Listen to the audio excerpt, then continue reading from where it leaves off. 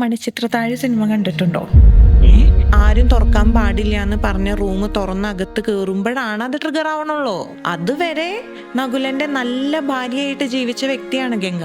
അങ്ങനത്തെ കേസസിൽ ഒരു പക്ഷേ നമുക്ക് ആരും സഞ്ചരിക്കാത്ത വഴികൾ സഞ്ചരിക്കേണ്ടി വരും. സഞ്ചരിച്ചിട്ടില്ലാത്ത വഴികളിലൂടെ ഞാൻ സഞ്ചരിച്ചിരിക്കും. കുട്ടികൾ ഒരിക്കലും എൻ്റെ അച്ഛന്റെ പ്രശ്നമാണ്, എൻ്റെ അച്ഛന്റെ ജോലി പ്രശ്നം കൊണ്ടാണ് ഇങ്ങനെ ചെയ്യുന്നത്. കുട്ടികൾ വിചാരിക്കേണ്ടത് something is wrong with me. നമ്മൾ നമ്മുടെ ചുറ്റിലും കാണുന്ന പല അഡൾട്ട്സും ഇതേപോലത്തെ പെയിൻ സബ് കോൺഷ്യസ് മൈൻഡിൽ ക്യാരി ചെയ്യുന്ന ആളുകളാണ്. എല്ലാവരുടെയും വിചാരം ഹിപ്നോസിസ് എന്ന് വെച്ചാൽ നമ്മളിങ്ങനെ സ്നാപ്പ് ചെയ്യുമ്പോഴേക്കും ബോധം പോകുന്ന, അല്ലെങ്കിൽ ബോധം കെട്ടുകെടുക്കുമ്പോൾ മൈൻഡ് കൺട്രോൾ ചെയ്യുന്ന അങ്ങനെ ഒരു സംഭവമേ അല്ല ഹിപ്നോസിസ് എന്ന് പറയണത്. എത്ര ദാരുണമായൊരു സാഹചര്യത്തിലായിരിക്കും അവർക്ക് ഡിപ്രഷൻ ഉണ്ടെന്ന് നുണ പറയേണ്ടി വരുന്നത്. അതെന്തായാലും ഭയങ്കര ഹാപ്പി ആയിട്ടിരിക്കുന്ന ഒരാൾ ചെയ്യുന്ന കാര്യമല്ലല്ലോ. അവരിവിടെ വന്നിട്ട് നമ്മുടെ മലയാളം മാറ്റി ഇംഗ്ലീഷ് കൊണ്ടുവരാൻ നോക്കി, അവരുടെ കൾച്ചേഴ്സ് കൊണ്ടുവരാൻ നോക്കി, ഡ്രസ്സ് ചേഞ്ച് ചെയ്യാൻ നോക്കി, നമ്മൾ കഴിക്കുന്ന ഭക്ഷണം ചേഞ്ച് ചെയ്യാൻ നോക്കി. നമ്മളായിരിക്കുക എന്നുള്ളത് ഒരു ഷെയിംഫുൾ കാര്യമായി മാറി. ബേസിക്കലി പറഞ്ഞിരുന്നത് ഞാൻ പണ്ട് സ്കൂളിൽ മലയാളം സംസാരിച്ചതിന് ഫൈൻ കൊടുത്തത് ഈ ബ്രിട്ടീഷുകാരുടെ ട്രോമ കാരണമാണല്ലേ.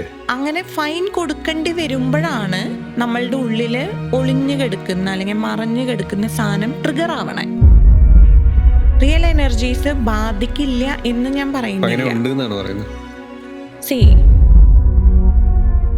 ഇപ്പൊ നമ്മള് നരേന്ദ്രമോദിനെ ട്രാൻസിലേക്ക് എടുത്തു കഴിഞ്ഞാൽ ഒരു എനർജി അറ്റാച്ച്മെന്റ്സ് ഉണ്ടാവാൻ ചാൻസ് ഇല്ല. അല്ലെങ്കിൽ പാകിസ്ഥാനിൽ ഇരുന്ന് പുള്ളിക്കെതിരെ കൂടോത്രം ചെയ്താൽ മതിയല്ലോ.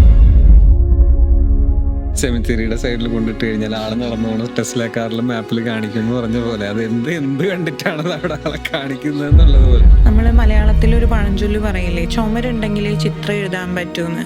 അപ്പൊ ചുമരുണ്ടാവണമെങ്കിൽ ഇടയ്ക്ക് നമ്മൾ ചുമരിന് പ്രാധാന്യം കൊടുക്കണം. അല്ലാണ്ട് എന്നും ഡെയിലി അതിനെ ചുറ്റിക്കൊണ്ട് അടിച്ചുകൊണ്ടിരുന്നിട്ട് ചുമര് പൊളിഞ്ഞു എന്ന് പറഞ്ഞിട്ട് കാര്യമില്ല. സാർ നോക്കുമ്പോൾ നമ്മൾ തിരിഞ്ഞിരിക്കുന്നത് മാത്രമാണ് കാണാം. അപ്പൊ തന്നെ തൗഫീഖ് എന്ന് പറഞ്ഞ് വിളിച്ച് രണ്ടടിയും തന്ന് ക്ലാസ്സിന്ന് പുറത്താക്കി എന്ന് വിചാരിക്കുക. സാറിനോടുള്ള ആറ്റിറ്റ്യൂഡ് എന്തായിരിക്കും? പല പാരന്റ്സും വിട്ടുപോകുന്ന കാര്യം ഈ എക്സ്പ്ലനേഷൻ പാർട്ടാണ്. അടിക്കും, എന്തിനാ അടി കിട്ടിയെന്ന് അവർക്ക് തന്നെ അറിയില്ല. ഇപ്പൊ സിനിമ തിയേറ്ററിൽ പോണു, സ്മോക്കിങ്ങിന്റെ ആഡ് അവിടെ എപ്പോഴും വരുന്നുണ്ട്.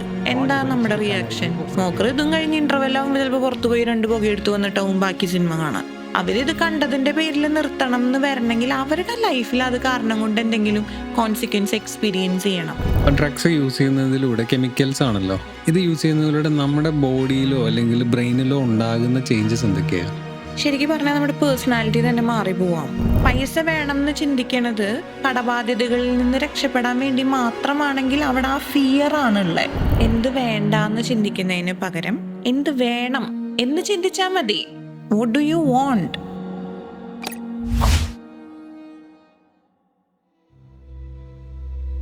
ഫോർട്ടി2 പോഡ്കാസ്റ്റിന്റെ മറ്റൊരു എപ്പിസോഡിലേക്ക് നിങ്ങൾക്ക് എല്ലാവർക്കും സ്വാഗതം. നമ്മളെല്ലാവരും നമ്മുടെ ശരീരത്തിന്റെ കാര്യം എപ്പോഴും നോക്കാറുണ്ട്, ശ്രദ്ധിക്കാറുണ്ട്, പല ടെസ്റ്റുകളൊക്കെ ചെയ്യാറുണ്ട്. പക്ഷെ നമ്മൾ വിട്ടുപോകുന്ന ഒരു കാര്യമാണ് നമ്മുടെ മനസ്സിനെ പറ്റി. സത്യത്തിൽ നമ്മുടെ മനസ്സ് അതെങ്ങനെയാണ് വർക്ക് ചെയ്യുന്നത്? അത് നമ്മുടെ ഡേ ടു ഡേ ലൈഫിനെ എങ്ങനെയാണ് അഫക്റ്റ് ചെയ്യുന്നത്? ഇത്തരം കാര്യങ്ങൾ നമ്മൾ എപ്പോഴെങ്കിലും ചിന്തിച്ചിട്ടുണ്ടോ? നമ്മൾ ചിന്തിക്കുന്ന രീതി ചെറുതായി ഒന്ന് മാറ്റിയാൽ തന്നെ നമ്മുടെ ജീവിതം മാറ്റിമറിക്കുന്ന രീതിയിൽ നമുക്ക് ഒത്തിരി കാര്യങ്ങൾ ചെയ്യാൻ പറ്റും. അപ്പോൾ ഇന്നത്തെ എപ്പിസോഡിൽ നമ്മൾ ഇതുപോലുള്ള ഒത്തിരി കാര്യങ്ങൾ ചർച്ച ചെയ്യുന്നുണ്ട്. നമ്മുടെ ഈ എപ്പിസോഡ് മുഴുവനായും കാണുന്നതിന് മുന്നേ നമ്മുടെ ചാനൽ ഇതുവരെ സബ്സ്ക്രൈബ് ചെയ്തിട്ടില്ല എന്നുണ്ടെങ്കിൽ സബ്സ്ക്രൈബ് ചെയ്യുക. കുഞ്ഞു കുഞ്ഞു ഭാഗങ്ങൾ ഇൻസ്റ്റഗ്രാമിലും യൂട്യൂബിലും റീൽസായും ഷോർട്സായും ഇടുന്നുണ്ട്. അത് ഉപകാരപ്പെടുന്ന മറ്റുള്ളവരിലേക്കും ഷെയർ ചെയ്യാൻ ശ്രമിക്കുക. അപ്പോൾ യൂട്യൂബിലും ഇൻസ്റ്റഗ്രാമിലും സ്പോട്ടിഫൈയിലും ഫോളോ ചെയ്യാൻ മറക്കണ്ട. അപ്പോൾ മനസ്സിനെ പറ്റിയും അതുപോലെ തന്നെ ഹിപ്നോതെറാപ്പിയെ പറ്റിയും സംസാരിക്കാൻ നമുക്ക് സാൻഡ്രയെ വെൽക്കം ചെയ്യാം. Welcome Sandra. Thank you so much. Thank you four having me. എപ്പോഴും നമ്മൾ ശ്രദ്ധിക്കുന്നത് നമ്മുടെ ശരീരത്തിനെ പറ്റി, അതായത് ശരീരം എപ്പോഴും ഹെൽത്തി ആയിരിക്കാൻ വേണ്ടിയിട്ട് പലപ്പോഴും പല ഡയറ്റ് പ്ലാനുകൾ ഉണ്ടാക്കാറുണ്ട്, എക്സസൈസുകൾ ചെയ്യാറുണ്ട്, ഹെൽത്ത് ചെക്കപ്പുകൾ നടത്താറുണ്ട്. പക്ഷേ എപ്പോഴും എല്ലാവരും വിട്ടുപോകുന്ന ഒരു സംഭവം അല്ലെങ്കിൽ ശ്രദ്ധിക്കാതെ പോകുന്ന ഒരു കാര്യം എന്ന് പറഞ്ഞു കഴിഞ്ഞാൽ ശരീരത്തിൻ്റെ ഒരു ഭാഗമാണ്, അല്ലെങ്കിൽ നമ്മുടെ ഒരു ഭാഗമാണ് നമ്മുടെ മൈൻഡ് എന്ന് പറയുന്ന സംഭവം.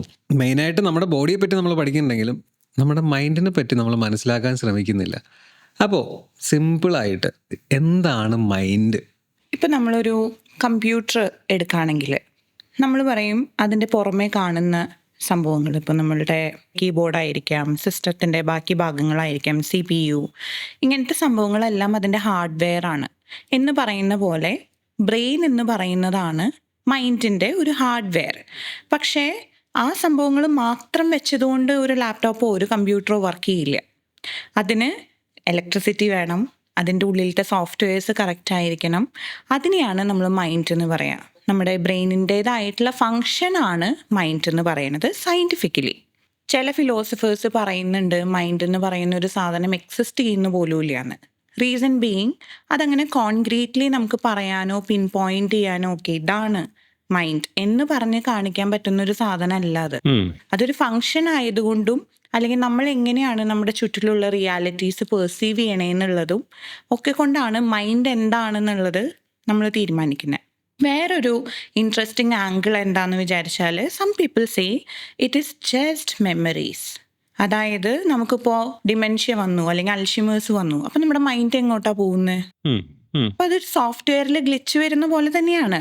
അത് സംഭവിക്കുമ്പോൾ നമ്മുടെ മൈൻഡ് ഇല്ലാതെയാവുന്നതല്ല, പക്ഷെ ആ മെമ്മറീസാണ് നമ്മളുടെ ഉള്ളിലത്തെ ഇമോഷൻസും നമ്മുടെ റിയാലിറ്റീസിനെയും നമ്മുടെ പെർസെപ്ഷനെയും ഒക്കെ ബാധിക്കുന്ന ഒരു കാര്യം. അതായത് നമ്മുടെ ഓൾഡ് മെമ്മറി അല്ലെങ്കിൽ നമ്മുടെ പഴയ ഓർമ്മകളാണ് പുതിയ കാര്യങ്ങൾ, അതായത് ഇപ്പോൾ നമ്മൾ ഡേ ടു ഡേ ലൈഫിൽ നമ്മൾ എക്സ്പീരിയൻസ് ചെയ്തുകൊണ്ടിരിക്കുന്നതുമായിട്ടുള്ള കാര്യങ്ങൾ നമുക്ക് ചെയ്യാനുള്ളൊരു സപ്പോർട്ട് കിട്ടുന്നതും പുതിയ തീരുമാനങ്ങൾ എടുക്കാൻ നമ്മളെ സപ്പോർട്ട് ചെയ്യുന്നതും. Yes, basically associations.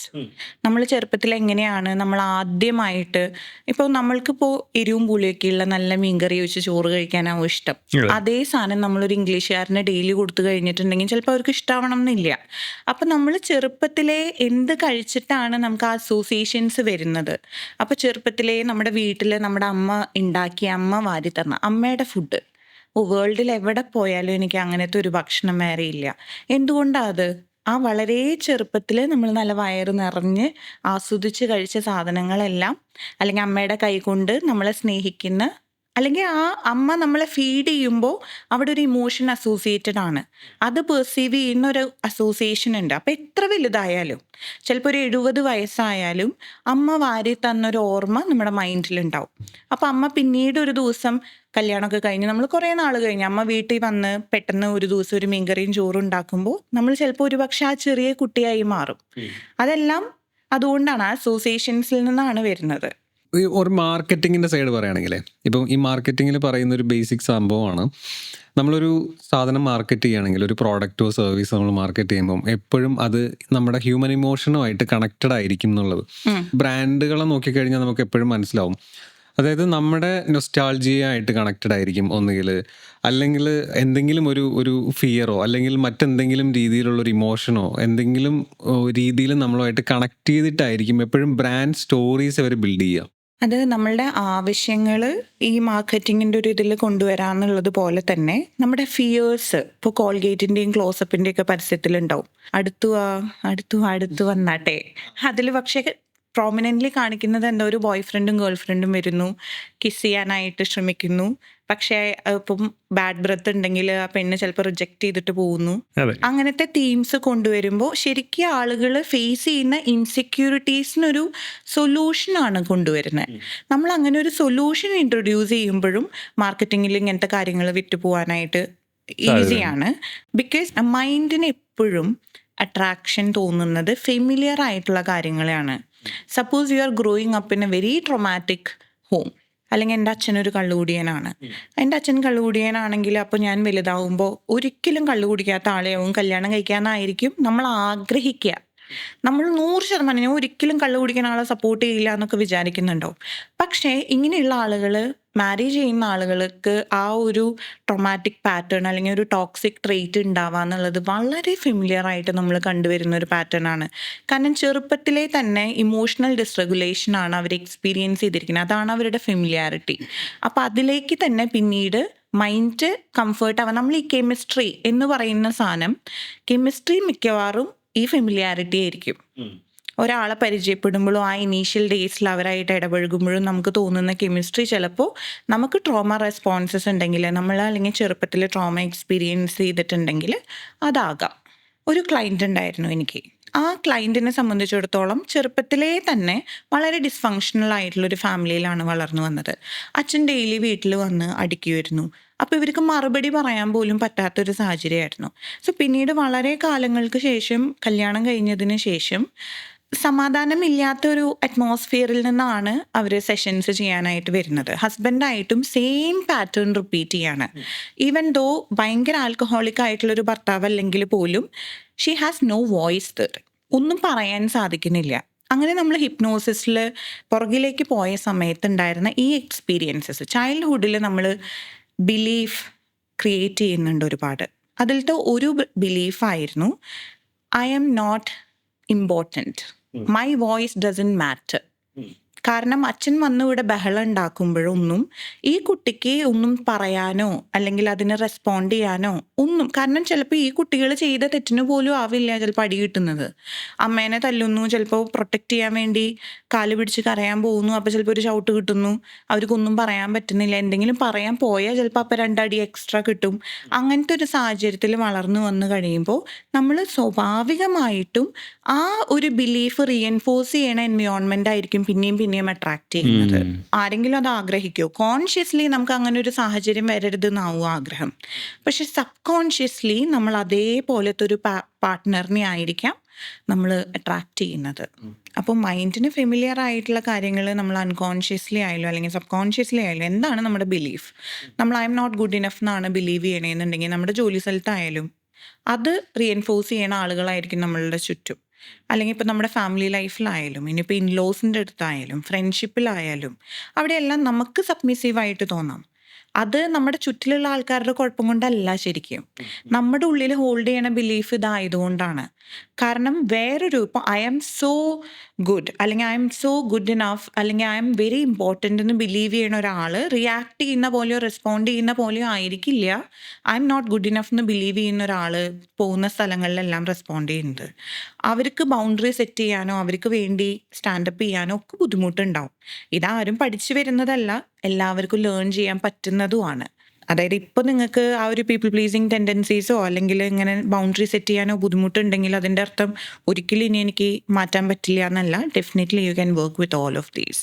സോ അപ്പോൾ പറഞ്ഞു വരുന്ന ബേസിക്കലി നമ്മളിപ്പോൾ കുട്ടിക്കാലത്ത് ഇപ്പം നമ്മുടെ അച്ഛൻ അല്ലെങ്കിൽ അമ്മ ഭയങ്കര അബ്യൂസീവായിട്ടുള്ള ആളാണ്, നമ്മളെ അടിച്ച് തല്ലിയൊക്കെയാണ് വളർത്തുന്നത്. നല്ല തല്ലൊക്കെ കിട്ടി വളരുന്ന ഒരു ഫാമിലിയിലെ കുട്ടി വലുതായി വരുമ്പം നാച്ചുറലി പാർട്ട്ണറെ കണ്ടുപിടിക്കുന്ന സമയത്ത് അബ്യൂസീവായിട്ടുള്ള ഒരാളെ ആയിരിക്കും ഇച്ചിലൂടെ ഇഷ്ടപ്പെടാൻ സാധ്യത, അല്ലേ? കുറച്ചുകൂടി ഈസി ആയിട്ടുള്ളൊരു എക്സാമ്പിൾ ഞാൻ പറഞ്ഞുതരാം. നമ്മളുടെ ഇന്ത്യൻ സൊസൈറ്റിയിൽ എപ്പോഴും കാണുന്ന ഒരു കാര്യമാണ് 100-ൽ 100 കിട്ടിയില്ല, 95 കിട്ടിയാൽ പോലും ബാക്കി 5 മാർക്ക് എവിടെയാണ് പോയെന്നുള്ളത് നോക്കുന്നത്. അല്ലെങ്കിൽ അപ്പുറത്തെ വീട്ടിലെ കുട്ടിക്ക് 98 കിട്ടി, ഇവിടുത്തെ കുട്ടിക്ക് 95 കിട്ടിയുള്ളൂ എന്നുള്ളൊരു കമ്പാരിസൺ വരുന്നതൊക്കെ ഭയങ്കര കോമൺ ആയിട്ട് നമ്മൾ കാണുന്ന ഒരു തീമാണ്. ഇപ്പോഴത്തെ പാരൻറ്റിങ്ങിൽ അങ്ങനത്തെ മാറ്റങ്ങൾ കോൺഷ്യസ് പാരൻറ്റിങ് വരുന്നുണ്ടെങ്കിലും പണ്ട് കാലത്ത് ഇത് ഭയങ്കര കോമൺ ആയിരുന്നു. ശരിക്കും ആ ചൈൽഡ് എക്സ്പീരിയൻസ് ചെയ്യണ എന്തായിരിക്കും? കമ്പാരിസൺസ് വരുമ്പോൾ ഉള്ളിൽ എന്താവും തോന്നുക? ഒരു ഇൻസെക്യൂരിറ്റി തോന്നും. I M not good enough എന്ന് തോന്നും, ഐ എം നോട്ട് ഇനഫ് എന്ന് തോന്നും. ബേസിക്കലി ഗുഡ് ഇനഫ് എന്നുള്ളതിനേക്കാളും ഐ എം നോട്ട് ഇനഫ് എന്നുള്ള ഫീലിംഗ് ആവും തോന്നാം. അങ്ങനെയുള്ള ഒരാൾ വലുതായി കഴിഞ്ഞ് ഒരു പാർട്ട്ണറിനെ ഒക്കെ ആയി കഴിഞ്ഞാലും ചിലപ്പോൾ അവർ കോൺസ്റ്റൻ്റ്ലി ഞാൻ പോരാ എന്നുള്ളൊരു ഫീലിംഗ് കൊണ്ട് നടക്കാനുള്ള സാധ്യത ഭയങ്കര കൂടുതലാണ്. കാരണം എന്താണെന്ന് വെച്ചാൽ ചെറുപ്പം തൊട്ട് അവർക്ക് ഫെമിലിയർ ആയിട്ടുള്ളത് അല്ലെങ്കിൽ അവരെ അൺകണ്ടീഷണലായിട്ട് സ്നേഹിക്കേണ്ടിയിരുന്ന കെയർ ഗിവേഴ്സിൻ്റെ അടുത്ത് നിന്ന് അവർക്ക് കിട്ടിയിട്ടുള്ള റെസ്പോൺസസ് ഇതാണ്. സോ ഡെഫിനിഷൻ ഓഫ് ലവ് അല്ലെങ്കിൽ അവർ ലവ് കണക്ട് ചെയ്യുന്ന എക്സ്പീരിയൻസസ് എന്ന് പറയുന്നത് ചിലപ്പോൾ ഇങ്ങനത്തെ കാര്യങ്ങളായിരിക്കും subconsciously. Even though consciously ഇതെല്ലാം വേണ്ടതെന്ന് അവർക്ക് അറിയാമെന്നുണ്ടെങ്കിലും. ആൻഡ് ചിൽഡ്രനെ സംബന്ധിച്ചിടത്തോളം ഇപ്പോൾ അച്ഛനമ്മയും വഴക്ക് പറയുകയാണ്, കമ്പയർ ചെയ്യാണ്, അല്ലെങ്കിൽ അവരെ നെഗ്ലക്റ്റ് ചെയ്യാണ്. കുട്ടികൾ ഒരിക്കലും എൻ്റെ അച്ഛൻ്റെ പ്രശ്നമാണ്, എൻ്റെ അച്ഛൻ്റെ ജോലി പ്രശ്നം കൊണ്ടാണ് ഇങ്ങനെ ചെയ്യുന്നത്, അച്ഛൻ്റെ അമ്മയുടെ ഈ പ്രശ്നം കൊണ്ടാണെന്നൊന്നും കുട്ടികൾ അതിനങ്ങനെയല്ല കാണുന്നത്, ചിന്തിക്കില്ല. കുട്ടികൾ വിചാരിക്കുന്നത് something is wrong with me, അതുകൊണ്ടാണ് ഇവരെന്നെ സ്നേഹിക്കാത്തത്, എന്നെ എൻ്റെ അച്ഛന് ഇഷ്ടമല്ല, എന്നെ എൻ്റെ അമ്മയ്ക്ക് ഇഷ്ടമല്ല, ഞാനിവിടെ ഒരു അധികപ്പെട്ടാണ്, അല്ലെങ്കിൽ അച്ഛനെപ്പോഴും ചേച്ചീനെയാണ് ഇഷ്ടം എന്നാണ് കാണാൻ. അല്ലാണ്ട് അവർ ലോജിക്കലി അത് എന്തുകൊണ്ടാണ് എന്ന് അനലൈസ് ചെയ്ത് ഒരിക്കലും കാണില്ല. അപ്പോഴെല്ലാം ഉള്ളിൽ ഈ ഫീലിംഗ് വളരെ ആഴത്തിൽ പതിയുന്നുണ്ട്. And for years to come they will carry. നമ്മുടെ ചുറ്റിലും കാണുന്ന പല അഡൾട്ട്സും ഇതേപോലത്തെ പെയിൻ സബ് കോൺഷ്യസ് മൈൻഡിൽ ക്യാരി ചെയ്യുന്ന ആളുകളാണ്. അവർ ക്രിയേറ്റ് ചെയ്യുന്ന പെർഫെക്ഷനിസം, പീപ്പിൾ പ്ലീസിങ് എന്ന പോലെയുള്ള എല്ലാ കോപ്പിംഗ് മെക്കാനിസംസും ഈ ഒരു ഇനഫ് അല്ല എന്നുള്ള ഫീലിംഗ് കവർ ചെയ്യാനായിട്ട് വരുന്നതാണ്.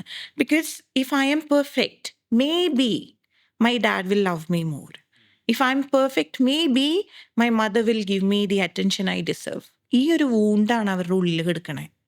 ഇതേപോലെ തന്നെ നമ്മൾ വലുതായി കഴിയുമ്പോൾ ഇപ്പം ഞാൻ നേരത്തെ പറഞ്ഞ പോലെ വീട്ടിലൊരു ഡിസ്ഫങ്ഷണൽ ഫാമിലിയിൽ നിന്നാണ് വരുന്നത്. അങ്ങനത്തെ ഒരു ഫാമിലിയിൽ നിന്നാണ് വരുന്നത് എന്നുണ്ടെങ്കിൽ കോൺഷ്യസ്ലി ഒരിക്കലും നമ്മൾ അങ്ങനെ ഒരു പാർട്ട്ണറിനെ അട്രാക്ട് ചെയ്യണം എന്ന് ആഗ്രഹിക്കില്ല. പക്ഷെ സബ് കോൺഷ്യസ്ലി അതാണ് അവർക്ക് ഫെമിലിയർ ആയിട്ടുള്ളത്. ഫെമിലിയർ ആയിട്ടുള്ളതെല്ലാം സബ് കോൺഷ്യസ് മൈൻഡിന് പോസിറ്റീവാണ്.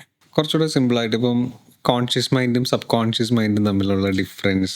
യെസ്, നമ്മൾ ആദ്യം മൈൻഡിനെ പറ്റി പറഞ്ഞുകൊണ്ടിരുന്നപ്പം നമ്മൾ പറഞ്ഞില്ലേ സോഫ്റ്റ്വെയർ എന്നെല്ലാം പറഞ്ഞല്ലോ, അതിനെ തന്നെ നമ്മൾ 3 ഡിവൈഡ് ചെയ്യുന്നത്. അതിൽ കോൺഷ്യസ് മൈൻഡ് എന്ന് പറയുന്നത് നമ്മളെപ്പോഴും ടിപ്പ് ഓഫ് ദി ഐസ്ബർഗ് എന്ന് പറയുന്ന പോലെ ഒരു കുഞ്ഞി ഭാഗം മാത്രമേ ഉള്ളൂ, may be 10% of your mind. ആ 10% ആണ് നമ്മളിപ്പോൾ ചിന്തിക്കുന്നത്, ഞാനിപ്പോൾ സംസാരിക്കുന്നത്, അനാലിറ്റിക്കലി ലോജിക്കലി എല്ലാം നമ്മൾ യൂസ് ചെയ്യുന്നത് ഈ ഭാഗമാണ്. Then there comes your subconscious mind. Subconscious മൈൻഡാണ് ഒരു 88 to 92% ഓഫ് യുവർ മൈൻഡ്. അതിൽ സബ് കോൺഷ്യസ് മൈൻഡിലാണ് എല്ലാ അസോസിയേഷൻസും. അത് ഒരു 8 വയസ്സൊക്കെ ആവുന്നതിന് മുമ്പാണ് സബ് കോൺഷ്യസ് മൈൻഡിൽ എല്ലാം അബ്സോർബ് ആവുന്നത്. ആ സമയത്ത് നമ്മൾ എങ്ങനെയാണ് സ്നേഹം റിസീവ് ചെയ്തത്, നമ്മൾ എങ്ങനെയാണ് അസോസിയേഷൻസ് ഉണ്ടാക്കിയത്, ഈവൻ മനീനെ പറ്റിയിട്ടുള്ള അസോസിയേഷൻസ് എന്തായിരുന്നു, ഇതൊക്കെ നമ്മുടെ അഡൾട്ട് ലൈഫിലേക്ക് വരെ സ്പാൻ ഔട്ട് ചെയ്യാവുന്ന കാര്യങ്ങളാണ്. Sub conscious mind is 9 times bigger and 6,000 times powerful than your conscious mind. So consciously, even though you want to feel so confident, you are confident, you are exhibiting that you're confident. പക്ഷെ subconsciously ഉള്ള belief ഞാൻ നേരത്തെ പറഞ്ഞ പോലെ I M not enough എന്നാണെങ്കിൽ you will keep repeating the same patterns in your life. Okay. No matter how hard you try to change the reality. And there comes ഒരു 2% ഉള്ളൂ നമ്മുടെ അൺകോൺഷ്യസ് മൈൻഡ്. അവിടെയാണ് നമ്മൾ കളക്റ്റീവ് കോൺഷ്യസ്നെസ്സിനെ പറ്റി, അല്ലെങ്കിൽ ancestral memory, genetical കാര്യങ്ങൾ, gene expressions, ഇതെല്ലാം വരുന്നത് ആ 2%. നമ്മൾ സബ് കോൺഷ്യസ് മൈൻഡിനെ ട്രെയിൻ ചെയ്യുന്നതിലൂടെ നമുക്ക് കാര്യങ്ങൾ ഫിക്സ് ചെയ്യാം. അതായത് ഈ പറയുന്ന നെഗറ്റീവായിട്ടുള്ള തോട്ട്സിനെയോ അല്ലെങ്കിൽ നമുക്കുള്ള പ്രശ്നങ്ങളെയോ ഫിക്സ് ചെയ്യാൻ പറ്റും. ഇപ്പോൾ നമ്മൾ നേരത്തെ പറഞ്ഞ പല കാര്യങ്ങളെ. അപ്പം ഈ ഹിപ്നോതെറാപ്പി എന്ന് പറയുന്നത് സബ് കോൺഷ്യസ് മൈൻഡിനെ എങ്ങനെയാണ് ട്രീറ്റ് ചെയ്യുന്നത്? എല്ലാവരുടെയും വിചാരം ഹിപ്നോസിസ് എന്ന് വെച്ചാൽ നമ്മളിങ്ങനെ സ്നാപ്പ് ചെയ്യുമ്പോഴേക്കും ബോധം പോകുന്ന, അല്ലെങ്കിൽ ബോധം കെട്ടുകെടുക്കുമ്പോൾ മൈൻഡ് കൺട്രോൾ ചെയ്യുന്ന, അങ്ങനെ ഒരു സംഭവമേ അല്ല ഹിപ്നോസിസ് എന്ന് പറയണത്. കാരണം പല മൂവീസിലും ഡെപിക്റ്റ് ചെയ്തിരിക്കുന്നത് അങ്ങനെയാണല്ലോ. ആ ഒരു സാധനം വെച്ച് ആട്ടുന്നു, അപ്പൊ തന്നെ ബോധം പോകുന്നു. പെൻഡുലം പിടിച്ചത്. ശരിക്കും പറഞ്ഞാൽ ഈ പെൻഡുലം ആട്ടുന്നതെല്ലാം നമ്മളും ചെയ്യുന്നുണ്ട്. അതെന്തിനാ ചെയ്യുന്നത് എന്ന് പറഞ്ഞാൽ നമ്മുടെ മൈൻഡിന് അല്ലെങ്കിൽ നമ്മുടെ ബ്രെയിനിലേക്ക് മെസ്സേജ് യൂണിറ്റ്സ് കൊടുക്കാനാണ്. കാരണം നമ്മൾ കോൺഷ്യസ് മൈൻഡിൽ ഭയങ്കര, ഞാൻ നേരത്തെ പറഞ്ഞ പോലെ ലോജിക്കലും ക്രിട്ടിക്കലും ഒക്കെയാണ്. ആ ക്രിട്ടിക്കൽ മൈൻഡ് വെച്ചിട്ട് നമ്മുടെ സബ് കോൺഷ്യസ് മൈൻഡിനെ ആക്സസ് ചെയ്യാൻ സാധിക്കില്ല. അപ്പം അതിനെ ഒന്ന് ബൈപ്പാസ് ചെയ്യണം എന്നുണ്ടെങ്കിൽ നമ്മൾ കുറേ മെസ്സേജ് യൂണിറ്റ്സ് കൊടുക്കണം. ഇപ്പോൾ ട്രാൻസ് എന്ന് പറഞ്ഞു കഴിഞ്ഞാൽ എല്ലാവരും ചിന്തിക്കും എല്ലാവർക്കും അച്ചീവ് ചെയ്യാൻ പറ്റുന്നൊരു സ്റ്റേറ്റ് ആണോ എന്നൊക്കെ കുറേ പേര് ചോദിക്കാറുണ്ട്. എല്ലാവർക്കും അച്ചീവ് ചെയ്യാൻ പറ്റുന്നൊരു സ്റ്റേറ്റ് ആണ് ട്രാൻസ് എന്ന് പറയുന്നത്. നമ്മളിപ്പോൾ ഒരു സിനിമ കണ്ടിരുന്നു, കുറേ നേരം കഴിയുമ്പോൾ നമ്മളതിൽ മുഴുകി കഴിയുമ്പോൾ ചിലപ്പോൾ അതിലത്തെ നായകൻ കരയുമ്പോൾ നമ്മളും കരയും. അതിലാർക്കെങ്കിലും ഒരു വിഷമം വരുമ്പോൾ നമ്മളും ഉള്ളിൽ നിന്ന് പെട്ടെന്ന് നമ്മുടെ ഇമോഷൻസ് കൺട്രോൾ ചെയ്യാൻ പറ്റാത്ത പോലെ തോന്നിയിട്ടില്ലേ? അതെന്താന്ന് വെച്ചാൽ നമ്മൾ മൂവി തുടങ്ങി കുറച്ച് സമയം കഴിഞ്ഞ് അതിലേക്ക് മുഴുകുമ്പോൾ നമ്മൾ ട്രാൻസിലാണ്. നമ്മൾ ശരിക്കും നമ്മുടെ ക്രിട്ടിക്കൽ ഫിൽറ്റർ എന്ന് ഞാൻ നേരത്തെ പറഞ്ഞു, അതായത് നമ്മളെല്ലാം കാണുമ്പോൾ ഇപ്പോൾ ഈ ഒരു ചെടിച്ചട്ടി കണ്ടാൽ ഇതൊരു പച്ചിലയാണ്, ഇതിങ്ങനെയാണ്, ഇത് പ്ലാസ്റ്റിക് ആണോ, പല തോട്ട്സ് എൻ്റെ മൈൻഡിലുണ്ടാവും. അതിനേക്കാളുപരി ഞാൻ അസോസിയേറ്റ് ചെയ്യുന്ന രീതിയിൽ എൻ്റെ ഉള്ളിലെ കറക്റ്റ് തോട്ട്സ് എന്താണെന്നുള്ളത് കറക്റ്റായിട്ട് കണക്ട് ചെയ്യാൻ പറ്റുന്ന ഒരു ഭാഗമാണ് സബ് കോൺഷ്യസ് മൈൻഡ്. ആ ഒരു സ്പേസിലേക്ക് എത്താനായിട്ട് നമ്മുടെ ആ ക്രിട്ടിക്കൽ തോട്ട്സിനെ ബൈപ്പാസ് ചെയ്യണം. എങ്ങനെയാണ് നമ്മളൊരു കാര്യത്തിനെ ജഡ്ജ് ചെയ്യുന്നത്? നമ്മളതിനെപ്പറ്റി ആലോചിച്ച് അതിനോട് റീസണിങ് കൊടുത്ത് ഇതിങ്ങനെ വന്നാൽ ഇങ്ങനെ ആവില്ലേ എന്ന് ചിന്തിച്ചിട്ടായിരിക്കും ജഡ്ജ് ചെയ്യുന്നത്. അത് എന്ത് വെച്ചിട്ടായിരിക്കും? പാസ്റ്റ് എക്സ്പീരിയൻസുകളും മെമ്മറി വെച്ചിട്ടായിരിക്കും. എക്സാക്ട്ലി. ആ പാസ്റ്റ് എക്സ്പീരിയൻസസും മെമ്മറീസും ആണ് നമ്മളുടെ ജഡ്ജ്മെന്റിനെ ബാധിക്കുന്ന കാര്യം.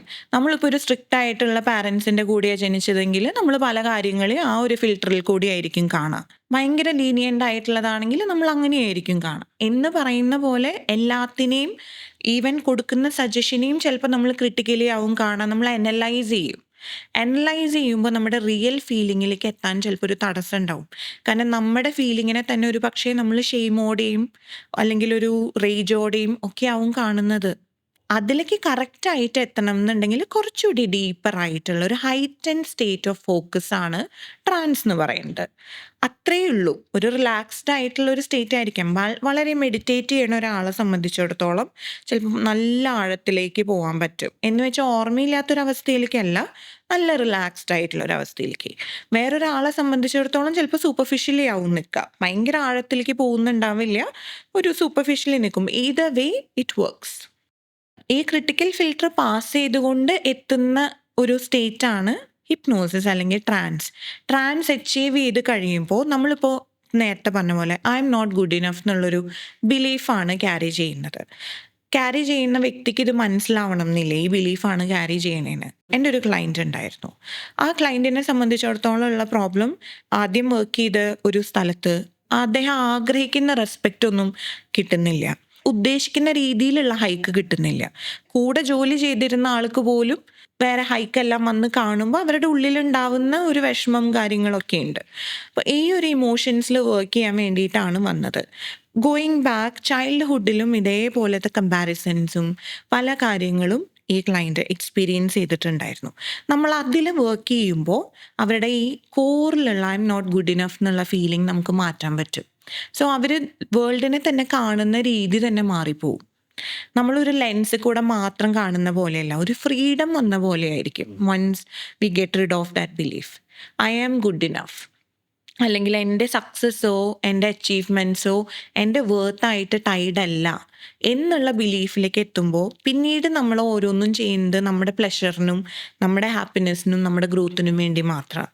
അതല്ലാണ്ട് ആർക്കാണ് വേറെ ഗ്രോത്ത് കിട്ടിയത്, എനിക്കത് കിട്ടിയോ ഇല്ലേ എന്ന് നോക്കിക്കൊണ്ടല്ല. ആ മാറ്റങ്ങൾ കൊണ്ടുവരാനായിട്ട് സബ് കോൺഷ്യസ് മൈൻഡ് വഴി, ഹിപ്നോതെറാപ്പി വഴി സാധിക്കും. നമ്മൾ ചിന്തിക്കുന്ന ഒരു പാറ്റേണിന് ഒന്ന് തിരിച്ച് ചിന്തിക്കുക എന്നുള്ളതാണ് ഇതിൽ കൂടെ നമ്മൾ ചെയ്തത്. യെസ്, അതേപോലെ എന്താണ് നമ്മളുടെ പാറ്റേൺ എന്നുള്ളതും ഐഡന്റിഫൈ ചെയ്യണം. ഒന്ന്, ചില ആളുകൾക്ക് അറിയാം അവരുടെ പാറ്റേൺ എന്താണെന്ന്, ദേ ആർ വെരി അവെയർ, അവർക്ക് അറിയാം എന്താണ് അവരെ ഇതിലേക്കെല്ലാം ലീഡ് ചെയ്യുന്ന പാറ്റേൺ എന്ന്. ചില ആളുകൾക്ക് അത് അറിയില്ല. ചില ആളുകൾ ചോദിക്കില്ലേ, എന്താണ് ഞാനിങ്ങനെ എന്നെ വിഷമിപ്പിക്കുന്ന ആളുകളെ മാത്രം ലൈഫിൽ അട്രാക്ട് ചെയ്തുകൊണ്ടിരിക്കുന്നത്. അതെങ്ങനെ കണ്ടുപിടിക്കാൻ പറ്റുക? കാരണം സബ് കോൺഷ്യസ് മൈൻഡിലേക്ക് നമ്മൾ പോകുമ്പോൾ നമ്മൾ അവിടെ ചോദിക്കുന്ന ചോദ്യങ്ങൾക്ക് അൺഫിൽറ്റേർഡ് ആയിട്ടുള്ള ആൻസേഴ്സ് ആണ് കിട്ടുക. ക്രിട്ടിക്കലി നമ്മൾ ഇങ്ങനെ കൂട്ടിക്കുഴച്ച ആൻസേഴ്സ് അല്ല, അല്ലെങ്കിൽ അവിടെ ഒരു ജഡ്ജ്മെന്റ്സ് മിക്സ്ഡ് ആയിട്ടുള്ള ആൻസേഴ്സ് അല്ല, ഉള്ളിലുള്ള കോർ ബിലീഫ്സിന് അസോസിയേറ്റഡ് ആയിട്ടുള്ള ആൻസേഴ്സ്. ഒരു തെറാപ്പിസ്റ്റ് ട്രെയിൻഡ് ആണത് മനസ്സിലാക്കാനും. അതുവഴി നമുക്കിത് ഐഡന്റിഫൈ ചെയ്യാനായിട്ട് സാധിക്കും. നമ്മൾ ഈ ഹിപ്നോസിസിനെ പറ്റി കൂടുതൽ കേൾക്കുമ്പോഴും അതൊരു സ്യൂഡോ സയൻസ് ആണ് എന്ന് കേട്ടിട്ടുണ്ട്. അത് എത്രമാത്രം സത്യമാണ്? ഒന്നാമത്തെ കാര്യം, ഇത് സ്യൂഡോ സയൻസ് ആണോ എന്നുള്ളത് അത് പണ്ട് കാലത്തെ ബിലീഫാണ്, ഇത് സ്യൂഡോ സയൻസ് ആണ് എന്നൊക്കെ ഉള്ളത്. ഇപ്പോൾ ഒരുപാട് സ്റ്റഡീസ് നടന്നിട്ടുണ്ട്, ഇതിൻ്റെ എഫക്റ്റീവ്നെസ് പ്രൂവൻ ആണ്, സയൻറ്റിഫിക്കലി പ്രൂവൻ ആയിട്ടുള്ള കാര്യമാണ്. APA പോലത്തെ ഓർഗനൈസേഷൻസ് ഇത് അപ്രൂവ്ഡ് ആയിട്ടുള്ളൊരു സംഭവമാണ് ഹിപ്നോതെറാപ്പി എന്ന് പറയുന്നത്. അല്ലെങ്കിൽ ഹിപ്നോസിസിൻ്റെ പവർ സ്റ്റഡീഡ് ആണ്, പ്രൂവൻ ആണ്. എത്രയോ ആളുകൾ പ്രസവം വരെ പെയിൻലെസ് ആയിട്ട് ഹിപ്നോസിസ് വഴി ചെയ്തിരിക്കുന്നു, സർജറീസ് പെർഫോം ചെയ്തിരിക്കുന്നു. ഇതെല്ലാം ഉണ്ട്. എല്ലാത്തിനും ഒരു മറുചോദ്യം ചോദിക്കുന്നത് വളരെ നോർമൽ ആയിട്ടുള്ള ഒരു കാര്യമാണ്. നമുക്ക് എക്സ്പ്ലെയിൻ പറ്റാത്ത സയൻറ്റിഫിക്കലി നമുക്ക് ഇതാണ് എന്ന് അങ്ങനെയാണെങ്കിൽ മൈൻഡും ഇതാണെന്ന് ഞാൻ പറയും. കാരണം മൈൻഡും പ്രൂവ് ചെയ്യാനായിട്ട് ആർക്കും പറ്റിയിട്ടില്ല, മൈൻഡ് കാണിക്കാനായിട്ട് സാധിച്ചിട്ടില്ല. ആർക്കെങ്കിലും മൈൻഡ് എന്താന്ന് പറഞ്ഞാൽ ഇതാണ് മൈൻഡ് എന്ന് പറഞ്ഞ് കാണിക്കാൻ പറ്റിയിട്ടില്ല. അപ്പോൾ കാണിക്കാൻ പറ്റാത്തൊരു സാധനത്തിൽ വർക്ക് ചെയ്യുന്ന ഒരു സ്റ്റഡി അല്ലെങ്കിൽ ഒരു തെറാപ്പി മൊഡാലിറ്റി എന്ന് പറയുമ്പോൾ അതും ചിലപ്പോൾ പ്രൂവ് ചെയ്യാൻ സാധിക്കണം എന്നില്ല. Because sometimes it's beyond our explanations, അല്ലെങ്കിൽ നമുക്ക് പ്രൂവ് ചെയ്യാൻ പറ്റുന്ന കാര്യങ്ങളിലും ബിയോണ്ടാണ്. അപ്പോൾ അതാണ് സ്യൂഡോ സയൻസിനെ പറ്റി എനിക്ക് പറയാനുള്ളത്. പക്ഷെ അതിൻ്റെ എഫക്ട്സ്, ഹിപ്നോസിസ് ചെയ്യുമ്പോൾ ആളുകളിൽ വരുന്ന മാറ്റം, അത് സ്റ്റഡീഡ് ആണ്, പ്രൂവൻ ആണ്. It has been experience for A long time now. എല്ലാവർക്കും ഹിപ്നോസിസ് വർക്കാകും അല്ലെങ്കിൽ ചിലർ അതിന് വേണ്ടി റെസിസ്റ്റന്റ് ഉള്ള പവറുള്ള ആൾക്കാരുണ്ട്. എങ്ങനെയാണ് അത് വർക്കാവുന്നത്? ആക്ച്വലി എല്ലാവർക്കും പറ്റും. കാരണം ട്രാൻസ് എന്ന് പറയുന്നത് ഒരു നാച്ചുറൽ സ്റ്റേറ്റ് ആണ്. നമ്മൾ കുറേ നേരം ഫോക്കസ് ചെയ്യുമ്പോൾ തന്നെ നമ്മളൊരു ട്രാൻസ് സ്റ്റേറ്റിലേക്ക് പോകുന്നുണ്ട്. നേരത്തെ ഞാൻ പറഞ്ഞ പോലെ മൂവിയുടെ കാര്യമെല്ലാം പറഞ്ഞ പോലെ. പക്ഷെ ഒരു തെറാപ്യൂട്ടിക് പ്രോസസ്സിൻ്റെ ഭാഗമായിട്ട് ട്രാൻസിലേക്ക് പോകാൻ പറ്റുമോ ഇല്ലേ എന്നുള്ളത് ക്ലയൻറ്റിൻ്റെ വില്ലിങ്നെസ് അനുസരിച്ചിരിക്കും. അതായത് ഇപ്പം അച്ഛനും അമ്മയും നിർബന്ധിച്ചിട്ട് ഒരു കുട്ടീനെ കൊണ്ടുവന്നു ഒരു തവണ. അപ്പോൾ അവരുടെ ആഗ്രഹം എൻ്റെ മോളൊരു റിലേഷൻഷിപ്പിലാണ്, എങ്ങനെയെങ്കിലും ഹിപ്നോതെറാപ്പി ചെയ്ത് അവനെ മറപ്പിക്കണം എന്നുള്ളതാണ് പാരൻസിൻ്റെ ആവശ്യം. നമുക്ക് ഓം ക്രീം കുട്ടിച്ചാത്ത എന്ന് പറഞ്ഞാൽ അപ്പം തന്നെ ആ ബോയ് ഫ്രണ്ടിനെ മറന്ന് ആ പെൺകുട്ടി തിരിച്ചു വരുമൊന്നുമില്ല. അതിൽ മാറ്റം വരണം എന്നുണ്ടെങ്കിൽ ആ കുട്ടിക്ക് ഉള്ളിൽ നിന്ന് തോന്നണം. Because she is an adult. ഇന്നലെ എനിക്കൊരു കോൾ വന്നേ ഉള്ളൂ, മാം എനിക്കിങ്ങനെ ഉള്ളിൽ ഒളിഞ്ഞിരിക്കുന്ന എന്ത് കാര്യമാണെങ്കിലും നമുക്ക് ഇതുവഴി പുറത്തേക്ക് കൊണ്ടുവരാൻ പറ്റുമോ? അങ്ങനെ സാധിക്കില്ല. ഭർത്താവിന്റെ വല്ല രഹസ്യം കണ്ടുപിടിക്കാനായിരിക്കും അല്ലേ? അത് സാധിക്കില്ല. ഇപ്പൊ ഭർത്താവിന്റെ രഹസ്യമായാലും ഭാര്യയുടെ രഹസ്യമായാലും വേണമെങ്കിൽ നിങ്ങളുടെ ഉള്ളിലുള്ള എന്തെങ്കിലും കാര്യം ഉണ്ടെങ്കിൽ നമുക്കതിന് നിങ്ങൾ വില്ലിങ് ആണെങ്കിൽ we can give it A go. അതല്ലാതെ ഇപ്പോൾ മാത്യുവിന്റെ രഹസ്യം കണ്ടുപിടിക്കാൻ തൗഫീക്ക് പറഞ്ഞു കഴിഞ്ഞാൽ അത് സാധിക്കില്ല. ബിക്കോസ് നമുക്ക് മൈൻഡിലുള്ള വിൽ പവർ ഉണ്ട്, ഇതെല്ലാം റെസിസ്റ്റ് ചെയ്യാം. അപ്പം നമുക്ക് റെസിസ്റ്റൻസ് ഉണ്ട്, നമ്മുടെ തെറാപ്പിസ്റ്റിനെ വിശ്വാസം ഇല്ല എന്നുണ്ടെങ്കിൽ ഈ കാര്യങ്ങളൊന്നും ചെയ്യാൻ പറ്റില്ല. ഇതൊരു കംപ്ലീറ്റ് ട്രസ്റ്റിന്റെ ബേസിൽ വർക്ക് ചെയ്യുന്ന സാധനമാണ്. ട്രസ്റ്റ്, വില്ലിങ്നെസ്, എത്രത്തോളം നമ്മളുടെ സജസ്റ്റബിലിറ്റി, ഇതെല്ലാം ബാധിക്കുന്ന ഒരു കാര്യമാണ് ഈ പ്രോസസ്സ്. പക്ഷേ ഇതെല്ലാം തെറ്റിദ്ധാരണകളുടെ ഭാഗമാണ്. എല്ലാവരും ചിന്തിക്കുന്നത് ഹിപ്നോസിസ് വഴി ഉള്ളിലുള്ള കാര്യങ്ങളെല്ലാം കണ്ടുപിടിച്ച്, അല്ലെങ്കിൽ അവർ ബോധം കെടുന്നു, നമ്മൾ സജഷൻ പ്ലേസ് ചെയ്യുന്നു, അതിൽ മാറ്റം വരുന്നു, ഇതെല്ലാം നടക്കും എന്നാണ്. ഈ ഹിപ്നോസിസും നുണപരിശോധന ചെയ്യുന്നൊരു ടെസ്റ്റ് ഉണ്ടല്ലോ, അതും തമ്മിൽ എന്ത് ക്ലോസ് ആണ്? അത് നുണപരിശോധനയിലുള്ള വ്യത്യാസം അതിലൊരു കെമിക്കൽ ഇൻജെക്റ്റ് ചെയ്യുന്നുണ്ട് എന്നുള്ളതാണ്. നാർക്കോട്ടിക് ഇൻവോൾവ് ആയിട്ടുള്ളൊരു പ്രോസസ്സാണ് നുണപരിശോധന എന്ന് പറയുന്നത്. അതിനുശേഷം ഓരോ ക്വസ്റ്റ്യൻസ് ചോദിക്കുമ്പോൾ നമുക്ക് ഉണ്ടാവുന്ന വേരിയേഷൻസ് ആണ് അതിൽ ചെക്ക് ചെയ്യണത്. അപ്പൊ ഇവിടെ ഹിപ്നോസിസ് ചെയ്യുമ്പോൾ എങ്ങനെയാണ് ഹിപ്നോസിസിൽ ഞാൻ നേരത്തെ പറഞ്ഞ പോലെ മെസ്സേജ് യൂണിറ്റ്സ് വഴിയാണ് നമ്മൾ ആ ഒരു ക്രിട്ടിക്കൽ ഫിൽറ്റർ ബൈപ്പാസ് ചെയ്ത് സബ് കോൺഷ്യസ് മൈൻഡിലേക്ക് എത്തുന്നത്. അപ്പോൾ ആ ഒരു കോൺഷ്യസ് മൈൻഡിൽ നിന്ന് നമ്മൾ വളരെ റിലാക്സ്ഡ് ആയിട്ടുള്ള ഒരു സ്റ്റേറ്റിലേക്ക് എത്തുമ്പോൾ കുറച്ചുകൂടി ഫോക്കസ് നമുക്ക് ഉണ്ടാവും. ഇൻ സിമ്പിൾ ടേംസ്, നല്ല റിലാക്സ്ഡ് ആയി കഴിയുമ്പോൾ വേറെ എവിടെ എനിക്കിപ്പോൾ ആവണ്ട, ഈ മൊമെൻറ്റിൽ ഞാൻ പ്രസൻ്റ് ആണ്, ഈ മൊമെൻറ്റിൽ ഞാൻ എന്നിലേക്ക് തന്നെ നോക്കാനും എന്നെ കണക്ട് ചെയ്യാനും തയ്യാറാണെന്ന് വരുമ്പോൾ ആ മൊമെൻറ്റിൽ നമ്മൾ ട്രാൻസിലേക്ക് പോകാൻ നമ്മൾ വില്ലിങ് ആണ്. എൻ്റെ ക്ലയൻസ് എന്ന് പറയുന്നത് പേയ്മെൻറ്റും ചെയ്ത് അവർ ഈ ഒരു 45 മിനിറ്റ്സ് അല്ലെങ്കിൽ 1 അവറിലേക്ക് വരുമ്പോൾ അവരത്രയും വില്ലിങ് ആണ്. പിന്നെ മെൻ്റൽ ഇൽനെസ് ഉള്ള ക്ലയൻസ് എന്ന് പറയുമ്പോൾ അറിയാമല്ലോ, അവരത്രയും ഡെസ്പറേറ്റ് ആണ്. Depression is no fun. ഇപ്പോൾ നേരത്തെ പറഞ്ഞില്ലേ, അതായത് ഇപ്പം എന്തെങ്കിലും ഒരു കുഞ്ഞേ കാര്യം ഉണ്ടെങ്കിൽ ഡിപ്രഷൻ ആണെന്ന് ആളുകൾ ലേബൽ ചെയ്യുന്നുണ്ട്. ആരും നുണ പറയില്ല എനിക്ക് ഡിപ്രഷൻ ഉണ്ടെന്ന്. ആൾക്കാർ ഡിപ്രഷൻ ഇല്ല എന്ന് നുണ പറയാം. എനിക്ക് കംപ്ലീറ്റ്ലി ഓക്കെയാണ്, ഞാൻ ഐ എം ഓക്കെ, അല്ലെങ്കിൽ ഐ എം ആബ്സല്യൂട്ട്ലി ഫൈൻ എന്ന് വേണമെങ്കിൽ അവർക്ക് നുണ പറയാം, അഭിനയിക്കാം, സന്തോഷം അഭിനയിക്കാം. പക്ഷെ അവർ ഉള്ളിൽ ആ നീറിപ്പുകയുന്ന അവസ്ഥ, അത് അത്രയും സഹിക്കെടുമ്പോഴായിരിക്കും അവരങ്ങനെയെല്ലാം പറയുന്നത്. കാരണം നമ്മൾ ജീവിക്കുന്നത് അത്രയും സ്റ്റിഗ്മയുള്ള സൊസൈറ്റിയിലാണ്. ഡിപ്രഷൻ ഉണ്ടെന്ന് പറഞ്ഞതിൻ്റെ പേരിൽ ഒരു അക്സെപ്റ്റൻസ് എവിടെയും കിട്ടാൻ പോണില്ല. എപ്പോഴും നമ്മൾ ചിലപ്പോൾ ഒന്ന് കൺസിഡറേറ്റ് ആയിരിക്കും, ചുറ്റിലുള്ളവരുടെ സിമ്പതി കിട്ടിയതുകൊണ്ട് എന്തെങ്കിലും കാര്യമുണ്ടെന്ന് എനിക്ക് തോന്നുന്നില്ല. പക്ഷേ ഡിപ്രഷൻ ആണെങ്കിലും ആങ്സൈറ്റി ആയാലും ഒക്കെ അവരത് തുറന്നു പറയുന്നത് അത് അവരുടെ കറേജിൻ്റെ ഭാഗമാണ്, അവരുടെ ഒരു ബ്രേവറിയുടെ ഭാഗമായിട്ടാണ് ഞാൻ കാണുന്നത്. കാരണം ഇങ്ങനത്തെ ഒരു സൊസൈറ്റിയിൽ ഇപ്പോഴും സ്റ്റിഗ്മ നിലനിൽക്കുന്നത്. കാരണം പണ്ടൊക്കെ എനിക്ക് ഓർമ്മയുണ്ട്, നമ്മൾ വളർന്നു വരുന്ന സമയത്തൊക്കെ ആളുകൾ എന്താ പറയുക, ഇങ്ങനെ എന്തെങ്കിലും ഡിപ്രഷൻ്റെ പേര് തന്നെ പറഞ്ഞു കഴിഞ്ഞാൽ ആൾക്കാർ പറയും ഇതൊന്നും പുറത്ത് പറയേണ്ട, കല്യാണം നടക്കില്ല, ഇതൊന്നും പുറത്ത് പറയേണ്ട, ജോലി കിട്ടില്ല. ഇതൊക്കെ കേട്ട ആളുകൾ ചിലപ്പോൾ ഒഴിവാക്കും, ഐസൊലേറ്റ് ചെയ്യും. ഇതൊക്കെ റിയൽ ലൈഫിൽ ആളുകൾ എക്സ്പീരിയൻസ് ചെയ്യുന്ന കാര്യങ്ങളാണ്. നമുക്ക് ചെയ്യാൻ പറ്റുന്നത് ഇവരെ എല്ലാം കുറച്ചുകൂടി ഒന്ന് കമ്പാഷനേറ്റോടെ, സ്നേഹത്തോടെ കാണാമെന്നുള്ളത്. അവർക്ക് ഇനിയിപ്പോൾ വെറുതെ പറയുകയാണെന്ന് തന്നെ വിചാരിക്കുക, എത്ര ദാരുണമായൊരു സാഹചര്യത്തിലായിരിക്കും അവർക്ക് ഡിപ്രഷൻ ഉണ്ടെന്ന് നുണ പറയേണ്ടി വരുന്നത്. അതെന്തായാലും ഭയങ്കര ഹാപ്പി ആയിട്ടിരിക്കുന്ന ഒരാൾ ചെയ്യുന്ന കാര്യമല്ലല്ലോ. അപ്പോൾ ഇവരോടെല്ലാം ഒരു കമ്പാഷൻ കാണിക്കുക എന്നുള്ളതാണ് നമുക്ക് ബെയർ മിനിമം ചെയ്യാൻ പറ്റുന്ന ഒരു കാര്യം. ഹിപ്നോട്ടിസം അല്ലെങ്കിൽ ഹിപ്നോതെറാപ്പി അതുപോലെ കൂടുതൽ പ്രചാരത്തിൽ വരുന്ന മറ്റൊരു കാര്യമാണ് ഈ മെന്റലിസം എന്ന് പറയുന്നത്.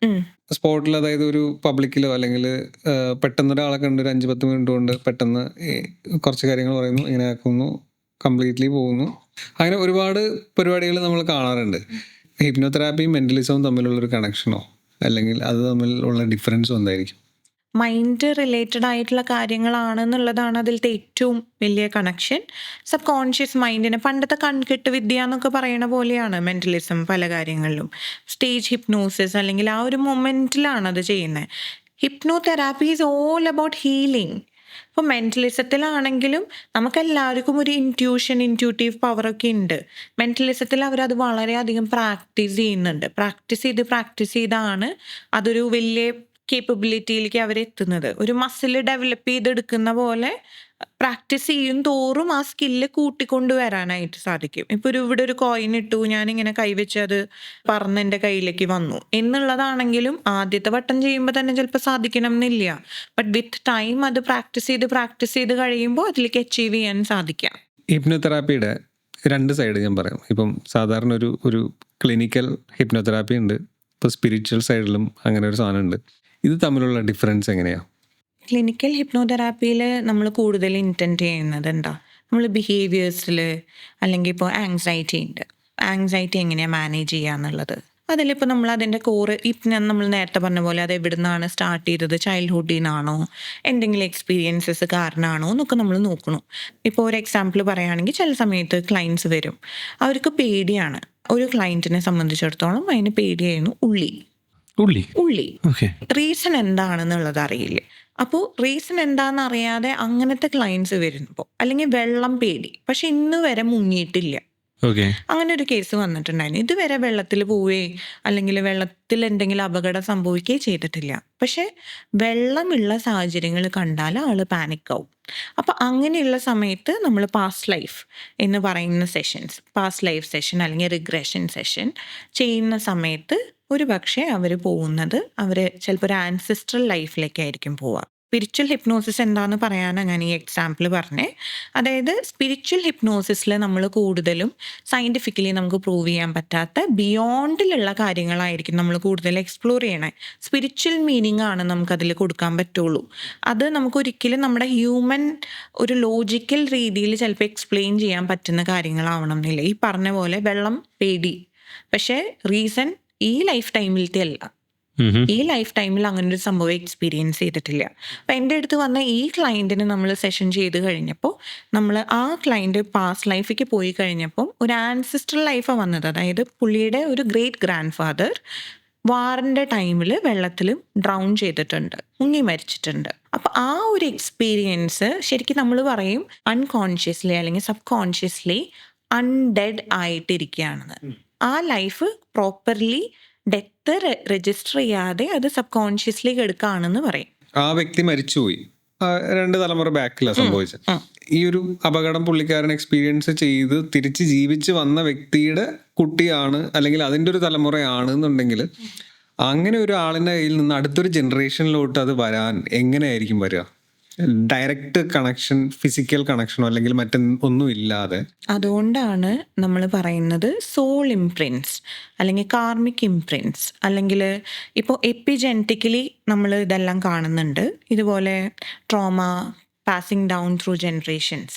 ഇപ്പോൾ നമ്മൾ ഇന്ത്യനെ നോക്കുകയാണെങ്കിൽ ഒരു കൊളോണിയൽ സപ്രഷനെ കൂടിയൊക്കെ ഇന്ത്യ കടന്നുപോയി കഴിഞ്ഞപ്പോൾ ഇന്ത്യൻസ് അല്ലെങ്കിൽ സൗത്ത് ഏഷ്യൻസ് പെർട്ടിക്കുലർലി എക്സ്പീരിയൻസ് ചെയ്യുന്നൊരു കാര്യമാണ് നമ്മൾ കുറച്ച് ചെറുതാണ്, അല്ലെങ്കിൽ അതിൻ്റെ ഒരു ഷെയിം, നമ്മൾ പോരാ എന്നുള്ളൊരു ചിന്ത.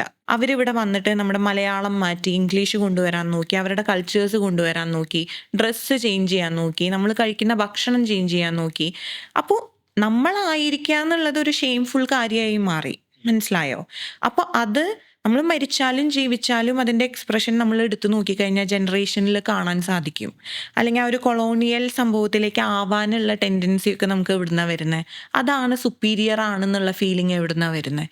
നമ്മൾ പോരാന്നുള്ള ചിന്തയിൽ നിന്നല്ലേ അത് വരുന്നത്. ആ ഷെയിം നമ്മൾ ജനറേഷനിൽ ക്യാരി ചെയ്യുന്ന പോലെ തന്നെ ഈ എക്സ്പീരിയൻസ് മരണപ്പെട്ടു എന്നുണ്ടെങ്കിലും ജനറ്റിക്കൽ എക്സ്പ്രഷൻ മാറ്റാനായിട്ട് ഇങ്ങനത്തെ പ്രൊഫൗണ്ട് എക്സ്പീരിയൻസസിന് സാധിക്കും. ബേസിക്കലി ബ്രിട്ടീഷുകാർ ഇന്ത്യ വന്നു പോയി വർഷങ്ങൾ കഴിഞ്ഞിട്ടും ആ ഒരു സാധനം ജനറേഷൻസ് പാസ് ചെയ്ത് ഇവിടെ എത്തി നിൽക്കുകയാണ്. അതെ, അല്ലേ? നിങ്ങൾ തന്നെ ഒന്ന് നോക്കി നോക്കിയേ. അന്നത്തെ കാലത്തെ പോലെയല്ല, അല്ലെങ്കിൽ അന്നത്തെ രീതികളല്ല നമ്മൾ ഇന്ന് ഫോളോ ചെയ്യുന്നത്. ഇപ്പോഴും നമ്മൾ സുപ്പീരിയർ ആയിട്ട് കാണുന്നത്, ഇപ്പോൾ യു എസ് ഒരു കല്യാണാലോചന വന്നു എന്ന് പറഞ്ഞു കഴിഞ്ഞാൽ ആളുകൾ അതിനെടുക്കുന്ന രീതിയും, അല്ലെങ്കിൽ യു എസിൽ വർക്ക് ചെയ്യുന്ന ഒരാളുടെ കല്യാണാലോചന വരുമ്പോൾ എത്രത്തോളം ആളുകൾ റിസീവ് ചെയ്യുന്നുണ്ട്, അതേപോലെയാണോ ഇപ്പോൾ മലയാളികൾ ഇവിടെ ഒരു ഗവൺമെൻറ് എംപ്ലോയി ആണെങ്കിൽ പോലും ആ വാല്യൂ ആണോ കിട്ടുന്നത്? പയ്യൻ അമേരിക്കയില. പയ്യൻ അമേരിക്കയിലാന്ന് പറഞ്ഞാൽ കഴിഞ്ഞു. പിന്നെ ക്യാരക്ടർ നോക്കണ്ട, വേറെ ഒന്നും നോക്കണ്ട. ഒന്ന് കിട്ടിയതാണെങ്കിൽ പോലും കുഴപ്പമില്ല, അമേരിക്കയിൽ നിന്നായാൽ മതി. ഇപ്പൊ ബേസിക്കലി പറഞ്ഞു വരുന്നത്, ഞാൻ പണ്ട് സ്കൂളിൽ മലയാളം സംസാരിച്ചതിന് ഫൈൻ കൊടുത്തത് ഈ ബ്രിട്ടീഷുകാരുടെ ട്രോമ കാരണമാണല്ലേ? അങ്ങനെ ഫൈൻ കൊടുക്കേണ്ടി വരുമ്പോഴാണ് നമ്മളുടെ ഉള്ളില് ഒളിഞ്ഞു കിടക്കുന്ന അല്ലെങ്കിൽ മറഞ്ഞു കിടക്കുന്ന സാധനം ട്രിഗർ ആവണേ. ഷെയിം അവിടെ ഉണ്ട്. ജനറേഷൻസ് എക്സ്പീരിയൻസ് ചെയ്തിട്ട് അവിടെ അൺകോൺഷ്യസ്ലിയോ സബ് കോൺഷ്യസ്ലിയോ ഒക്കെ അതവിടെ ഉണ്ട്. പക്ഷെ ആ ഫൈൻ കൊടുക്കേണ്ട മൊമെന്റിലാണ് എൻ്റെ റീജിയണൽ ലാംഗ്വേജ് മോശമാണ്, ഇത് ശരിയല്ല അല്ലേ, അപ്പം മലയാളം പറയുന്നവരത്ര പോരാ, അപ്പം ഇംഗ്ലീഷാണ് കംപ്ലീറ്റ്ലി വേണ്ടത്. മലയാളം മാത്രം പറയുകയാണെങ്കിൽ അതിൻ്റെ അർത്ഥം അതൊരു പോരായ്മയാണെന്നാണ്. എത്രയോ ആളുകളെ നമ്മൾ കണ്ടിട്ടുണ്ട്. എനിക്കൊരു ക്ലയൻറ്റ് ഉണ്ടായിരുന്നു, ഇംഗ്ലീഷ് പറയുമ്പോൾ മാത്രം വിക്കല്. ചെറുപ്പത്തിൽ ഇതേപോലെ നമ്മൾ ആ വർക്ക് ചെയ്ത് കഴിഞ്ഞപ്പോൾ LKG പഠിക്കുമ്പോൾ ഒരു വൈവ ടെസ്റ്റ് ഉണ്ടായിരുന്ന സമയത്ത് ഇംഗ്ലീഷ് പറയുന്ന സമയത്താണ് ആദ്യമായിട്ട് ഒരു സ്റ്റട്ടറിങ് വന്നത്. അതുവരെ ക്ലാസ് ഫസ്റ്റൊക്കെ ആയിട്ടുണ്ട് കുട്ടിയായിരുന്നു. പക്ഷെ അങ്ങനെ സംസാരിക്കേണ്ട സാഹചര്യത്തിൽ ആ ഒരു സ്റ്റട്ടറിങ് എക്സ്പീരിയൻസ് ചെയ്തു. അത് ആ ഒരു എക്സ്പീരിയൻസിൻ്റെ ഭാഗമായി മാറി. ഇപ്പോൾ അത് ക്ലിയർ ആയി, ഒരുപാട് ബെറ്ററായി. കാരണം നമ്മൾ അതിൽ വർക്ക് ചെയ്തത് സ്റ്റട്ടറിങ്ങിലായിരുന്നില്ല, നമ്മൾ വർക്ക് ചെയ്തിരുന്നത് ആങ്സൈറ്റിയിലായിരുന്നു. ആങ്സൈറ്റി മുഴുവനായിട്ടും മാറി. നമ്മൾ എന്തിൽ വർക്ക് ചെയ്യണമെന്നുള്ളതും ക്ലയൻറ്റിൻ്റെ ആവശ്യം പ്രയോറിറ്റി എന്താണെന്നുള്ളതാണ്. നമ്മൾ ആങ്സൈറ്റിയിൽ വർക്ക് ചെയ്യുമ്പോൾ ഒരു പക്ഷേ സ്റ്റട്ടറിങ്ങും മാറും. പക്ഷേ നമ്മുടെ ഉള്ളിലുള്ള ബിലീഫ് ഇപ്പോഴും എൻ്റെ ഇംഗ്ലീഷ് ഫ്ലുവൻ്റ് അല്ല, ഞാൻ ഇപ്പോഴും പോരായ്മയിലാണ് ഇരിക്കുന്നത് എന്നുള്ള തോന്നലുണ്ടെങ്കിൽ we may continue stuttering for a while. പല സെൽഫ് ഡിഫീറ്റിംഗ് രീതിയിലുള്ള പാറ്റേൺസ് ഫോളോ ചെയ്യുന്ന ക്ലയൻസ് വരുമ്പോഴും പാസ്റ്റ് ലൈഫ് സെഷൻസ് ചെയ്യുമ്പോൾ അവർക്ക് ഹീലിംഗ് എക്സ്പീരിയൻസ് ചെയ്യുന്ന കാണാറുണ്ട്. അതായത് ഇപ്പോൾ ഹയർ സെൽഫ് എന്ന് പറയുന്ന ഒരു സെഷൻ ഉണ്ട് നമ്മൾ പ്രാക്ടീസ് ചെയ്യുന്ന. ഹയർ സെൽഫ് എന്ന് ഉദ്ദേശിക്കുന്നത് കോഴിയാണ് ആദ്യം ഉണ്ടായ മുട്ടയാണ് ആദ്യം ഉണ്ടായെന്ന് ചോദിച്ചാൽ നമുക്കറിയാൻ പാടില്ല. മരണത്തിന് ശേഷം ലൈഫ് ഉണ്ടോ ഇല്ലേ നമുക്കറിയില്ല. പക്ഷേ സ്പിരിച്വാലിറ്റിയിലുള്ളൊരു കോൺസെപ്റ്റാണ് ഹയർ സെൽഫ് എന്ന് പറയുന്നത്. നമ്മൾ ഈ ഭൂമിയിലേക്ക് വരുന്നത് കൃത്യമായൊരു പർപ്പസായിട്ടാണെന്നാണ് പറയപ്പെടുന്നത്. എർത്ത് എന്ന് പറയുന്നത് ഒരു സ്കൂളാണെന്നാണ് സ്പിരിച്വാലിറ്റിയിൽ പറയുന്നത്. അപ്പോൾ ഇവിടെ ഇമോഷൻസ് ലേൺ ചെയ്യാനാണ് നമ്മൾ വരുന്നത്, ടു ഇവോൾവ്. എല്ലാം നമ്മൾ ചെയ്യുന്നത് ഇവോൾവ് ചെയ്യാൻ വേണ്ടിയിട്ടാണ്. അപ്പോൾ എവല്യൂഷന് വേണ്ടിയിട്ട് നമ്മൾ ഇവിടേക്ക് വരുമ്പോൾ നമ്മൾ ഒരു പർപ്പസും ആയിട്ടാവും വരുന്നത്. ഫോർ എക്സാമ്പിൾ ഇപ്പോൾ നമ്മൾ ഫൊഗീവ്നെസ് പഠിക്കാനാണ് വരുന്നതെന്ന് വിചാരിക്കുക. എങ്ങനത്തെ ഒരു സാഹചര്യമായിരിക്കും നമ്മൾ തിരഞ്ഞെടുക്കുക ഫൊഗീവ്നെസ് പഠിക്കണമെങ്കിൽ? ഏറ്റവും വൃത്തികെട്ട ആൾക്കാരുടെ നടക്കായിരിക്കും അല്ലേ? അല്ലാണ്ട് നമ്മൾ ഭയങ്കര കാമായിട്ടുള്ള വളരെ നല്ല സ്നേഹത്തോടെ ട്രീറ്റ് ചെയ്യുന്ന ഒരാളുകളുടെ അടുത്തായിരിക്കില്ല നമ്മൾ. ചിലപ്പോൾ ക്ലയൻറ്റ് സെഷന് വരുന്നത് എന്തുകൊണ്ടായിരിക്കും? എൻ്റെ ചുറ്റിലും വൃത്തികെട്ട ആൾക്കാരാ, എന്താണെന്നറിയില്ല, എവിടെ പോയാലും എന്നെ എല്ലാവരും ഹേർട്ട് ചെയ്തുകൊണ്ടിരിക്കുകയാണെന്ന് പറയും. ചിലപ്പോൾ ഹയർ സെൽഫായിട്ട് കണക്ട് ചെയ്യുമ്പോഴാവും നമുക്ക് ആൻസർ കിട്ടുക ഫൊഗീവ്നെസ് പഠിക്കുക എന്നുള്ളതാണ് ഈ ലൈഫിൻ്റെ പർപ്പസ് എന്ന്. അപ്പം അത് മനസ്സിലാക്കുന്നത് വഴി കാര്യങ്ങളെ കുറച്ചുകൂടി. ഈ ഹയർ സെൽഫ് നമ്മൾ എങ്ങനെ കണ്ടുപിടിക്കുക? ഹിപ്നോതെറാപ്പി വഴിയാണ്. ഓക്കെ, അത് ഈ സ്പിരിച്വൽ ഹിപ്നോതെറാപ്പിയിലുള്ളതാണ്. സ്പിരിച്വൽ ഹിപ്നോസിസിന്റെ ഭാഗമാണത്. ഒരു തെറാപ്പിസ്റ്റ് ട്രെയിൻഡ് ആവുന്ന സെഷൻസ് ആണ് ഇതെല്ലാം. എങ്ങനെ അതിലേക്ക് റീച്ച് ചെയ്യണം, എങ്ങനെ ആ ഒരു സ്റ്റേറ്റ് അച്ചീവ് ചെയ്യാൻ പറ്റും. അപ്പം അതുവഴി നമുക്ക് ഈ ആൻസേഴ്സ് എല്ലാം കണ്ടെത്താനായിട്ട് സാധിക്കും. ബേസിക്കലി ഇപ്പൊ സാധാരണ ആൾക്കാർക്ക് ഒരു ലോജിക്കലി ചിന്തിക്കാൻ പറ്റാത്തതിന് അപ്പുറത്തോട്ടുള്ള കുറച്ച് കാര്യങ്ങളാണ്. അതെ അതെ. അപ്പൊ അങ്ങനെയുള്ള ആവശ്യങ്ങൾക്ക് വേണ്ടി മാത്രമാണ് ആ രീതിയിലോട്ട് നമ്മൾ പോവേണ്ടത്. സ്പിരിച്വൽ ഹിപ്നോസിസ് എന്ന് പറയുന്നത് കൂടുതലും അങ്ങനെയാണ്. ചിലപ്പോൾ നമുക്ക് ക്ലിനിക്കൽ ഹിപ്നോസിസ് വഴി മാത്രം ഹീൽ ചെയ്യാൻ പറ്റാത്ത പല കാര്യങ്ങളും സ്പിരിച്വൽ ഹിപ്നോസിസ് വഴിയാണ്. എന്തെങ്കിലും ഒരു കേസ് ഉണ്ടോ ഇതുപോലെ റിലേറ്റ് ചെയ്ത് പറയാൻ പറ്റുന്ന? മണിച്ചിത്രത്താഴ് സിനിമ കണ്ടിട്ടുണ്ടോ?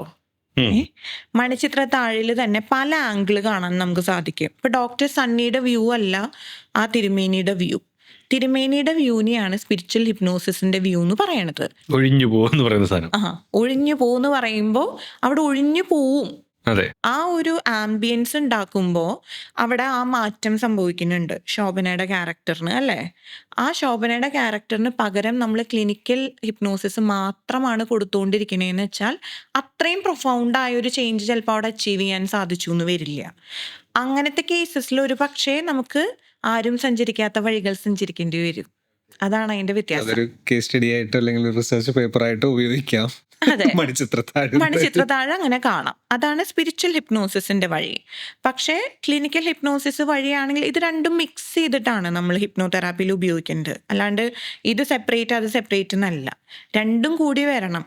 കാരണം നമ്മളുടെ ഇപ്പോൾ ഉള്ള നമ്മുടെ ജീവിതത്തിൽ നമ്മൾ ക്രിയേറ്റ് ചെയ്തെടുക്കുന്ന സെൽഫ് ഡിഫീറ്റിംഗ് കൺക്ലൂഷൻസും പാസീവ് അഗ്രസീവ് ബിഹേവിയറൊക്കെ അല്ലെങ്കിൽ നമ്മുടെ പ്രോഗ്രസ്സിനെ തടസ്സം കൊണ്ടുവരാം. ഒരു വ്യക്തി വിശ്വസിക്കുന്നത് പോലെയല്ലേ ഇത് വരിക? അതെ, ഈ പറയുന്ന മണിച്ചിത്രത്താഴിൽ പറയുന്നത് ആ വ്യക്തി, ശോഭന എന്ന് പറയുന്ന വ്യക്തി വിശ്വസിച്ചിരുന്നത് അത് ഇപ്പോൾ ഈ ക്ലിനിക്കൽ രീതിയിലല്ല, അല്ലെങ്കിൽ സ്പിരിച്വൽ രീതിയിലാണ് പുള്ളിക്കാരി വിശ്വസിച്ചിരുന്നത് കൊണ്ടാണ് അത് ക്ലിനിക്കലി ക്യൂർ ചെയ്യാൻ പറ്റാതെ സ്പിരിച്വൽ രീതിയിലും കൂടെ മിക്സ് ചെയ്തുകൊണ്ട് ആ ഒരു കണ്ടീഷൻ മാറ്റിയത്. യെസ്. ഇപ്പൊ നമ്മളൊരു സൈക്കോളജിയുടെ ടേംസിൽ നമ്മൾ പറയുകയാണെങ്കിൽ നമ്മൾ ആ കണ്ടീഷനെ പറയും സ്കിസോഫ്രീനിയാന്നോ, അല്ലെങ്കിൽ നമ്മൾ സൈക്കോസിസ്ന്നോ, മൾട്ടിപ്പിൾ പേഴ്സണാലിറ്റി ഡിസോർഡർന്നോ ഒക്കെ പറയാം. പക്ഷേ നമ്മൾ ഈ സ്പിരിച്വാലിറ്റിയുടെ അല്ലെങ്കിൽ ഹിപ്നോതെറാപ്പിയുടെ ടേംസിൽ നോക്കുമ്പോഴാണ് ഞാൻ നേരത്തെ പറഞ്ഞ പോലെ പാസ്റ്റ് ലൈഫെന്നോ, അല്ലെങ്കിൽ ഇപ്പൊ ചൈൽഡ്ഹുഡിൽ ആ അമ്മാമ്മ പറഞ്ഞ പല കഥകളും കേട്ട് വളർന്ന് ഗംഗ, ആ ഗംഗ എന്ന് പറഞ്ഞ കഥാപാത്രം വളരെ ചെറുപ്പത്തിൽ അബ്സോർബ് ചെയ്തിട്ടുള്ള സ്റ്റോറീസ്,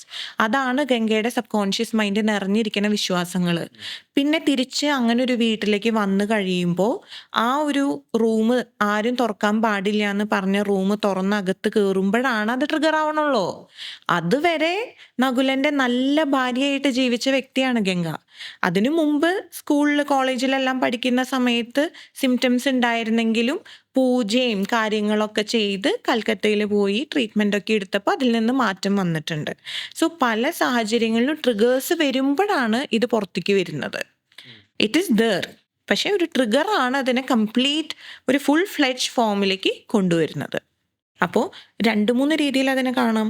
ഈ ചൈൽഡ്ഹുഡിലെ ഈ കഥകൾ കേട്ട് വളർന്നതുകൊണ്ട് ആ ബിലീഫിൽ നിന്ന് വന്നതാണെന്ന് നമുക്ക് ചിന്തിക്കാം. അല്ലെങ്കിൽ ഗംഗയുടെ ക്യാരക്ടർ നമ്മൾ നോക്കുകയാണെങ്കിൽ വളരെ ചെറുപ്പത്തിൽ തന്നെ പാരൻസ് അബാൻഡൻ ചെയ്തു പോയൊരു കുട്ടിയാണ് ഗംഗ. പാരൻസ് കൽക്കത്തയിൽ പോയി, ഗംഗ അമ്മമ്മയുടെ കൂടെ. അപ്പോൾ ആ ഒരു അബാൻഡൻമെന്റ് വരുമ്പോൾ ആളുകളിൽ വളരെ കോമൺ ആയിട്ട് കണ്ടുവരുന്ന ഒരു കാര്യമാണ് ഡിസോസിയേഷൻ. അല്ലെങ്കിൽ ഞാൻ പോരാന്നുള്ള ചിന്ത വരുമ്പോഴാണെങ്കിലും ഐ എം നോട്ട് ഇനഫ് എന്ന് പറയുമ്പോഴാണെങ്കിലും ഡിസോസിയേറ്റ് ചെയ്യാന്ന് ഉദ്ദേശിക്കുന്നത് നമ്മളുടെ റിയാലിറ്റിയിൽ നിന്ന് കുറച്ചൊന്ന് വിട്ടു നിന്നുകൊണ്ടല്ല, നമ്മൾ അതിനെ കോപ്പ് ചെയ്യാനായിട്ട് ശ്രമിക്കും. അങ്ങനെ ഒരു കോപ്പിംഗ് വഴി ക്രിയേറ്റ് ചെയ്ത അല്ലെങ്കിൽ വന്ന ഒരു സിംറ്റം ആകാം. അതുമല്ലെങ്കിൽ ഈ പറഞ്ഞ വേറെ ആളുകൾ എന്തു പറയും, ഇത് പൊസഷനാന്ന് പറയും, നാഗവല്ലിയുടെ പ്രേതം മേത്ത് കയറി എന്ന് പറയാം. അങ്ങനെ കാണുന്നവരുണ്ട് അല്ലേ. പൂജ മാത്രം ചെയ്താൽ മതി, ഇങ്ങനെ ചെയ്താൽ മതി, അത് പ്രേതമാണ്. അതിൽ തന്നെ ഒരു ക്യാരക്ടർ ഉണ്ടല്ലോ, അമ്മാവൻ്റെ ക്യാരക്ടർ ബിലീവ് ചെയ്യണത് പ്രേതം കയറി എന്നുള്ളതാണ്. പക്ഷേ ഈവൻ ആ തിരുമേനിയാണെങ്കിൽ പോലും അതിനെ കുറച്ചുകൂടി സൈക്കോളജിക്കൽ ആസ്പെക്ട്സ് മിക്സ് ചെയ്ത് കാണുന്ന ഒരു രീതിയാണ്. സോ പല രീതിയിൽ നമുക്കിതിനെ കാണാം. എന്നാൽ അതിൻ്റെ ഏറ്റവും നമ്മൾ അതിനെ എങ്ങനെ കാണുന്നു എന്നുള്ളത് ഇവിടെ ഇമ്പോർട്ടൻ്റ് അല്ല. ഇപ്പോൾ സാധാരണ എല്ലാ ആൾക്കാർക്കും ഉള്ളൊരു സംഭവമാണ് ഈ ആത്മാവ്, അല്ലെങ്കിൽ ബാധ കയറുക എന്നോ അല്ലെങ്കിൽ മറ്റൊരാളിൻ്റെ ആത്മാവ് മറ്റൊരാളിലോട്ട് കയറുക എന്നൊക്കെ പറയുന്നത്. ശരിക്കും ഈ പറയുന്ന പോലെ ആത്മാവ് എന്ന് പറയുന്ന ഒരു സംഭവം, അല്ലെങ്കിൽ സോൾ എന്ന് പറയുന്ന ഒരു സാധനം മറ്റൊരു വ്യക്തിയുടെ ശരീരത്തിൽ കയറാൻ പറ്റുന്ന ഒരു സാധനമാണോ എന്നും, അതല്ല എനിക്ക് ആ ക്യാരക്ടറിനെ ഭയങ്കരമായിട്ട് ഇഷ്ടപ്പെട്ടു, പെട്ടെന്ന് ഇങ്ങനെ ഒരാളില്ലാതായപ്പോഴത്തേക്കും പതുക്കെ ആ സ്വഭാവങ്ങൾ എന്നിൽ കണ്ടു തുടങ്ങി, ഞാൻ ആ ഒരു ക്യാരക്ടറായി മാറി, എൻ്റെ ബിഹേവിയർ എല്ലാം ആ രീതിക്കായി, ഇങ്ങനെയാണോ ഇത് മാറുന്നത്? ഞാൻ വീണ്ടും മണിച്ചിത്രത്താഴിലത്തെ ഒരു എക്സാമ്പിൾ പറയട്ടെ. അതിലത്തെ കുതിരവട്ടം പപ്പുവിൻ്റെ ക്യാരക്ടർ ശരിക്കും പറഞ്ഞു കഴിഞ്ഞാൽ പ്രേതത്തിനെ അല്ല കണ്ടിരിക്കുന്നത്. ശോഭന നടന്നിറങ്ങി വരുമ്പോഴാണ് കണ്ടത്. പക്ഷെ പുള്ളി പേടിച്ചു, പുള്ളിയുടെ കിളി പോയി. പുള്ളീനെ എടുത്ത് പറഞ്ഞു വെള്ളം തൊടരുത്, വെള്ളം കാണുമ്പോൾ ആൾ ചാടി നടന്നു. അത് ശരിക്കും പ്രേതത്തിനെ കണ്ടത് കൊണ്ടല്ല, നമ്മുടെ ഉള്ളിലെ പേടിയാണ് അങ്ങനത്തെ ഒരു കാര്യത്തിനെ അട്രാക്ട് ചെയ്യുന്നത്. സിമിലർലി നമ്മുടെ ഉള്ളിൽ എന്താണ് എംറ്റിനെസ് നമ്മൾ ക്യാരി ചെയ്യുന്നുണ്ട്, നമ്മൾ പേടിച്ചിരിക്കുകയാണ്. അവിടെ ഒരു നിഴൽ പാസ് ചെയ്താൽ ഞാൻ വിചാരിക്കും അത് പ്രേതമാണെന്ന്, പിന്നെ ഞാൻ വിചാരിക്കും എന്നെ എന്തോ ബാധിച്ചിട്ടുണ്ടെന്ന് ചിന്തിക്കാം. പക്ഷേ ശരിക്കുള്ള റിയൽ എനർജീസ് നമ്മളെ ഇങ്ങനെ ബുദ്ധിമുട്ടിക്കാനുള്ള ചാൻസസ് വളരെ കുറവാണ്. റിയൽ എനർജീസ് ബാധിക്കില്ല എന്ന് ഞാൻ പറയുന്നില്ല. ഉണ്ടാകാം, ഇല്ലാതിരിക്കാം. അതിനെ തറപ്പിച്ച് പറയാൻ നമുക്ക് ഇതുവരെ ഒരു സ്റ്റഡീഡ് ആയിട്ടുള്ള ഒന്നും എനിക്ക് അങ്ങനെ എടുത്തു പറയാൻ സാധിക്കുന്നില്ല. പക്ഷേ നമ്മളിപ്പോൾ സ്പിരിച്വൽ ഹിപ്നോസിസ് പഠിക്കുമ്പോൾ നമ്മൾ അതിൽ പറയുന്നതായാലും there are so many energies around us. ഒരുപാട് എനർജീസ് ഉണ്ട്. അതിപ്പോൾ ചുറ്റിലുള്ള ഇപ്പം മരിച്ചിട്ട് മോക്ഷം കിട്ടാത്ത ആത്മാക്കൾ മാത്രമല്ല, പലതരത്തിലുള്ള എനർജീസ് ഉണ്ട്. ശരിക്കും എന്താണ് ഒരു മനുഷ്യൻ്റെ ആത്മാവിനെ സ്റ്റക്കാക്കുന്നതെന്ന് ചോദിച്ചു കഴിഞ്ഞാൽ നമ്മുടെ സ്റ്റഡീസിൽ പറയുന്നത് ഡെത്ത് രജിസ്റ്റർ ചെയ്യാൻ സാധിക്കാതെ വരുമ്പോഴാണ് എന്നാണ്. അതായത് വണ്ടി ഇങ്ങനെ ഓടിച്ചുകൊണ്ട് പോകണം, അപകട മരണങ്ങൾ എന്നെല്ലാം കേട്ടിട്ടില്ലേ? വണ്ടി ഇങ്ങനെ ഓടിച്ചുകൊണ്ട് പോകണം, പെട്ടെന്ന് ഒരു വണ്ടി ഇടിക്കുന്നു. വണ്ടി ഇടിക്കുന്ന സമയത്ത് ശരിക്കും നമ്മുടെ സൈക്കി ഡിസോസിയേറ്റഡ് ആവാണ്, ബോഡിയിൽ നിന്ന് മാറിപ്പോവാണ്. അപ്പം മരിച്ചു എന്നുള്ളത്, ഒരാൾ വയസ്സായി വളരെ സമയമെടുത്ത് ഞാൻ മരിക്കും, മരണം കാത്തിരുന്ന് മരിക്കുന്ന പോലെയല്ല ഇങ്ങനെയുള്ള മരണങ്ങൾ. അപ്പോൾ ചിലപ്പോൾ എനർജി ഒരു ഫ്രാഗ്മെൻ്റ് ആണ് ഡിസോസിയേറ്റഡ് ആവുന്നത്. ആ ഫ്രാഗ്മെൻ്റ് ചിലപ്പോൾ ഇവിടെ ഭൂമിയിൽ തങ്ങി നിൽക്കാം എന്ന് പറയുന്നുണ്ട്. ഇപ്പം അമ്പലങ്ങളിലൊക്കെ ഇങ്ങനത്തെ എനർജീസ് ഭയങ്കര കൂടുതലായിരിക്കും. അല്ലെങ്കിൽ അമ്പലങ്ങളിലേക്ക് മിക്ക ആളുകളും പോകുന്നത് വേദന പറയാനും പ്രാർത്ഥിക്കാനും എന്തെങ്കിലും അവിടെ റിലീസ് ചെയ്യാനൊക്കെ വേണ്ടിയിട്ടാണ്. അപ്പോൾ അങ്ങനെയുള്ള സാഹചര്യങ്ങളിൽ ഇപ്പോൾ ഡിപ്രസ്ഡ് ആണ്, അല്ലെങ്കിൽ വളരെ ലോ ഫ്രീക്വൻസി എനർജീസിൽ നമ്മൾ പറയുകയാണെങ്കിൽ ലോ ഫ്രീക്വൻസിയിലുള്ളൊരു സാഹചര്യത്തിലാണെങ്കിൽ ഇങ്ങനത്തെ എനർജീസ് ചിലപ്പോൾ നമ്മുടെ ശരീരത്തിൽ കൂടിക്കയറും. റീസൺ ബീയിങ് അവർക്ക് ലൈറ്റിലേക്ക് പോകാനാണെന്നാണ് പറയുന്നത്. അവർക്ക് ഇവിടെ നിന്ന് റിലീസ് കിട്ടാനാണ്. ചില സമയത്ത് ഇത് ആദ്യം എനിക്ക് വിശ്വാസം ഉണ്ടായിരുന്നില്ല. ഇത് പഠിക്കുന്ന സമയത്താണെങ്കിൽ പോലും ഞാൻ ക്ലാസ്സിൽ പോലും കണ്ടിട്ടുണ്ട് കേട്ടോ. ചില ഫെല്ലോ കൊളീഗ്സിനൊക്കെ ഇങ്ങനെ പാസ്റ്റ് ലൈഫ്സിൻ്റെ എക്സ്പീരിയൻസസിലായാലും, പാസ്റ്റ് ലൈഫിൻ്റെ എക്സ്പീരിയൻസ് നമ്മളെല്ലാവരും ചെയ്തിട്ടുണ്ട്. അതല്ലാതെ ഇപ്പോൾ എൻറ്റിറ്റി എക്സ്പീരിയൻസ് ആയാലും നമ്മൾ കണ്ടിട്ടുണ്ട്. അതിനേക്കാൾ ഉപരി ഇപ്പോൾ ക്ലയൻസിൽ വരുമ്പോൾ എന്താണെന്ന് പറഞ്ഞാൽ നമ്മൾ അത്രയ്ക്കും ഭയങ്കര നമ്മൾ ചിന്തിക്കുമ്പോൾ എന്താണെന്ന് വെച്ചാൽ നമ്മൾ ഭയങ്കര നാടകീയമായിട്ടായിരിക്കും. ഇപ്പോൾ ഹിപ്നോസിസ് എന്ന് പറയുമ്പോൾ ബോധം പോവും എന്ന് ചിന്തിക്കുന്ന പോലെ എനർജീസ് എന്ന് പറയുമ്പോൾ നമ്മൾ എന്തോ ഡ്രാക്കുളേനെയൊക്കെയാവും മനസ്സിൽ ചിന്തിക്കുന്നുണ്ടാവുക, അല്ലെങ്കിൽ ഒരു കോക്കു ഒരു സാധനം വരുന്നു അതായിരിക്കും നമ്മൾ ചിന്തിക്കുന്നത്. അങ്ങനെ ആവണം എന്നില്ല. It can be very subtle. ക്ലയൻസിലൊക്കെ എന്ന് പറയുമ്പോൾ നമ്മൾ അവരുടെ ഈഗോ എക്സ്പ്ലോർ ചെയ്ത് കഴിയുമ്പോൾ ചിലപ്പോൾ അവിടെ ഇതുപോലത്തെ അറ്റാച്ച്മെൻറ്റ്സ് കാണാനായിട്ട് സാധിക്കും. അറ്റാച്ച്മെൻറ്റ്സ് എന്ന് ഉദ്ദേശിക്കുന്നത് എവിടെ നിന്നാണ് അത് പിക്കപ്പ് ചെയ്തതെന്നൊക്കെ ചോദിക്കുമ്പോൾ ഒരു ക്ലയൻറ്റിൻ്റെ എക്സ്പീരിയൻസ് ഇതുപോലെ അമ്പലത്തിൽ നിന്ന് പിക്കപ്പ് ചെയ്തതായിരുന്നു. കാരണം എനിക്ക് എപ്പോഴും ഒരു ബ്രദർ വേണം, എന്നെ സ്നേഹിക്കുന്ന ബ്രദർ വേണം എന്നുള്ള ആഗ്രഹം എനിക്ക് ഉണ്ടായിരുന്നു.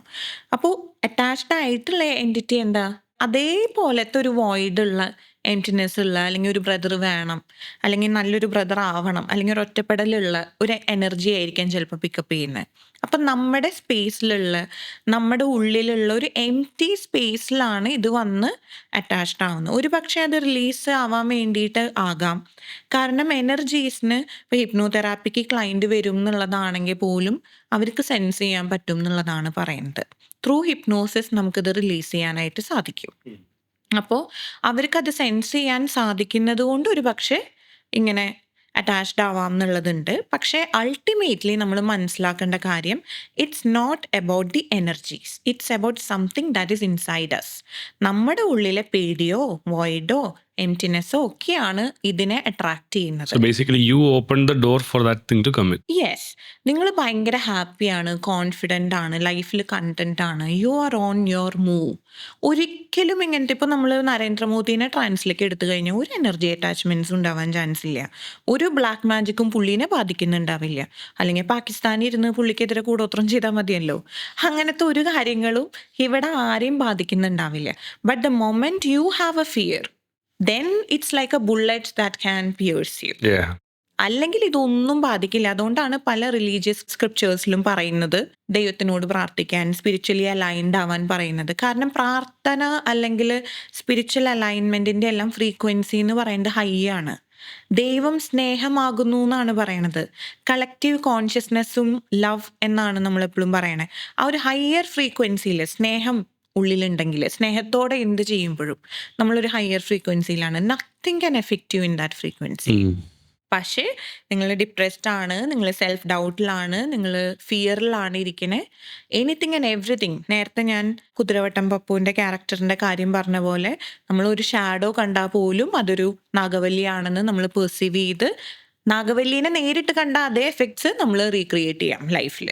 അത് നമ്മുടെ ഒരു ഇമാജിനേഷൻ ആണ്. നമ്മുടെ ഇമാജിനേഷൻ ആണ്. And for your subconscious mind imagination is real. ഇപ്പം എനർജി തമ്മിൽ മാച്ച് ആവുന്ന കാര്യം പറഞ്ഞില്ലേ, ഈ ലോ ഓഫ് അട്രാക്ഷൻ ഒക്കെ പറയുന്ന കൂട്ടില് നമ്മളുടെ ഒരു ഫ്രീക്വൻസി ഉണ്ടല്ലോ, നമ്മളൊരു എനർജി റിലീസ് ചെയ്യുമല്ലോ, ആ എനർജി അതേ മാച്ച് ആയിട്ടുള്ള അതേ ഫ്രീക്വൻസിയിലുള്ള മറ്റ് എനർജി ആയിട്ട് അട്രാക്ട് ആവും എന്നുള്ളതാണ് അതിൻ്റെ ഒരു ലോജിക്ക് എന്ന് പറയുന്നത്. അപ്പം ഒരു ബേണിംഗ് ഡിസയർ ഉള്ളൊരു വ്യക്തി ഈ പെട്ടെന്ന് ആ ആള് ഇല്ലാതായി പോവാ, അദ്ദേഹത്തിന്റെ എനർജി അല്ലെങ്കിൽ ആ ഒരു ഫ്രീക്വൻസിയിൽ പൊയ്ക്കൊണ്ടിരുന്ന സാധനത്തിൽ നിന്ന് ഈ വ്യക്തി പെട്ടെന്ന് ഇല്ലാതാകുകയാണ്. പക്ഷെ ആ ഒരു എനർജി അവിടെ തന്നെ നിലനിൽക്കും എന്നുള്ളതാണ് പറയുന്നത്. എല്ലാവരുടെയും അങ്ങനെ ഉണ്ടാവണം എന്നില്ല. ഇപ്പോൾ നമ്മൾ സ്പിരിച്വൽ ഹിപ്നോസിസിനെ പറ്റി പഠിക്കുമ്പോൾ പറയുന്നത് എന്താണെന്ന് വെച്ചാൽ, ഇപ്പോൾ ആ ബേണിംഗ് ഡിസയർ ഉള്ള ആൾ മരിക്കുമ്പോൾ അയാൾക്ക് മരണം എന്താണെന്ന് അറിയണില്ല. കുറെ അൺഫിനിഷ്ഡ് ബിസിനസ്സുകൾ കീപ്പ് ചെയ്തുകൊണ്ടാണ് മരണം രജിസ്റ്റർ ചെയ്യപ്പെടുന്നില്ലേ. ഈ പറഞ്ഞ പോലെ ഒരു അകാല മരണം, അപകട മരണം ഒക്കെയാണ് സംഭവിക്കുന്നത് എന്നുണ്ടെങ്കിൽ that energy can remain in the realm. അതല്ലാന്നുണ്ടെങ്കിൽ അവർ ഇപ്പോൾ ഒരു ക്യാൻസറാണ് അറിഞ്ഞു, വളരെ ഗ്രാജുവലി ആണ് ആ ഡെത്തിനെ അപ്രോച്ച് ചെയ്യണമെന്നുണ്ടെങ്കിൽ then they have time to make peace with it. പക്ഷേ ഡൈയിങ് തോട്ട് എന്ന് പറയണത് എനിക്കിതൊന്നും അച്ചീവ് ചെയ്യാൻ പറ്റിയില്ലല്ലോ എന്നുള്ള റിഗ്രറ്റ് ആണെങ്കിൽ ഒരു പക്ഷേ അതിവിടെ നിലനിൽക്കാം എന്നുള്ളതാണ് പറയുന്നത്. Ultimately it all comes down to you. What do you feel about this? What do you believe about it? What do you feel about it? What do you believe about it? What is your previous experience associated with it? ഇതിലേക്കാണ് നമ്മളെല്ലാം വരുന്നത്. അതിനെ നമ്മൾ past ലൈഫെന്നോ എൻറ്റിറ്റീന്നോ പ്രേതമെന്നോ എന്ത് പറഞ്ഞ് വിളിച്ചാലും പ്രേതം എന്ന് വിശ്വസിക്കാത്ത ഒരാളെ നോക്കിയാൽ അവർക്ക് ഇതൊന്നും ചിലപ്പോൾ കേൾക്കുന്നുണ്ടാവില്ല. ഒരു എക്സാമ്പിൾ പറയുകയാണെങ്കിൽ ഇപ്പോൾ പറഞ്ഞ പോലെ ഇതിപ്പോൾ പ്രേതങ്ങളെയും ഒക്കെ പറ്റിയാണ് നമ്മൾ, അല്ലെങ്കിൽ എനർജീസ്, പ്രേതം എന്നുള്ളതല്ല എനർജീസിനെ പറ്റിയാണ് നമ്മൾ പറഞ്ഞത്. വേറൊരു കാര്യം, കോമൺ തീമാണ് നമ്മൾ കേൾക്കുന്ന കണ്ണ് കിട്ടാന്നുള്ളത് അല്ലേ, വളരെ ഫെമിലിയർ ആയിട്ട് നമ്മൾ കേൾക്കുന്ന ഒരു കാര്യമാണ് ഈവിലൈ. പക്ഷെ ഈവിലൈ എപ്പോഴാണ് നമ്മളെ ബാധിക്കുക എന്നറിയോ? നിങ്ങൾ 2 ഫ്രണ്ട്സ്, നിങ്ങൾ തൊട്ടപ്പുറത്ത് വീട്ടിലാണ് താമസിക്കുന്നത്. അപ്പോൾ രണ്ടാൾ ഒരുമിച്ച് പഠിക്കുന്നു ഒരേ കാര്യങ്ങൾ, എന്നിട്ട് നിങ്ങൾ ഒരു അഡൾട്ടായി. പക്ഷെ ഒരാൾ ഭയങ്കര സക്സസ്ഫുള്ളായി പെട്ടെന്ന്. ഇപ്പോൾ മാത്യു ആണെന്ന് വിചാരിക്കേ, മാത്യു ഒരു BMW വാങ്ങി. ആ വണ്ടി കൊണ്ടുവരുമ്പോൾ മാത്യുവിന് ചിലപ്പോൾ തൗഫീക്കിനോട് അത് പറയാനുള്ള ഒരു മടി ഉണ്ടാവാൻ, ചിലപ്പോൾ സന്തോഷം കൊണ്ട് ആദ്യം തന്നെ പോയിട്ട് തൗഫീക്കിനെയാവും കാണിക്കുന്നുണ്ട്, ഞാൻ വണ്ടി വാങ്ങി എന്നൊക്കെ പറയും. അത് പറയുമ്പോൾ എല്ലാം ഓക്കെയാണ്. ചിലപ്പോൾ തൗഫീക്കിൻ്റെ ഉള്ളിൽ ഒരു സങ്കടം വന്നേക്കാം, അവന് പെട്ടെന്ന് ഇതെല്ലാം പറ്റിയല്ലോ എന്ന്. ഡീപ്പ് ഇൻസൈഡ് ആദ്യത്തെ ലെയേഴ്സിലൊന്നല്ല, അവിടേക്ക് സന്തോഷം ഉണ്ടാവും, അക്സെപ്റ്റൻസ് ഉണ്ടാവും. പക്ഷെ ഉള്ളിൻ്റെ ഉള്ളിൽ ചിലപ്പോൾ അവനത് പറ്റിയല്ലോ, എനിക്കിനി എന്നാണാവോ പറ്റുക എന്നുള്ളൊരു തോന്നൽ വരാം. അതവിടെ നിൽക്കുന്നുണ്ട്. പക്ഷെ മാത്യു ഫുൾ സന്തോഷത്തിലാണ്, മാത്യു ഹാപ്പി ആയിട്ടിരിക്കുന്നു, മാത്യു വീട്ടിലേക്ക് പോകണു, എല്ലാം ഓക്കെയാണ്. ഇത് ഒന്നും മാത്യുവിനെ ബാധിക്കില്ല. എപ്പോഴാണ് ബാധിക്കുക എന്നറിയോ? മാത്യുവിൻ്റെ ഉള്ളിലൊരു ഗിൽട്ട് ഉണ്ടെന്ന് വിചാരിക്കേ, ഞാനിത് വാങ്ങിയത് എന്തെങ്കിലും ഇനി കാക്കാക്ക് എന്തെങ്കിലും ഫീൽ ചെയ്തിട്ടുണ്ടാവോ എന്നുള്ളൊരു തോന്നലുള്ളിലുണ്ടെങ്കിൽ that can be a hook. ആ guilt can act as a hook. അപ്പം ചിലപ്പോൾ വണ്ടി എടുത്ത് പുറത്തേക്ക് ഇറങ്ങുമ്പോൾ ചിലപ്പോൾ കല്ല് കാറിൻ്റെ ടയറിൽ കയറി, ചിലപ്പോൾ കാറൊന്ന് പഞ്ചറാവും. അപ്പം നമ്മൾ പറയും ഈവിലായിരുന്നു. പക്ഷേ ഇത് നമ്മളിലേക്ക് എത്തണം എന്നുണ്ടെങ്കിൽ നമ്മുടെ ഉള്ളിലുള്ള മാത്രമേ അതൊരു വ്യക്തിയുമായിട്ടുള്ള ഒരു സംഭവമാണല്ലോ. ചില ആൾക്കാർ വന്നിട്ടോ വീട്ടില് പൂവൊക്കെ നിൽക്കണ കണ്ടിട്ട് നല്ല ഭംഗിയുണ്ട് കേട്ടോ എന്ന് പറഞ്ഞിട്ട് പോവും. അടുത്ത ദിവസം പൂവില്ല, ചെടിയില്ല, ചെടിച്ചട്ടി പോലും ഇല്ലാത്ത അവസ്ഥയാവും. ഇത് ഒരു പൂവിനോ അല്ലെങ്കിൽ മരത്തിനോ ഒന്നും ആ ഒരു ഫീലിങ്സിനുള്ള സ്പേസ് ഇല്ലല്ലോ. പക്ഷെ അത് ആരുടെ പൂവാന്നുള്ളതൊരു ക്വസ്റ്റ്യനാണ്. ആ പൂവ് ചിലപ്പോ നമ്മുടെ പൂവായിരിക്കും, നമ്മളുടെ ഉള്ളിൽ ആ ഒരു സാധനം കിടക്കുന്നുണ്ടാവും. അതേ പറഞ്ഞു ഇനിയിപ്പൊ പൊക്കോളൂ എന്നുള്ളൊരു ചിന്ത അവിടെ കിടക്കുന്നുണ്ടാവും. ഓഫ് കോഴ്സ് അത് നമ്മൾ ബാധിക്കില്ലേ. നമ്മുടെ റിയാലിറ്റീസ് ആണ് നമ്മൾ ചുറ്റിലും ബാധിക്കണേ. അല്ലെങ്കിൽ ഒരിക്കലും നമ്മുടെ ഉള്ളിലുള്ള belief I M not good enough ആണെങ്കിൽ നമ്മൾ അങ്ങനത്തെ റിയാലിറ്റി നമ്മുടെ ചുറ്റിനും ക്രിയേറ്റ് ചെയ്യേണ്ട കാര്യമില്ലല്ലോ. നമ്മൾ എന്താണ് ഉള്ളിൽ ഫീൽ ചെയ്യണേ, ആ വൈബ്രേഷൻസ് ആണ് നമ്മൾ പുറത്തേക്ക് കൊടുക്കണേ, ആ റിയാലിറ്റീസ് ആണ് നമ്മൾ ക്രിയേറ്റ് ചെയ്യണത്. നമ്മുടെ ഉള്ളിലോ അല്ലെങ്കിൽ നമ്മൾക്ക് മാത്രമല്ല സംഭവിക്കുക, നമ്മുടെ ചുറ്റുമുള്ള കാര്യങ്ങളെയും അത് ബാധിക്കുന്നുണ്ട്. ഇപ്പൊ ഈ ചെടിയുടെ കാര്യം പറഞ്ഞില്ലേ, അതായത് ഒരു ചെടി വാങ്ങിയിട്ട് ഒരു പരീക്ഷണാർത്ഥം ഡെയിലി അതിനെ തെറി വിളിച്ചു നോക്കിയേ, ആ ചെടി ഈവിലായി പോട്ടെ, ചെടിയുടെ അവസ്ഥ എന്തായിരിക്കും? പകരം നമ്മളൊരു ചെടി വാങ്ങിയിട്ട് അതിനെ സ്നേഹത്തോടെ അത് ഇമ്പോർട്ടൻ്റ് ആണെന്ന് കരുതി വെള്ളം ഒഴിച്ച് നല്ല വാക്ക് പറഞ്ഞ് അതിനെ വളർത്തി നോക്കി, അതവിടെ നല്ല വളർന്ന് പുഷ്ടിച്ച് നിൽക്കുന്നുണ്ടോ? ഇത് പലരും പരീക്ഷിച്ചിട്ടുള്ളൊരു കാര്യമാണ്. ഈവൻ വാട്ടർ മോളിക്യൂളിൽ പോലും നമ്മൾ കുടിക്കുന്ന വെള്ളത്തിൽ നമ്മൾ വെള്ളം എടുത്ത് വെച്ചിട്ട് നമ്മൾ കുറേ തെറി പറയാണ്, നശിച്ച വെള്ളം എവിടുന്ന് വന്നാ ഈ അതാണ് ഈ മുട്ടയിലൊക്കെ കൂടോത്രം ചെയ്യുന്ന പറയുന്നത്. മുട്ടയിലെ കൂടോത്രം എന്നൊക്കെ പറയുന്നത് ഇതേപോലെയാണ്. ഇന്റൻഷനാണ് അവിടെ മാറ്റർ ചെയ്യണേ. നമ്മളിപ്പോൾ മുട്ട വേണം എന്നില്ല, നമ്മളൊരു പേന, ഈ പേന വെച്ച് എഴുതുന്നവൻ തോറ്റുപോട്ടെ എന്നുള്ള ഇന്റൻഷൻ വെച്ചിട്ട് ഒരു സാധനം കൊടുക്കുകയാണെങ്കിൽ നമ്മൾ ആ ബാഡ് ഇന്റൻഷൻ അവിടെ വെച്ച് കഴിഞ്ഞു. നമ്മളുടെ ഇന്റൻഷനാണ്. മനുഷ്യൻ നമ്മളെപ്പോഴും പറയില്ലേ അഹം ബ്രഹ്മാസ്മി എന്നെല്ലാം പറയുന്ന നമ്മൾ തന്നെയാണ് ദൈവം എന്ന് പറയുന്നത്. നമ്മുടെ റിയാലിറ്റി ക്രിയേറ്റ് ചെയ്യാനുള്ള കഴിവ് നമുക്കുള്ളത് കൊണ്ടാണ്. ഇപ്പം ഏത് സ്ക്രിപ്റ്റേഴ്സിൽ എടുത്ത് നോക്കിയാലും ഇത് രീതിയിലുള്ള എക്സ്പ്ലനേഷൻസും സ്റ്റോറീസും എല്ലാം ഉണ്ട്. ഇപ്പോൾ മുസ്ലിംസിലാണെന്നുണ്ടെങ്കിൽ റൂഹ് എന്നാണ് പറയാ അല്ലെ, സോളിനെ ആത്മാവിന് റൂഹ് എന്നാണ് പറയാ, അല്ലെങ്കിൽ ജിന്നുണ്ട്. ഇപ്പോൾ ക്രിസ്ത്യാനിറ്റിയിലാണെങ്കിൽ പിശാചുണ്ട്, ഹിന്ദുക്കളിലാണെങ്കിലും ഉണ്ട്, അസുരന്മാരുണ്ട്, രാക്ഷസന്മാരുണ്ട്, പ്രേതങ്ങളുണ്ട്, എല്ലാത്തിലും ഉണ്ട്. അപ്പോൾ ഇതെല്ലാം പല പല കാലഘട്ടങ്ങളായി എക്സ്പ്ലെയിൻ ചെയ്ത് വരുന്ന കാര്യമാണ്. നമ്മളിപ്പോൾ ഇതിനൊരു ലോജിക്കൽ സൈഡ് കൊണ്ടുവരാൻ ശ്രമിക്കുന്നു എന്നുള്ളത് മാത്രമേ ഉള്ളൂ. ഈ വെള്ളത്തിനെ ഇതുപോലെ രണ്ട് പാത്രങ്ങളിലായിട്ട് എടുത്തിട്ട് അതിൽ ഒന്നിൽ ഈ പറയുന്ന പോലെ നെഗറ്റീവായിട്ടുള്ള കാര്യങ്ങളും ഒന്നിൽ പോസിറ്റീവായിട്ടുള്ള കാര്യങ്ങളും പറഞ്ഞുകൊണ്ട് ഇതിനെ ഒരിടത്ത് സൂക്ഷിച്ചു വെക്കുക. കുറെ കഴിഞ്ഞ് രണ്ട് ലേബൽ ചെയ്തിട്ടുണ്ട്. അതിനെ എടുത്തിട്ട് മൈക്രോസ്കോപ്പ് വഴി നോക്കുന്ന സമയത്ത് ഒന്നിന്റെ സ്ട്രക്ചറും മറ്റതിന്റെ സ്ട്രക്ചറും തമ്മിൽ ഭയങ്കരമായ വ്യത്യാസം വന്നിട്ടുണ്ട്. അത് ഇതുപോലൊരു സ്റ്റഡി നടത്തിയതാണ്. അത് ശരിയാണ്. ഇതേപോലത്തെ ഒരു സ്റ്റഡി തന്നെ. അതിൽ ആ മോളിക്യൂൾസ് എടുത്ത് നോക്കിക്കഴിഞ്ഞപ്പോൾ അത് ക്രിസ്റ്റലൈസ്ഡ് ആയിരിക്കുന്ന രീതി വളരെ വ്യത്യാസമുള്ളതായിരുന്നു. വളരെ പോസിറ്റീവായിട്ട് നമ്മൾ എഫം ചെയ്ത് വെള്ളം അതിലത്തെ മോളിക്യൂൾസ് നോക്കുമ്പോൾ വളരെ ബ്യൂട്ടിഫുൾ ക്രിസ്റ്റലിങ് ആയിരുന്നു അതിൽ വന്നത്. നെഗറ്റീവ്ലി പറഞ്ഞത് ഭയങ്കര ഷാറ്റേർഡ് ആയിട്ടും ഒരു വല്ലാത്ത രീതിയിലായിരുന്നു വന്നത്. ഇതേപോലെ തന്നെയാണ് നമ്മൾ തിരക്ക് പിടിച്ച് ഫുഡ് കഴിക്കുമ്പോഴും തിരക്ക് പിടിച്ച് വെള്ളം കുടിക്കുമ്പോഴും നമ്മൾ ഏത് മീനിങ്ങിലാണ് പൊട്ട ഫുഡ് എന്നൊക്കെ പറഞ്ഞ് കഴിക്കുമ്പോൾ ചിലപ്പോൾ നമ്മുടെ ബോഡി അതിനെ റിസീവ് ചെയ്യുന്ന രീതികൾ മാറിപ്പോവാം. അതുകൊണ്ടാണ് മൈൻഡ്ഫുൾ ഈറ്റിംഗ് എന്നൊക്കെ നമ്മൾ പറയുന്നത്. ആ മൊമെൻറ്റിൽ പ്രസൻ്റ് ആയിക്കൊണ്ട് ഗ്രേറ്റ്ഫുൾ ആയിക്കൊണ്ട് ഓരോ ബൈറ്റും എടുക്കുമ്പോൾ അത് നമ്മുടെ ശരീരത്തിന്റെ ഏറ്റവും നല്ല ബെനിഫിറ്റിലേക്ക് മാറാവുന്ന ഒരു കാര്യമായി ശ്രദ്ധിക്കുക. ഗിൽറ്റോട് കൂടി കഴിച്ചാൽ അത് റോങ് ആയിട്ട് ഗിൽറ്റോട് കൂടി നമ്മൾ ഓരോ ബൈറ്റ് കഴിക്കുമ്പോൾ ആ ഗിൽറ്റിനെയാണ് നമ്മൾ റീഎൻഫോഴ്സ് ചെയ്തുകൊണ്ടിരിക്കണേ, അല്ലെങ്കിൽ ആ ഷെയിമിനെയാണ്, അല്ലെങ്കിൽ നമ്മൾ തടി ഉണ്ട് എന്നുള്ള ഓർമ്മേനെ ആയിരിക്കും നമ്മൾ റീഎൻഫോഴ്സ് ചെയ്തുകൊണ്ടിരിക്കണേ. Ultimately it's all about you, your beliefs. ഇപ്പം നമ്മൾ സെമിത്തേരിയിൽ വെറുതെ പോണ ആൾക്കാരും ഉണ്ട്, സെമിത്തേരിയിൽ രാത്രിയിൽ കടക്കാത്തവരുണ്ട്, സെമിത്തേരിയുടെ അടുത്ത് വീട് വെക്കാത്തവരുണ്ട്. ഇതൊക്കെ നിങ്ങളുടെ ബിലീഫ് അനുസരിച്ചിരിക്കും. സെമിത്തേരിയിൽ ഒന്നുമില്ല എന്ന് പ്രൂവ് ചെയ്യാൻ രാത്രി അവിടെ പോയി കിടന്നുറങ്ങി എണീക്കുന്ന ആളുകളും ഉണ്ട്. അപ്പോൾ നിങ്ങൾ ഏത് ഫ്രീക്വൻസിയിലാണോ ഓപ്പറേറ്റ് ചെയ്യുന്നത് ആ സംഭവങ്ങളാണ് നമ്മൾ അട്രാക്ട് ചെയ്യുക. ടെസ്ല കാറിലെ മാപ്പില് സെമിത്തേരിയുടെ സൈഡിൽ കൊണ്ടിട്ട് കഴിഞ്ഞാൽ ആള് നടന്നു പോകണം, ടെസ്ല കാറിലെ മാപ്പിൽ കാണിക്കുന്നു പറഞ്ഞ പോലെ അത് എന്ത് കണ്ടിട്ടാണ് അത് അവിടെ ആളെ കാണിക്കുന്നത് എന്നുള്ളത് പോലെ ഇങ്ങനെയുള്ള എനർജീസ് ഒക്കെ നമ്മുടെ ചുറ്റും ഉണ്ട് എന്നുള്ളതാ. തീർച്ചയായിട്ടും ഉണ്ട്.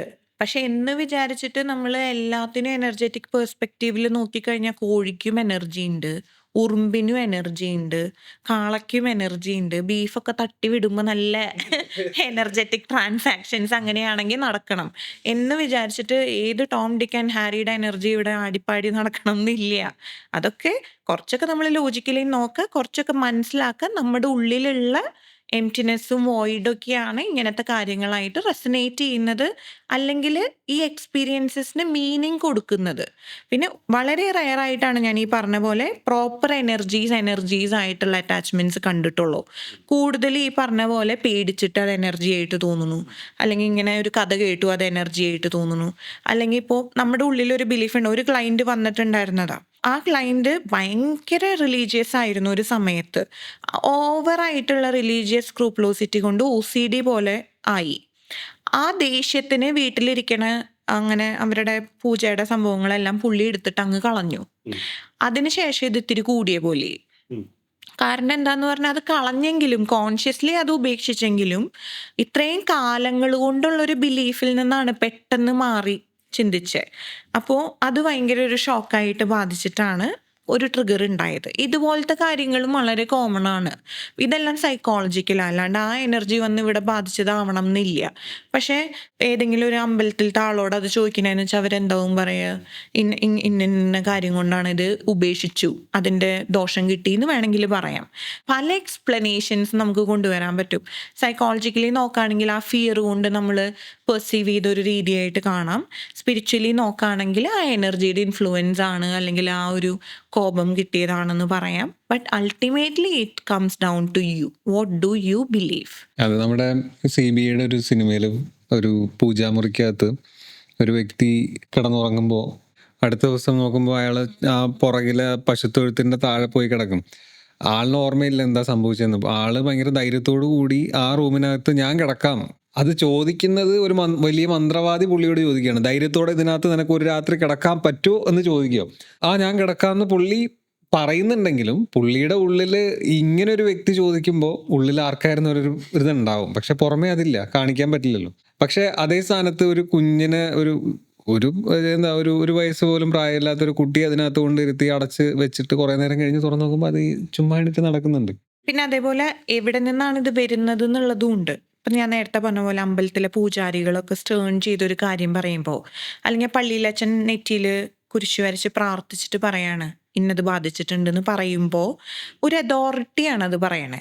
അതോറിറ്റീസ് ഇത് പറയുമ്പോൾ നമ്മുടെ മൈൻഡ് വേഗം റിസീവ് ചെയ്യും. അതായത് ഇപ്പോൾ ഒരു ഡോക്ടറുടെ അടുത്ത് പോവാണ്, ഡോക്ടർ പറയാം 3 ദിവസത്തിൽ തട്ടിപ്പൂട്ടാ, ഇനി ഇത്രയേ ഉള്ളൂ നിങ്ങളുടെ ആയുസ്, very sorry you have this എന്ന് പറയുമ്പോൾ അപ്പം തന്നെ പകുതി കാറ്റ് പോവും. ഒരു പ്രശ്നമില്ലെങ്കിലും ചുമ്മാ പേടിച്ചിട്ട് ഹാർട്ട് അറ്റാക്ക് വന്ന് ചത്തു. എത്രയോ കേസസ് നമ്മൾ കേട്ടിട്ടുണ്ട്. ഡോക്ടർ ഡയഗ്നോസ് ചെയ്തതിന് ശേഷം അല്ലെങ്കിൽ ഒരു സർജറി കഴിഞ്ഞതിന് ശേഷം അത് ഭയങ്കരമായിട്ട് കൂടി എന്നുള്ളത് നമ്മൾ ഒരുപാട് കേട്ടിട്ടില്ലേ. എൻ്റെ റീസൺ അതാ. ഇപ്പം ക്യാൻസർ ആണെങ്കിൽ തന്നെ അറിയാത്തവരെ അവർ ഭയങ്കര കാഷ്വലായിട്ട് നടന്നു, അറിഞ്ഞതിന് ശേഷം അവരുടെ ഹെൽത്ത് ഭയങ്കരമായിട്ട് ഡിറ്റോറിയേറ്റ് ചെയ്തു എന്നുള്ളത് നമ്മൾ കണ്ടുവരുന്നതിൻ്റെ റീസൺ അത്. ഒരു അതോറിറ്റിയിൽ നിന്ന് കേൾക്കുമ്പോൾ അത് ഭയങ്കരമായിട്ട് മൈൻഡിനെ ഇൻഫ്ലുവൻസ് ചെയ്യും. ഈ ചക്ര ഹീലിങ്സ് എന്നൊക്കെ പറയുന്ന പോലെ യോഗ, മെഡിറ്റേഷൻ, ഇതിലൂടെ നമുക്ക് മറ്റൊരു ലെവലിലേക്ക് ചിന്തിക്കാനോ അല്ലെങ്കിൽ മറ്റൊരു ഇതിലോട്ട് മാറാനോ പറ്റും എന്ന് പറയുന്നുണ്ട്. അപ്പം അതും ഈ ഹിപ്നോതെറാപ്പി ആയിട്ട് കണക്ട് ചെയ്ത് പറയുകയാണെങ്കിൽ അത് നമുക്ക് എത്രത്തോളം ഇതിനെ സപ്പോർട്ട് ചെയ്യുന്നതാണ്, അല്ലെങ്കിൽ മറ്റെന്തെങ്കിലും രീതിയിൽ നമുക്ക് ബെനിഫിറ്റ് ചെയ്യുന്ന കാര്യങ്ങളാണോ? ഇപ്പം നമ്മൾ ഫിസിക്കൽ ഹെൽത്ത് എടുക്കുകയാണെങ്കിലേ, നമ്മളിപ്പോൾ ജിമ്മിൽ പോണു വർക്കൗട്ട് ചെയ്യണു. അപ്പോൾ വർക്കൗട്ട് ചെയ്യുന്നതിന് മുമ്പ് നമ്മൾ ആദ്യം എന്താ ചെയ്യുക? വാമപ്പ് ചെയ്യും. വാമപ്പ് ചെയ്യുമ്പോഴാണ് നമ്മുടെ ബോഡി ഒന്ന് അഴഞ്ഞ് വർക്കൗട്ടിന് വേണ്ടി റെഡി ആവുക. പിന്നെ നമ്മളൊന്ന് വാം ഡൗൺ ചെയ്യും. എന്ന് പറയുന്ന പോലെ yoga literally softens your body. അല്ലെങ്കിൽ ആ ഒരു കോൺസെൻട്രേഷൻ, കാംനെസ് ഒക്കെ നമുക്ക് ബോഡിയിൽ എക്സ്പീരിയൻസ് ചെയ്യാനുള്ള ഒരു പ്രൈം ചെയ്യാണ് ശരിക്കും ചെയ്യണേ. ഇപ്പോൾ ചക്രാസിൽ അല്ലെങ്കിൽ ചക്ര ഹീലിംഗ് വരുമ്പോഴാണെങ്കിൽ നമ്മുടെ എനർജറ്റിക്കലി അലൈൻ ചെയ്യാനും അതിനെല്ലാം വേണ്ടിയിട്ട് ചക്രാസ് ഹെൽപ്പ് ചെയ്യും. ഇങ്ങനെയാണ് അതിൻ്റെ ഓരോരോ കാര്യങ്ങൾ പോകണം. ഹിപ്നോതെറാപ്പിയിൽ അതെങ്ങനെയാണ് ഹെൽപ്പ് ചെയ്യണേന്ന് പറഞ്ഞു കഴിഞ്ഞാൽ ഇതേപോലെ പ്രൈമിംഗ് ആണ്. ഹിപ്നോതെറാപ്പിയിലേക്കുള്ള അതിനെ വില്ലിങ് ആവാനും റെഡി ആവാനും വളരെ സോഫ്റ്റ് ആയിട്ട് സ്റ്റാർട്ട് ചെയ്യാൻ പറ്റുന്ന ഏരിയാസാണ് ഇതെല്ലാം. പിന്നെ നമ്മൾ ഫിസിക്കൽ ഹെൽത്തിന് ജിമ്മിൽ പോയാൽ മാത്രമാണ് നമുക്ക് ആരോഗ്യമുള്ളൂ എന്ന് പറയാൻ പറ്റില്ലല്ലോ. പക്ഷെ എന്തുകൊണ്ടും ജിമ്മിൽ പോകുന്നത് അത് ബെനിഫിറ്റ് ചെയ്യില്ലേ എന്ന് പറയുന്ന പോലെയാണ് യോഗയുടെയും ചക്ര ഹീലിങ്ങിൻ്റെ ഒക്കെ കാര്യം. അത് ചെയ്താലേ നമുക്ക് ഹീലിംഗ് ഉള്ളൂ എന്നല്ല പറയണത്. പക്ഷെ അത് ചെയ്യുന്നത് എന്തുകൊണ്ടും നമുക്കൊരു അഡ്വാൻറ്റേജ് ആണ്, നമുക്കൊരു അലൈൻമെൻ്റ് ആണ്, നമ്മൾ കുറേ മൈൻഡ്ഫുൾ ആവും. കാരണം പലപ്പോഴും വിട്ടുപോകുന്നതാണ് നമ്മൾ നമ്മുടെ ഉള്ളിലേക്ക് നോക്കാൻ. ഈ തിരക്ക് പിടിച്ച ജീവിതത്തിൽ നമുക്ക് എന്താ വേണ്ടേ, നമ്മുടെ ഉള്ളിൽ എന്തിനാ ദേഷ്യം വരണേന്ന് പോലും ചിലപ്പോൾ അറിയുണ്ടാവില്ല. എന്ത് കാരണം കൊണ്ടാണ് ദേഷ്യം വരണേ, അല്ലെങ്കിൽ എന്താണ് നമ്മൾ പെട്ടെന്ന് നമുക്ക് എടുത്തുചാട്ടം വരുന്നതെന്ന് നമ്മൾ അറിയുന്നുണ്ടാവില്ല. പക്ഷേ when we look within our self, when we take a moment to really look within, നമുക്കിതെല്ലാം കണക്ട് ചെയ്യാനൊക്കെ സാധിക്കും. അതിൻ്റെ ഒരു ഫസ്റ്റ് സ്റ്റെപ്പാണ് ഇതെല്ലാം. നമുക്ക് ഈ ബ്രെയിൻ ഫോഗ് പോലുള്ള പ്രശ്നങ്ങളുണ്ടല്ലോ, കൂടുതലും ഇപ്പോൾ ആൾക്കാർ ഫേസ് ചെയ്യുന്ന ഒരു പ്രശ്നമാണ് ഈ ബ്രെയിൻ ഫോഗ് അല്ലെങ്കിൽ ക്രിയേറ്റീവ് ബ്ലോക്ക് എന്നൊക്കെ പറയുന്ന ഒരു പോയിന്റ് എത്തുമ്പോൾ നമുക്ക് ചിന്തിക്കാനുള്ളൊരു ക്ലാരിറ്റി കിട്ടാതിരിക്കുക. ക്രിയേറ്റിവിറ്റി ഉള്ള ആൾക്കാരാണ്, ആർട്ടിസ്റ്റുകളാണെന്നുണ്ടെങ്കിൽ ക്രിയേറ്റീവ് ബ്ലോക്ക് പോലെ ഒരു പോയിന്റിൽ സ്റ്റക്കായി നിൽക്കുക. ഇതൊക്കെ ഈ മെഡിറ്റേഷൻ, യോഗ പോലുള്ള കാര്യങ്ങൾ പ്രാക്ടീസ് ചെയ്യുന്നതിലൂടെ കുറയ്ക്കാൻ പറ്റും എന്ന് കേട്ടിട്ടുണ്ട്. ഇത് ഏത് രീതിയിൽ നമ്മൾ അതിനെ എടുക്കുമ്പോഴാണ് നമുക്ക് ഇതൊക്കെ കുറയ്ക്കാൻ പറ്റുന്നത്? ഏറ്റവും ഇമ്പോർട്ടൻ്റ് ആയിട്ടുള്ള കാര്യം എന്ന് പറയുന്നത് കൺസിസ്റ്റൻസിയാണ്. നിങ്ങളിപ്പോൾ ബ്രെയിൻ ഫോഗ് വരുമ്പോൾ മാത്രം മെഡിറ്റേറ്റ് ചെയ്തു എന്ന് വെച്ചിട്ട് അത് കുറയണം എന്നില്ല. ആ ഒരു മൊമെൻ്ററി ആയിട്ട് ചിലപ്പോൾ ഒരു ആശ്വാസം കിട്ടാം. പക്ഷെ ബ്രെയിൻ ഫോഗ് ഒക്കെ എന്താ ശരിക്കും നമ്മളോട് പറയണേ? It is time to relax എന്നാണ് പറയണേ. You have been overexerting, take a moment for yourself, chill. അത് കഴിയുമ്പോൾ തന്നെ ക്രിയേറ്റിവിറ്റി എല്ലാം തിരിച്ചു വരുന്നുണ്ടല്ലോ. It's not gone forever. ആ ഒരു മൊമെൻറ്റിലേക്ക് your body is trying to tell you or ask you to relax. അതാണ് ആ സമയത്ത് പ്രയോറിറ്റൈസ് ചെയ്യേണ്ടത്. ആ സമയത്ത് മാത്രം റിലാക്സ് ചെയ്തത് കൊണ്ടോ അല്ലെങ്കിൽ മെഡിറ്റേഷൻ ചെയ്തത് കൊണ്ടോ കാര്യമില്ല. പക്ഷെ നമ്മുടെ ഡെയിലി റുട്ടീൻ്റെ ഒരു ഭാഗമാക്കാണ് ഇതെന്നുണ്ടെങ്കിൽ കാംനെസ്, റിലാക്സേഷൻ എന്നൊക്കെ പറയണത് നമ്മുടെ സബ് കോൺഷ്യസ് മൈൻഡിനും നമ്മുടെ ബ്രെയിനിനും ഒക്കെ ഫെമിലിയർ ആയിട്ടുള്ളൊരു കാര്യമായിരിക്കും. നമ്മുടെ നെർവസ് സിസ്റ്റം തന്നെ റീവയർ ചെയ്യാനായിട്ട് സാധിക്കും. വളരെ സ്ട്രെസ്ഫുൾ ആയിട്ടുള്ള ഒരു എൻവയോൺമെൻറ്റിലാണ് നമ്മൾ ജീവിച്ചിങ്ങനെ പോണേന്നുണ്ടെങ്കിൽ അതായിരിക്കും നമ്മുടെ ബ്രെയിനിൻ്റെ ബാലൻസ്. അതായത് ഒരു ഉദാഹരണം പറഞ്ഞാൽ, എന്നും നമ്മൾ വലത് കൈ കൊണ്ടാണ് പല്ല് തേക്കുന്നതെന്ന് വിചാരിക്കുക. Suddenly one day we started to brush using our left hand. എങ്ങനെയായിരിക്കും ആ ഫീലിംഗ്? ഇച്ചിരി പാടായിരിക്കും. നല്ല പാടായിരിക്കും. അല്ലെങ്കിൽ എന്നും വലത് കൈ കൊണ്ട് എഴുതുന്ന നാളെ ഇടത് കൈ കൊണ്ട് എഴുതാൻ ശ്രമിച്ചാൽ എങ്ങനെയുണ്ടാവും? ഒട്ടും ഈസി ആയിരിക്കില്ല. പക്ഷേ നമ്മൾ വലത് കൈ കൊണ്ട് എഴുതേ ചെയ്യാതെ ഇടത് കൈ കൊണ്ട് മാത്രം എഴുതിക്കൊണ്ടിരുന്ന് നോക്കിയേ, കുറച്ച് ദിവസം കഴിയുമ്പോൾ നമ്മൾ ഇടത് കൈ കൊണ്ട് എഴുതാൻ പഠിക്കും. പിന്നെയും നമ്മളത് കണ്ടിന്യൂ ചെയ്യുകയാണെന്ന് വിചാരിക്കുക കാലങ്ങളോളം. പിന്നെ വലത് കൈ കൊണ്ട് എഴുതുമ്പോൾ ഒരു സുഖം ഉണ്ടാവില്ല. ഇടത് കൈ കൊണ്ട് എഴുതുമ്പോഴായിരിക്കും നമുക്ക് ആ ഫ്ലോ വരുന്നത്. കാരണം നമ്മുടെ നെർവസ് സിസ്റ്റം അതിനനുസരിച്ച് റീവയർ ചെയ്യപ്പെടാണ് അവിടെ ചെയ്യണേ. ഇതേപോലെ നമുക്ക് ഏത് ഡിസൈഡ് ബിഹേവിയറും നമുക്ക് ഇതേപോലെ റീവയർ ചെയ്ത് കൊണ്ടുവരാനായിട്ട് സാധിക്കും. നമ്മുടെ ബോഡി നമുക്ക് തരുന്ന സിഗ്നൽസ് ആണ് ഈ പറയുന്ന ക്രിയേറ്റീവ് ബ്ലോക്സ്, ബ്രെയിൻ ഫോഗ് എന്നൊക്കെ പറയുന്നത്. നമ്മൾ മലയാളത്തിൽ ഒരു പഴഞ്ചൊല്ല് പറയില്ലേ, ചുമരുണ്ടെങ്കിലേ ചിത്രം എഴുതാൻ പറ്റൂന്ന്.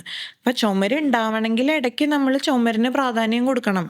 അല്ലാണ്ട് എന്നും ഡെയിലി അതിനെ ചുറ്റിക്കൊണ്ട് അടിച്ചുകൊണ്ടിരുന്നിട്ട് ചുമര് പൊളിഞ്ഞു എന്ന് പറഞ്ഞിട്ട് കാര്യമില്ല. അത് പ്രയോറിറ്റൈസ് ചെയ്യാനും അതിനാണ് സെൽഫ് കെയർ, സെൽഫ് ലവ് എന്നൊക്കെയുള്ള വളരെ സബ്റ്റിലായിട്ടുള്ള കൺസെപ്റ്റ്സ് ആണ്. ഇപ്പോഴാണ് ആളുകൾ അതിനെപ്പറ്റി കൂടുതൽ ചിന്തിക്കുന്നതും പറയണതും. അപ്പോൾ അതെല്ലാം ഇമ്പോർട്ടൻ്റ് ആണ്. ഈ ബ്രെയിൻ ഫോഗ്, ബേൺ ഔട്ട്, അല്ലെങ്കിൽ നമുക്ക് പെട്ടെന്ന് ഒരു ക്രിയേറ്റീവ്ലി നമുക്ക് സ്റ്റക്കായിട്ട് ഫീൽ ചെയ്യുക, ഇറ്റ്സ് നോട്ട് എ ലിമിറ്റേഷൻ. അല്ലെങ്കിൽ നിങ്ങൾക്ക് കഴിവില്ല എന്നല്ല അത് പറയുന്നത്. It only explaining that it is time for you to take a short break. That's all. എല്ലാവർക്കും വരുന്നൊരു സംഭവമാണ് ഈ ഫോക്കസ് ഇഷ്യൂസ് വരിക. ഇപ്പം ഒരു കാര്യത്തിനെ പറ്റി ഇപ്പം ബ്രെയിൻ ഫോഗ് വരുന്നു എന്ന് പറയുന്നുണ്ട്. പക്ഷെ അതിലൊരു ബ്രേക്ക് എടുക്കണം എന്നുണ്ടെങ്കിൽ, ഇപ്പം നമുക്ക് നമ്മളുടെ ഉള്ളിലേക്ക് തന്നെ നമുക്ക് നോക്കണം എന്നുണ്ടെങ്കിൽ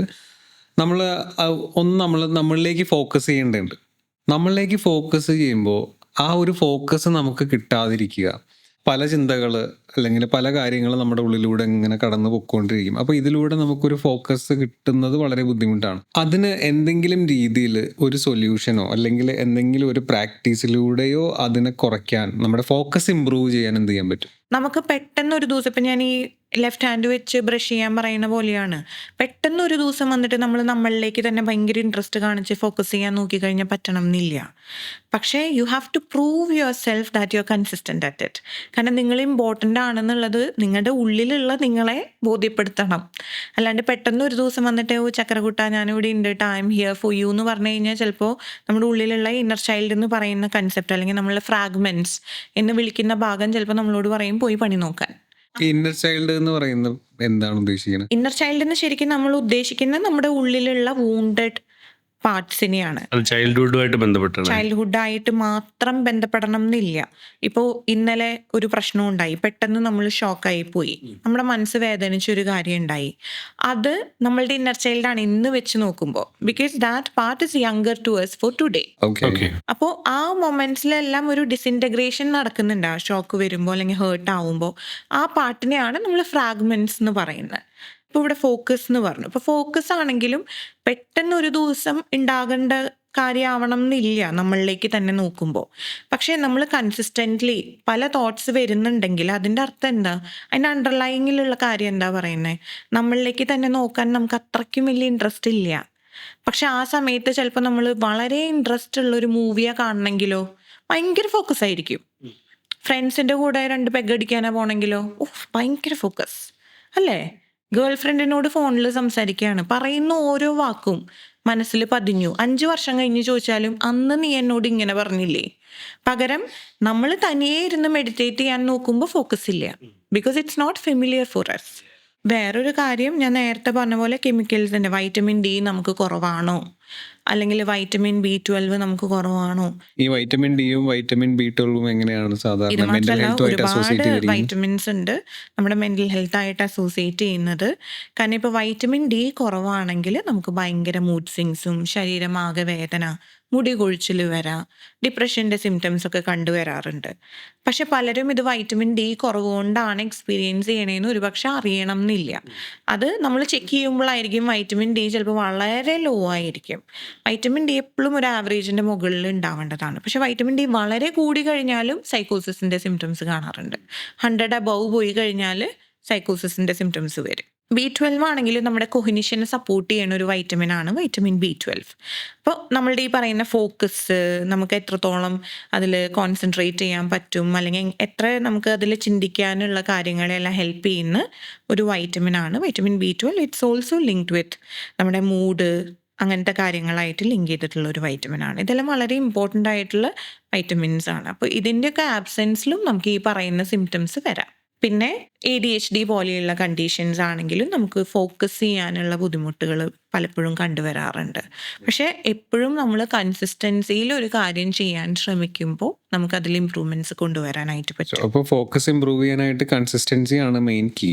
ഫോക്കസ് ഇമ്പ്രൂവ് ചെയ്യാനല്ല, ലൈഫിൽ എന്ത് കാര്യം നമുക്ക് ഇംപ്ലിമെൻറ്റ് ചെയ്യണമെങ്കിലും നമ്മുടെ ലൈഫിൽ പുതുതായിട്ട് കൊണ്ടുവരണം എന്നുണ്ടെങ്കിൽ അത് കൺസിസ്റ്റൻസി ആണ് കീ. ജിമ്മിൽ പോവാണ് നിങ്ങൾ, മസിൽ ഉണ്ടാവണം, കൺസിസ്റ്റൻസി ഈസ് ദ കീ. നമ്മൾ ജിമ്മിൽ റെഗുലർലി പോകുന്നില്ല, പക്ഷെ നമ്മൾ ഏറ്റവും ഭയങ്കര കാശ് കൊടുത്തിട്ട് ട്രെയിനറിനെ വെച്ചിട്ടുണ്ടെന്ന് പറഞ്ഞിട്ട് കാര്യമില്ല. അപ്പോൾ തെറാപ്പിക്ക് വരാണ്, കൺസിസ്റ്റൻസി ഈസ് ദ കീ. എന്തെങ്കിലും ഒരു ട്രിഗർ ഉണ്ടാവുമ്പോൾ മാത്രം തെറാപ്പിക്ക് വന്നതുകൊണ്ട് ഒരു ഭയങ്കര ഇമ്പാക്ട്ഫുൾ ട്രാൻസ്ഫോർമേഷണൽ ചേഞ്ച് ഉണ്ടാവില്ല. അത് ഉണ്ടാവണം എന്നുണ്ടെങ്കിൽ what is causing all this trouble എന്നുള്ളത് കോർ ഇഷ്യൂ നമ്മൾ വർക്ക് ചെയ്താലാണ് അത് ആ മാറ്റം കൊണ്ടുവരാനായിട്ട് സാധിക്കുക.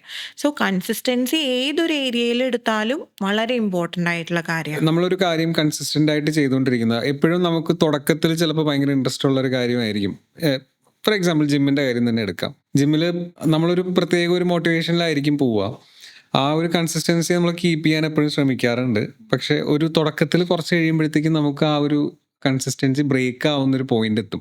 കാര്യം സ്ഥിരം അതേ കാര്യം തന്നെ നമ്മൾ നമ്മുടെ പുഷ് ചെയ്തുകൊണ്ടിരിക്കുക. കാര്യം ഇത്രയും നാൾ ചെയ്യാത്തൊരു കാര്യം പുതുതായിട്ട് നമ്മൾ നമ്മുടെ മനസ്സിനെയും നമ്മുടെ ശരീരത്തെയും ട്രെയിൻ ചെയ്യിപ്പിച്ചുകൊണ്ടിരിക്കുക. ഇതിനിടയിലൊരു ബ്രേക്ക് നമ്മൾ ചിലപ്പോൾ നമ്മുടെ ശരീരം നമ്മളോട് പറയും ഇനി ബ്രേക്ക് എടുക്കാം, അല്ലെങ്കിൽ നമ്മുടെ മൈൻഡ് നമ്മളോട് പറയും മതി, വേണ്ട, ഇത്രയും പുഷ് ചെയ്യേണ്ട കാര്യമൊന്നുമില്ല, നിർത്ത്. ആ സമയത്ത് നമുക്ക് വേണമെങ്കിൽ ബ്രേക്ക് എടുക്കാം. പക്ഷേ ആ കൺസിസ്റ്റൻസി കീപ്പ് ചെയ്യാനുള്ളൊരു നമ്മുടെ ഒരു അക്കൗണ്ടബിലിറ്റി എന്നൊക്കെ പറയുന്ന പോലെ നമ്മൾ നമ്മളോട് തന്നെ കാണിക്കുന്ന ഒരു സംഭവം ഉണ്ടല്ലോ, അത് കീപ്പ് ചെയ്യാൻ വേണ്ടിയിട്ട് നമുക്കത് ചെയ്യാം. പക്ഷെ അത് ചെയ്ത് കഴിയുമ്പോഴത്തേക്കും നമുക്കതൊരു അച്ചീവ്മെൻ്റ് ആയിട്ട്, അല്ലെങ്കിൽ നമ്മൾ എന്തോ ഒരു പുതിയൊരു കാര്യം ചെയ്ത പോലെ നമുക്ക് ഫീൽ ചെയ്യും. പക്ഷെ ഇത് ബ്രേക്ക് ചെയ്യുമ്പോൾ പുറമേ അത് പറയുന്നത് പല എക്സ്ക്യൂസുകളായിരിക്കും. എക്സ്ക്യൂസുകളിലൂടെ നമ്മൾ നമ്മളെ തന്നെ ചീറ്റ് ചെയ്യുന്ന പോലെയാണ്. ഫോർ എക്സാമ്പിൾ ഞാനിപ്പോൾ ജിമ്മിൽ പോയി, അപ്പം എനിക്ക് പോകാൻ മൂഡില്ല, അതാണ് മെയിൻ കാരണം. പക്ഷെ ഞാൻ ഇറങ്ങാൻ നേരത്ത് പകുതി വഴിയിലെത്തുമ്പോൾ റോഡ് ബ്ലോക്കായി, മഴ വരുന്നുണ്ട്. ഇതിപ്പോൾ ഞാൻ അവിടെ എത്തുമ്പോഴത്തേക്കും മഴ പെയ്ത് കഴിഞ്ഞാൽ എന്താ ചെയ്യുക? അപ്പോൾ തിരിച്ചു പോയി ട്രെയിനറോട് വിളിച്ച് പറയുക, ഓക്കെ ഞാൻ വരുന്നില്ല, റോഡ് ബ്ലോക്കാണ്, മഴയുണ്ട്, ഞാൻ എൻ്റെ കയ്യിൽ വേറൊന്നും ഇല്ല, വേണമെങ്കിൽ ഈ വ്യക്തിക്ക് വണ്ടി വെച്ചിട്ട് അടുത്ത വണ്ടിയിൽ പോവാം. പക്ഷെ നമ്മളൊരു റീസൺ കണ്ടുപിടിക്കുകയാണ്, നമ്മളൊരു എക്സ്ക്യൂസ് കൊടുക്കുകയാണ് അത് ചെയ്യാതിരിക്കാൻ വേണ്ടിയിട്ട്. എന്നിട്ട് നമ്മളോട് തന്നെ അത് പറഞ്ഞ് വിശ്വസിപ്പിക്കുകയാണ്, ഇതാണ് കാരണം, ഇതുകൊണ്ടാണ് നിനക്ക് പോകാൻ പറ്റാത്തത്, വേറെ ഒരു പ്രശ്നമില്ല, അടുത്ത ദിവസം നമുക്കത് വീണ്ടും ഫോളോ ചെയ്യാം എന്നുള്ള സംഭവം. അപ്പം ഈ കൺസിസ്റ്റൻസി എന്ന് പറയുന്നത് ഒരു പരിധി വരെ നമ്മളെ പുഷ് ചെയ്ത് ചെയ്യേണ്ട ഒരു കാര്യം തന്നെയല്ലേ? അതെ, ഇതിന് രണ്ട് എക്സ്പ്ലനേഷൻ ഉണ്ട്. ഒന്ന്, നമ്മളിപ്പോൾ മൈൻഡ് അല്ലെങ്കിൽ ഇപ്പം നമ്മുടെ നെർവസ് സിസ്റ്റം ഒക്കെ എടുക്കുകയാണെങ്കിൽ നമുക്ക് ഫെമിലിയർ ആയ കാര്യങ്ങൾ പിന്നെയും ചെയ്യാനാണ് താല്പര്യം. ഇപ്പോൾ ജിമ്മിൽ പോകാന്നുള്ളത് നമുക്ക് ഫെമിലിയർ അല്ല എന്ന് വിചാരിക്കുക. നമ്മളത് പുഷ് ചെയ്തുകൊണ്ടിരിക്കുമ്പോഴും നമ്മുടെ നെർവസ് സിസ്റ്റം കംപ്ലീറ്റ്ലി റിവയർ ചെയ്തിട്ടില്ല. ഞാൻ നേരത്തെ പറഞ്ഞ പോലെ വലത് കൈ കൊണ്ട് ബ്രഷ് ചെയ്ത് മാറി ഇടത് കൈ കൊണ്ട് ചെയ്യുമ്പോൾ നമ്മളൊരു 10 ദിവസം ചെയ്തു, എന്നിട്ട് 11ാമത്തെ ദിവസം വലത് കൈ കൊണ്ട് പിന്നെയും പല്ല് തേച്ചു എന്ന് വിചാരിക്കുക. അപ്പോൾ പിന്നെയും ഇത് ഇമ്പോസിബിൾ ആയിരിക്കും. 12th ഡേ നമ്മൾ ബ്രഷ് ചെയ്യുമ്പോൾ നമുക്ക് it will be even more harder. കാരണം ബ്രെയിനിന് എപ്പോഴും ഫെമിലിയാരിറ്റിയിൽ ഇങ്ങനെ പോയിക്കൊണ്ടിരിക്കാനാണ്. കാരണം എവല്യൂഷണറി ആയിട്ടാണെങ്കിലും എവല്യൂഷൻ നമ്മൾ നോക്കുകയാണെങ്കിലും നമ്മളെ സേഫ് ആക്കി വെച്ചിരിക്കുന്ന കുറേ കാര്യങ്ങളുണ്ട്. അത് ഫോളോ ചെയ്യാന്നുള്ളതാണ് നമ്മുടെ ബ്രെയിനിൻ്റെ ഒക്കെ ഒരു രീതി. അത് മാറി ചെയ്യുമ്പോൾ ബ്രെയിൻ തന്നെ റെസിസ്റ്റ് ചെയ്യും. അതെ. അതിനെ നമ്മൾ വിൽ പവർ വെച്ച് ഓവർകം ചെയ്യുമ്പോഴാണ് നമുക്ക് അതും കടന്നു പോകാൻ പറ്റുക. പിന്നെ സൈക്കോളജിയിൽ ഒരു കൺസെപ്റ്റ് ഉണ്ട്, പാസീവ് അഗ്രസീവ് ബിഹേവിയർ എന്ന് പറയും. അതായത് നമ്മുടെ ഉള്ളിൽ തന്നെ നമ്മളൊരു ക്രിട്ടിക്കൽ മൈൻഡ് ഉണ്ട്. ചെറുപ്പത്തിൽ ഒരു എക്സാമ്പിൾ പറയാം. നമ്മൾ നല്ല ശ്രദ്ധിച്ച് പഠിക്കുന്ന ഒരു കുട്ടിയാണ്. നമ്മൾ ക്ലാസ്സിലിരുന്ന് മാത്സ് ടീച്ചറുടെ ക്ലാസ്സാണ്. ഇങ്ങനെ ഇരുന്ന് പഠിക്കുന്ന സമയത്ത് ബാക്കിൽ 2 പിള്ളേരിരുന്ന് വർത്താനം പറയുന്നുണ്ട്. അപ്പോൾ സാർ അവിടെ ഭയങ്കര ഇക്വേഷൻസ് ഒക്കെ പറയുമ്പോൾ നമുക്ക് അത്ര കേൾക്കണില്ല. നമ്മൾ തിരിഞ്ഞിരുന്നിട്ട് മിണ്ടാതിരിക്കുമോ എന്ന് പറയാൻ വേണ്ടി തിരിയും. സാർ നോക്കുമ്പോൾ നമ്മൾ തിരിഞ്ഞിരിക്കുന്നത് മാത്രമാണ് കാണുക. അപ്പം തന്നെ തൗഫീഖ് എന്ന് പറഞ്ഞ് വിളിച്ച് 2 അടിയും തന്ന് ക്ലാസ്സിൽ നിന്ന് പുറത്താക്കിയെന്ന് വിചാരിക്കുക. സാറിനോടുള്ള ആറ്റിറ്റ്യൂഡ് എന്തായിരിക്കും? സാറിനോട് ദേഷ്യം വരും, വൃത്തികെട്ടവനെന്ന് തോന്നും. പക്ഷെ എന്തെങ്കിലും പറയാൻ പറ്റുമോ? ആ സമയത്ത് നമുക്ക് എക്സ്പ്രസ് ചെയ്യാൻ പറ്റുന്നില്ല. ആ ആങ്കർ, ആ അഗ്രഷൻ നമുക്ക് ഉള്ളിൽ അടക്കാനേ പറ്റുള്ളൂ. നേരിട്ട് പോയൊന്നും കാണിക്കാൻ പറ്റില്ല. പകരം നമ്മൾ എങ്ങനെയായിരിക്കും ആ അഗ്രഷൻ കാണിക്കണ്ടാവുക? അതിനോട് വെറുപ്പ് കാണിക്കുക, ആ ഒരു സബ്ജക്റ്റിനെ നമ്മൾ പിന്നീട് അങ്ങോട്ട് എടുക്കാതിരിക്കുക. അല്ലേ? നമ്മൾ ആ സബ്ജക്റ്റിനെ വെറുക്കും, ആ ക്ലാസ്സിൽ കയറാണ്ടാവും, അല്ലെങ്കിൽ നമ്മളൊരു ബാക്ക് ബെഞ്ചറാവും. എന്നാ ഇനി ശരിയാക്കിയിട്ടുള്ള കാര്യമുള്ളൂ. 12th എനിക്ക് സ്ഥിരം പരിപാടി, ഞാൻ പുറത്ത് തന്നെ ആയിരുന്നു. നാട്ടുകാർക്ക് മൊത്തം വഴി പോണ എല്ലാവർക്കും എന്നിവിടെ ഉണ്ടോ? അതുകൊണ്ടുണ്ട്, സ്ഥിരമായി ഒരു തവണ ഇറങ്ങിയതാ, പിന്നെ അവിടെ തന്നെ. ഇതേപോലെ ആയിരിക്കും നമ്മൾ പല റിയാക്ഷൻസും കൊണ്ടുവരണേ. നമ്മളൊരു പക്ഷെ ബാക്ക് ബെഞ്ചർ ആവും, നമ്മൾ അല്ലെങ്കിൽ മാത്സ് വെറുക്കും, അല്ലെങ്കിൽ നമ്മൾ ക്ലാസ്സിൽ കയറാണ്ട് എങ്ങനെയെങ്കിലും മാത്സ് പീരീഡ് ആവുമ്പോൾ എവിടുന്നറിയില്ല ഒരു തലവേദന വരും, അല്ലെങ്കിൽ അന്നേരം ചിലപ്പോൾ നമുക്ക് എന്തെങ്കിലും ബുദ്ധിമുട്ടുകൾ തോന്നും, ഉറക്കം വരും, പല ബുദ്ധിമുട്ടുകൾ ആ സമയത്ത് വരും. ഇങ്ങനെയാണ് നമ്മൾ പാസീവ്ലി ആ അഗ്രഷൻ കാണിക്കുക. പക്ഷേ മാത്സ് പഠിക്കാണ്ടിരുന്നുകൊണ്ട് സാറിന് വല്ല നഷ്ടമുണ്ട്? നഷ്ടം നമുക്ക് മാത്രമേ ഉള്ളൂ. പണ്ട് എനിക്കൊരു ഹിന്ദി ടീച്ചർ ഉണ്ടായിരുന്നു. പുള്ളിക്കാരി എന്തെങ്കിലും തെറ്റിച്ച് കഴിഞ്ഞാൽ പേന വെച്ച് കുത്തും. പുള്ളിക്കാരിയോടുള്ള ദേഷ്യം കൊണ്ടുമാണ് മാത്രമാണ് ഞാൻ ഹിന്ദി പഠിക്കുന്നത്. ഇപ്പോഴും 1 2 3 4 മാത്രമേ എനിക്കറിയത്തുള്ളൂ. നഷ്ടം എനിക്ക് മാത്രമാണ്. ആ ഹിന്ദി ടീച്ചർക്ക് ഒരു പ്രശ്നവുമില്ല. ഇതെല്ലാം കഴിഞ്ഞ് നമ്മളൊരു അഡൾട്ടായി എന്ന് വിചാരിക്കേ. ഇപ്പോൾ ഒരു ഡിഗ്രിക്ക് ഒരു സബ്ജക്ട് ചൂസ് ചെയ്യുമ്പോൾ എങ്ങനത്തെ സാധനമായിരിക്കും നമ്മൾ ചൂസ് ചെയ്യുക? മാത്സേ ഇല്ലാത്ത മാത്സ് ഇല്ലാത്തത് മതി. കാരണം ആ സാറും പോയി, എല്ലാവരും കഴിഞ്ഞു. പക്ഷെ അപ്പോഴും മാത്സിനോടുള്ള സംഭവം നമ്മൾ ക്യാരി ചെയ്തുകൊണ്ടിരിക്കുകയാണ്. ഇങ്ങനെയുള്ള കാര്യങ്ങളെല്ലാം സെൽഫ് ഡിഫീറ്റിംഗ്, സെൽഫ് സാബോട്ടാജിങ് ഡിസിഷൻസും എക്സ്പീരിയൻസസ് ആയിട്ട് മാറും. പലപ്പോഴും എന്തുകൊണ്ടാണ് നമുക്ക് സക്സസ് ആവാൻ പറ്റാത്തതെന്ന് ക്ലയൻസ് വന്ന് ചോദിച്ച് നമ്മൾ ചിലപ്പോൾ ട്രാൻസിൽ പോകുമ്പോൾ ഒരു പക്ഷേ അതൊരു പാരന്റിനോടുള്ള ദേഷ്യമായിരിക്കാം, അവരുള്ള വാശി കാരണം ഇവര് സക്സസ്ഫുൾ ആവാൻ വേണ്ടിയിട്ടായിരിക്കും ചെറുപ്പത്തിൽ ഒരു മാർക്ക് കുറഞ്ഞു വന്നാൽ പോലും 2 അടിയെല്ലാം കൊടുത്ത് വളരെ വിഷമിപ്പിച്ചിട്ടുണ്ടാവുമ്പോൾ എന്നാ ശരിയാക്കി തരാം. ഈ രീതിയിലല്ലാതെ ഏത് രീതിയിലായിരിക്കും പോസിറ്റീവായിട്ടുള്ളൊരു ചിന്താഗതി വളർത്തിയെടുക്കാൻ സഹായിക്കുക? ഞാൻ ഒരു കാര്യം പറയട്ടെ. ഇപ്പൊ ഈ അടിക്കുന്ന കാര്യം തന്നെ പല രീതിയിൽ എടുക്കുന്ന കുട്ടികളുണ്ട്. അടിച്ചു എന്ന് വിചാരിച്ചിട്ട് എല്ലാ കുട്ടികളും ഞാൻ ഈ പറഞ്ഞ രീതിയിലാവണം എന്നില്ല. ചില കുട്ടികളുടെ ബിലീഫ് സിസ്റ്റം വളരെ ചെറുപ്പത്തിൽ തന്നെ അടിക്കുന്നത്. എനിക്കൊക്കെ ചെറുപ്പത്തിൽ അടി കിട്ടുമ്പോൾ എൻ്റെ വീട്ടുകാരെന്താ ചെയ്യാന്ന് വെച്ചാൽ അടിക്കും. അത് കഴിഞ്ഞിട്ട് എന്തിനാ അടിച്ചേന്ന് എക്സ്പ്ലെയിൻ ചെയ്യും. എന്നിട്ട് ഇതും പറയും, അടിക്കേണ്ട മോൾ നന്നാവാൻ വേണ്ടിയിട്ടാട്ടാന്ന് പറയും. പക്ഷെ ആ പ്രായത്തിൽ നമുക്ക് അതിലും കൂടുതൽ ചിന്തിക്കാനുള്ള കഴിവില്ല. അപ്പൊ അൾട്ടിമേറ്റ്ലി അവർ ചെയ്യുന്നത് നമ്മളുടെ നന്മയിലേക്കുള്ളൊരു കാര്യമായിട്ടാണ് നമ്മൾ അതിനെ പെർസീവ് ചെയ്യുക. മനസ്സിലായി? വളരെ കുറവാണ് എനിക്ക് ജീവിതത്തിൽ അടി കിട്ടിയിട്ടുള്ളൂ. അതുകൊണ്ട് ആ എണ്ണാവുന്ന നമ്പേഴ്സ് അടി കിട്ടിയ കാര്യങ്ങൾ എൻ്റെ നന്മയിലേക്കാണ് അവർ ചെയ്തതെന്ന് ഒരു ഡീപ്പ് റൂട്ടഡ് ബിലീഫ് ഉള്ളിലുണ്ടാവും. പക്ഷെ പല പാരൻസും വിട്ടുപോകുന്ന കാര്യം ഈ എക്സ്പ്ലനേഷൻ പാർട്ടാണ്. പറഞ്ഞു കൊടുക്കാറില്ല. ഇല്ല, അടിക്കും. എന്തിനാ അടി കിട്ടിയെന്ന് അവർക്ക് തന്നെ അറിയില്ല. പിന്നെ മിക്സഡ് സിഗ്നൽസ്, അതായത് ഒരു വട്ടം അമ്മയുടെ അടുത്ത് പോകുമ്പോൾ അമ്മ കെട്ടിപ്പിടിക്കുന്നു, ഉമ്മ വയ്ക്കുന്നു. ചിലപ്പോൾ അച്ഛനോട് അടി ഉണ്ടായിട്ടിരിക്കുമ്പോൾ അമ്മയുടെ അടുത്ത് പോകുമ്പോൾ അമ്മ ഒന്നും മിണ്ടാണ്ടിരിക്കുമോ, ഏത് നേരവും ഉണ്ട് എന്ന് പറഞ്ഞിട്ട് ആട്ടി വിടുന്നു. എന്താന്നുള്ളത് കുട്ടിക്ക് തന്നെ മനസ്സിലാവണില്ല. അപ്പോൾ ഭയങ്കര ഹൈപ്പർ വിജിലന്റ് ആയിട്ടുള്ള കുട്ടികളായി മാറാം. എപ്പോഴാ പൊട്ടിത്തെറിക്കുന്നത്, ഏത് സാഹചര്യം നമ്മൾ സൂക്ഷിക്കേണ്ടത്, എന്താ എൻ്റെ ചുറ്റുപാട് ഉണ്ടാവാൻ പോണേന്ന് എപ്പോഴും ഒരു ഹൈപ്പർ വിജിലൻസിലായിരിക്കും അവരിയ്ക്കണേ. എവിടെ പോയാലും ആളുകളുടെ മുഖം ഒന്ന് മാറുമ്പോഴേക്കും ഇനി ഞാൻ എന്തെങ്കിലും പറഞ്ഞിട്ടാണോ, എന്തെങ്കിലും വിഷമായോ, പിന്നെ അവരുടെ അടുത്തൊന്ന് ചോദിച്ച് ഉറപ്പാക്കി. അങ്ങനെയുള്ള ആളുകളെ നമ്മൾ ചുറ്റിലും കണ്ടിട്ടില്ലേ ഒരുപാട്. ആ ഒരു ഹൈപ്പർ വിജിലൻസ് ഒക്കെ വരുന്നത് അങ്ങനത്തെ മിക്സഡ് സിഗ്നൽസ് ചൈൽഡ്ഹുഡിൽ വരുമ്പോഴാണ്. ഇതില് എൻ്റെ മോൻ്റെ ഒരു കാര്യം ഞാൻ പറയാം. ഞാൻ എപ്പോഴും വൈഫിനോട് പറയും, ഒരിക്കലും ഇല്ലാത്ത കാര്യങ്ങൾ കുഞ്ഞുങ്ങളോട് പറയരുത്. അതെ. ഇത് ചെയ്തില്ലെങ്കിൽ ഇത് സംഭവിക്കും, ഇത് തിന്നാൽ ഇത് ചെയ്യാം. നിന്നെ മാക്കാച്ചി പിടിച്ചോണ്ട് ആ, ഒരു ലോജിക്കും ഇല്ലാത്ത കുറെ കാര്യങ്ങൾ പറയരുത് എന്ന് ഞാൻ എപ്പോഴും പറയും. എന്തെങ്കിലും ഉണ്ടെങ്കിൽ റീസൺ വെച്ച് സംസാരിക്കുക, റിയാലിറ്റി സംസാരിക്കുക. സാൻഡ്രിക്കിന്റെ മോനെ അറിയാം, അവനോട് നമ്മൾ ഇല്ലാത്തത് പറഞ്ഞു കഴിഞ്ഞാൽ ഇപ്പോൾ അവന് 3 വയസ്സായിട്ടുണ്ട്, ഇപ്പോഴും അംഗീകരിക്കത്തില്ല. വീഡിയോ കോൾ എടുത്തിട്ട് ഫുഡ് കഴിച്ചുകൊണ്ടിരിക്കുമ്പം അവനോട് ചോദിക്കാം എനിക്കും കൂടെ തരുമെന്ന്. സാധാരണ പിള്ളേർ ചോദിക്കുമ്പോഴത്തേക്ക് എന്താ പറയുക, തരത്തില്ല, ഞാൻ ഇത് എനിക്കുള്ളതാണെന്ന് പറയത്തില്ലേ. അവൻ പറയും ഇത് ഞാൻ എങ്ങനെ തരും, ഞാനിവിടെ ഇരിക്കുകയല്ലേ, ഇയാളങ്ങ് മൈസൂരല്ലേ, എങ്ങനെ തരും. ലോജിക്കലി ആള് ചിന്തിക്കും. അവനോട് ഇല്ലോജിക്കലായിട്ട് സംസാരിച്ചു കഴിഞ്ഞാലും അവൻ ലോജിക്കലി ആയിരിക്കും തിരിച്ച് ആൻസർ ചെയ്യണം. അവിടെയാണ് ഈ പിള്ളേരെ കളിക്കാൻ വരുന്ന ആൾക്കാർ സ്റ്റക്കായി പോണം. ഇവരെന്താ ഇങ്ങനെ ഒരു കാര്യം ചെയ്യാൻ വേണ്ടിയിട്ടൊരു കള്ളം അവനോട് പറഞ്ഞിട്ടില്ല.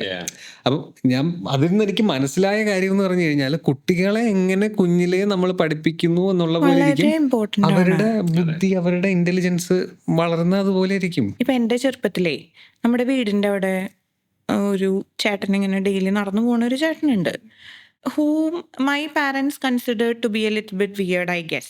എനിക്ക് ഇന്ന് തിരിഞ്ഞ് ചിന്തിക്കുമ്പോൾ അങ്ങനെയാണ് തോന്നണേ.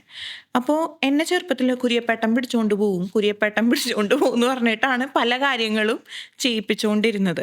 പക്ഷേ എൻ്റെ ഉള്ളിൽ അത് ഭയങ്കര ഫിയർ ഉണ്ടാവാനായിട്ടുള്ളൊരു കാര്യമായിട്ടുണ്ട്.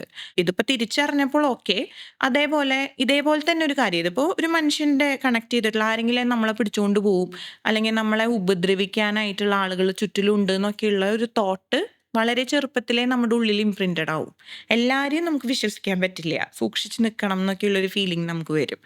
പക്ഷേ ഇത് വേറെ രീതിയിലും വരാം. എൻ്റെ മമ്മാജിക്ക് പട്ടികളെ ഭയങ്കര പേടിയായിരുന്നു. അതുകൊണ്ട് ഒരു പട്ടിയുടെ ഇങ്ങനെ ചെറിയ ചെറിയ പട്ടിക്കുട്ടികളാണെങ്കിൽ പോലും അടുത്തേക്കൊന്നും തന്നെ വിടില്ലായിരുന്നു. കാലങ്ങളോളം എനിക്ക് ഭയങ്കര ഫിയർ ആയിരുന്നു.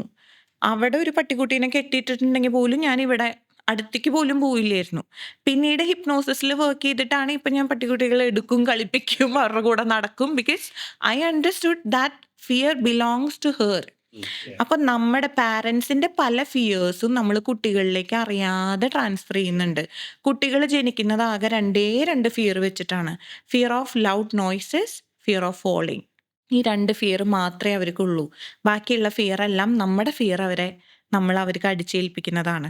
സോ എങ്ങനെയാണ് നമ്മൾ ഇതിൽ വളർത്തിക്കൊണ്ടുവരേണ്ടതെന്ന് വെച്ചാൽ, like you said, talk to them like an adult. Yes, that is one good thing that you can do.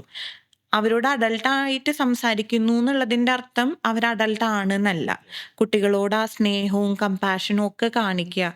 ആ ഒരു 8 വയസ്സ് വരെ 9 വയസ്സ് വരെയൊക്കെയുള്ള സമയം എന്ന് പറയുന്നത് അവർക്ക് അത്രയും ലവ്ഡ് ആണ്, അവർ ഇമ്പോർട്ടൻ്റ് ആണെന്നുള്ള ഫീലിങ്ങോട് കൂടി വളർന്നു വരുമ്പോൾ അവർക്ക് ചോയ്സസ്, അവരെടുക്കുന്ന ഓരോ ചോയ്സസും ആ സ്നേഹത്തിൽ നിന്നാവും. അതൊരു വലിയ ഡിഫറൻസ് അവരുടെ ലൈഫിൽ ഉണ്ടാവും.